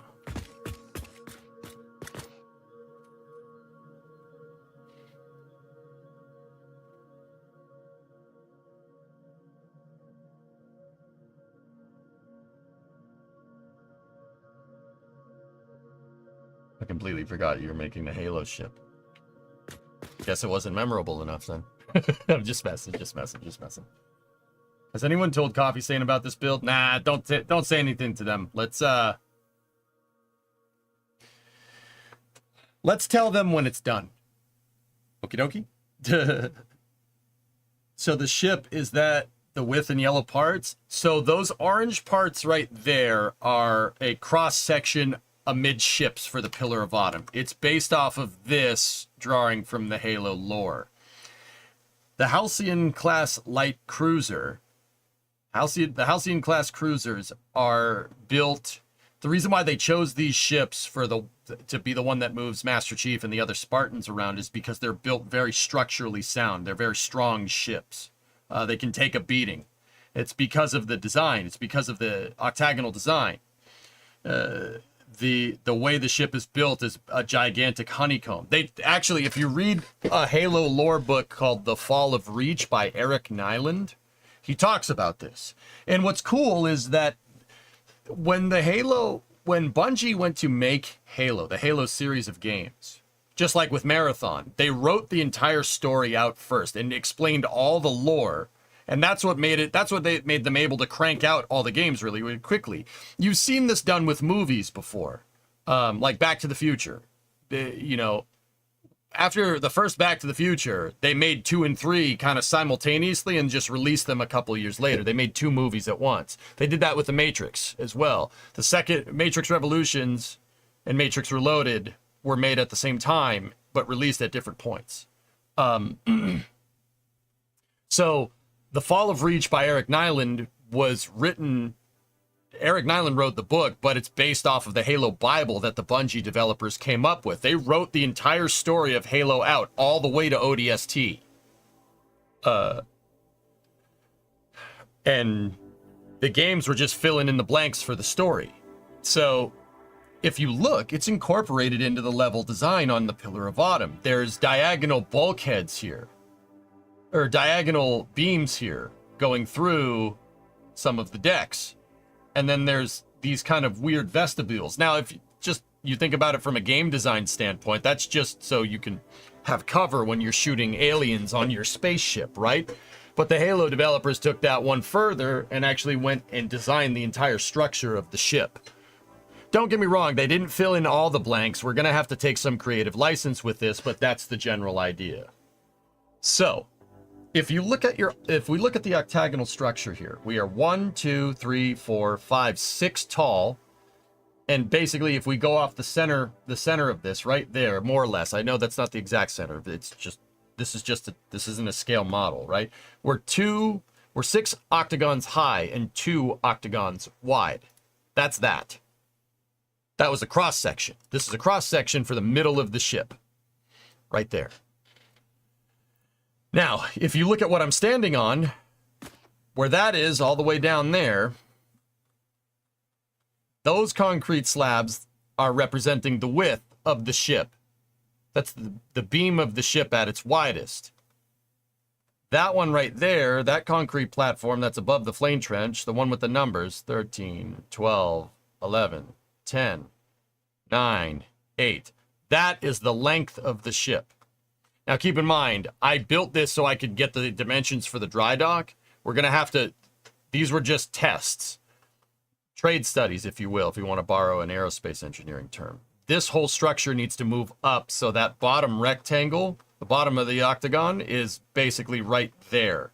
So we're going to have to shift the whole scale diagram up a little ways so we can get the ship perched over the dock and then start building out from there. But yeah, that is a cross-section of what's called hull segment 4.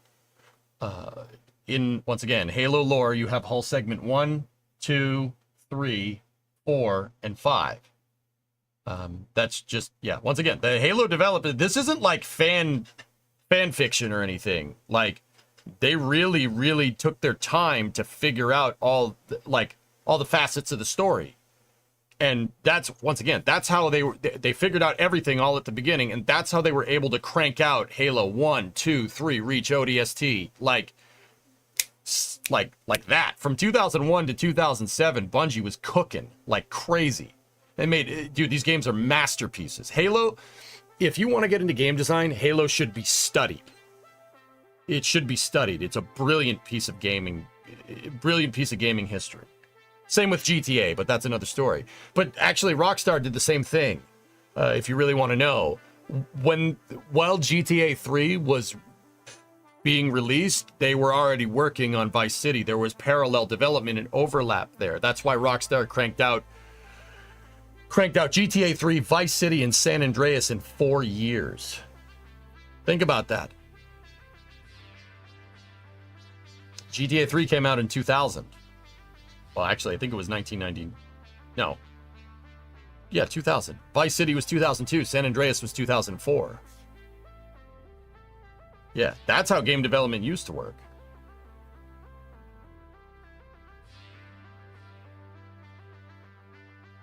The factory will be in the ship, Denny, yeah. Oh, yeah. I'm going to put it... most of the factory will probably wind up being in hull segment 4. And... forgive me, I'm probably not going to build as many decks into the ship as the actual one because we need space for the factory, but a lot of it will be there. And Red Dead Redemption. Red Dead Redemption's a masterpiece, dude. Yeah, absolutely. RDR 1 and 2. Hardscape, 38-month resub. Thank you. Red Munchkin Raid, what's going on? But yeah, that's I'm standing on top of my scale diagram model for the ship because I had to start somewhere with the dry dock, so we built the ship. I kind of measured the length of the ship, figure out where I wanted it to be in, 3D space, and then built the dock against it. That engine section is going to be large. 3 octagons for one of the main engines. Discovery, Selfish, go at yeah. throttle up. That's going to be hard to make. Some of this stuff is beyond prefabbing, dude. But I'm cool with that. Hey, Red. Good evening. How's things? Things are great, man. How's things with you? Do you happen to have the jetpack?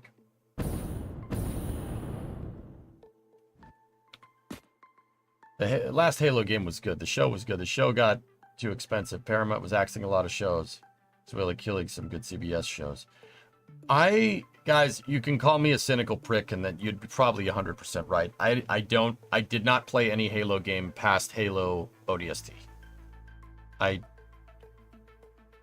watched a Let's Play of Halo 4 and I was disgusted. So much that I haven't touched a Halo game since. It just... 4 is so stupid. Halo 4, Halo 5, Guardians, Infinite, that's fan fiction as far as I'm concerned, dude.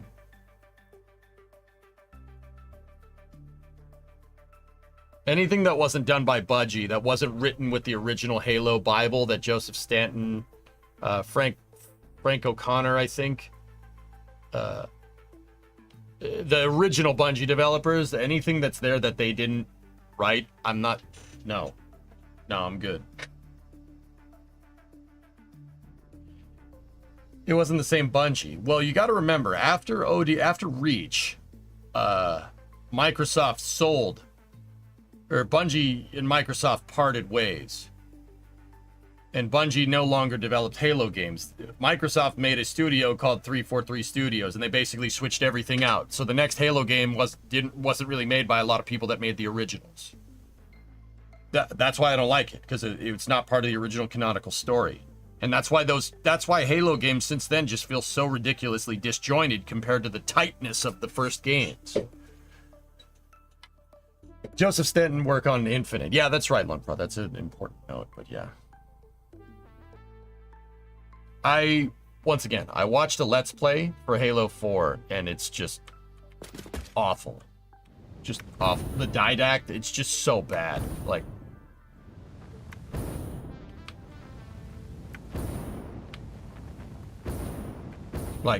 guys, I'm sorry. They're just the story is not tight. There's glaring continuity problems. Like, it's just.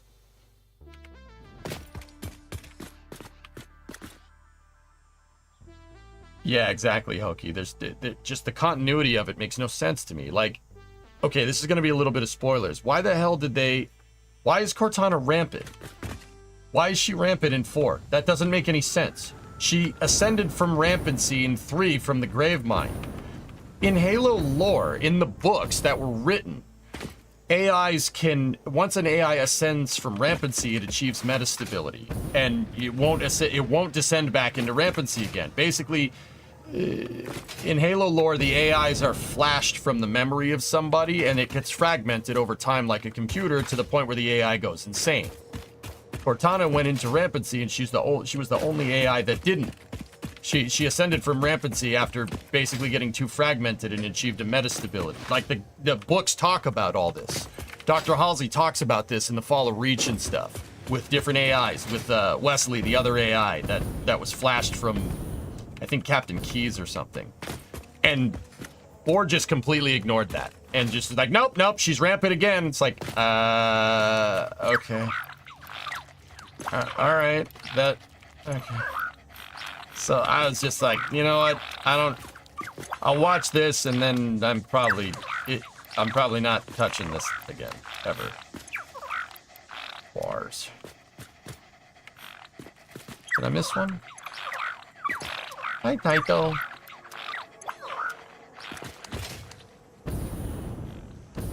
Metastability is only theorized, but then Cortana achieves it in 3. She ascends from rampancy from the grave mind. What the frick? What the balls? Like, no, she's just rampant again? Yeah, great storytelling, guys. Like, it's just so bad. It's not even well thought out.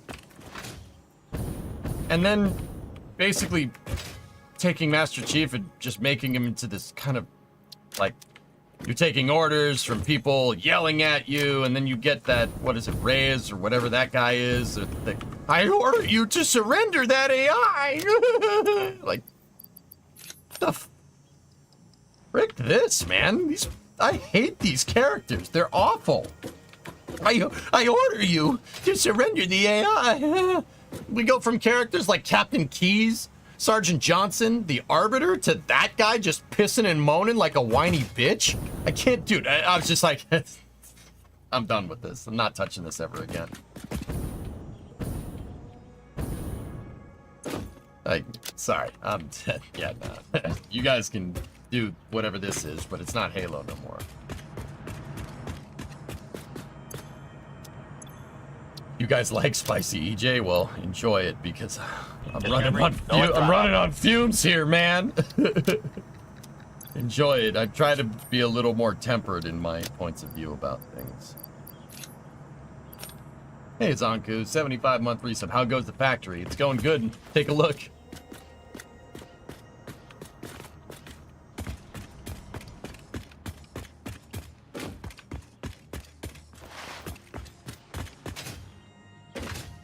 I'd love to see anyone try to forcefully take any of it. Dude, the fact that they treat Master Chief like he's just some private, like he's a, like a gunner's mate or something, dude. You know, you're talking to a Master Chief Petty Officer, right? Like, you don't, okay, anybody here in the Navy, back me up. You do not, even if you're an admiral, you don't talk to Master Chief Petty Officers like that. That's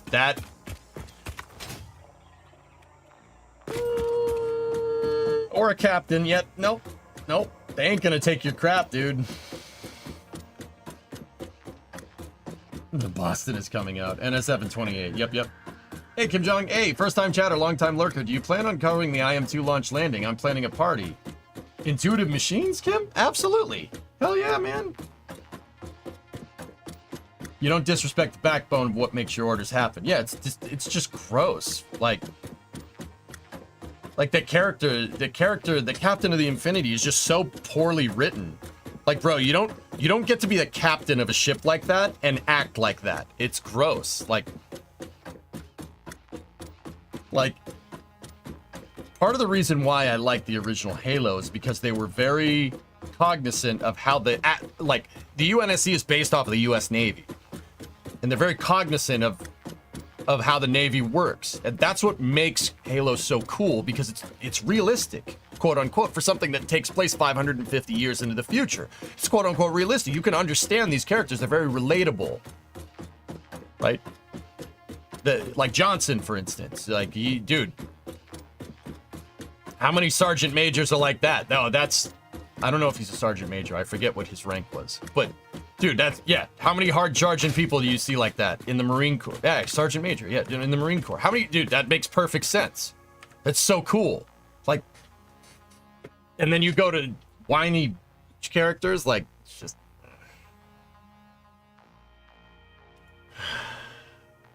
Man, I hope I don't say something I'm gonna regret on Flame Trench today. Anyway, guys, yeah, Zonku, here's the progress. I got the front part of this thing. We started to get the skeleton figured out, guys. I'm thinking we're gonna grind out Satisfactory next week, dudes, and I want to finish at least the outer structure for the dock by the end of next week. If God is love, then you call me Cupid. That's right.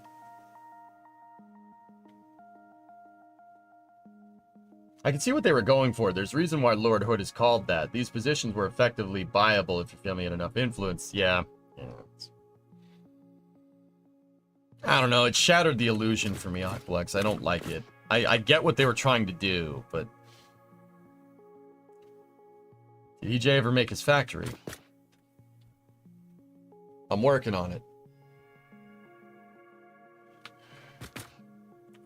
No fear. All right. I hope I don't swear. I'm tired. I'm tired, boss. I've been streaming for 2 weeks straight. First time in a long time that I've streamed 14 days straight.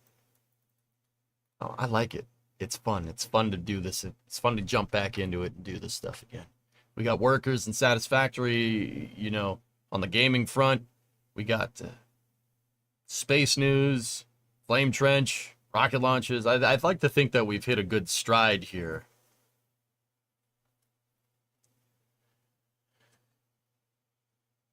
To be fair, Jacket's the most family friendly. Yeah.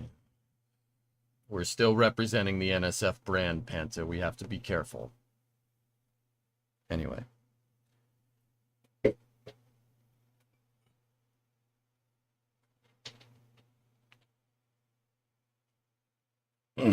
All right. We might have a surprise for you for the flame trench tonight. Discovery, go at throttle up. Hey, Dave. Dude, can't believe you're still going. Yeah. Can't believe you're going for the frigate. Sorry, I read that completely wrong. Pillar of Bottom? No, Pillar of Bottom isn't a frigate, dude. It's a cruiser. Much bigger. I'm gonna build my factory inside of that. All right. So, guys, see you over on the pre-show for the flame trench. Yes, on YouTube chat, on the YouTube side of things, I'm shutting the stream down.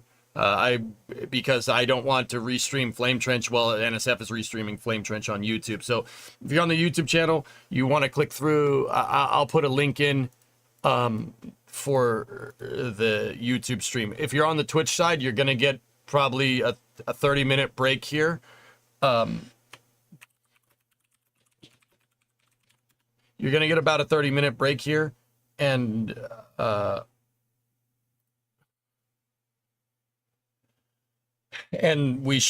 we're targeting going live in about 23 minutes. So I actually have to get going. Give me 1 second.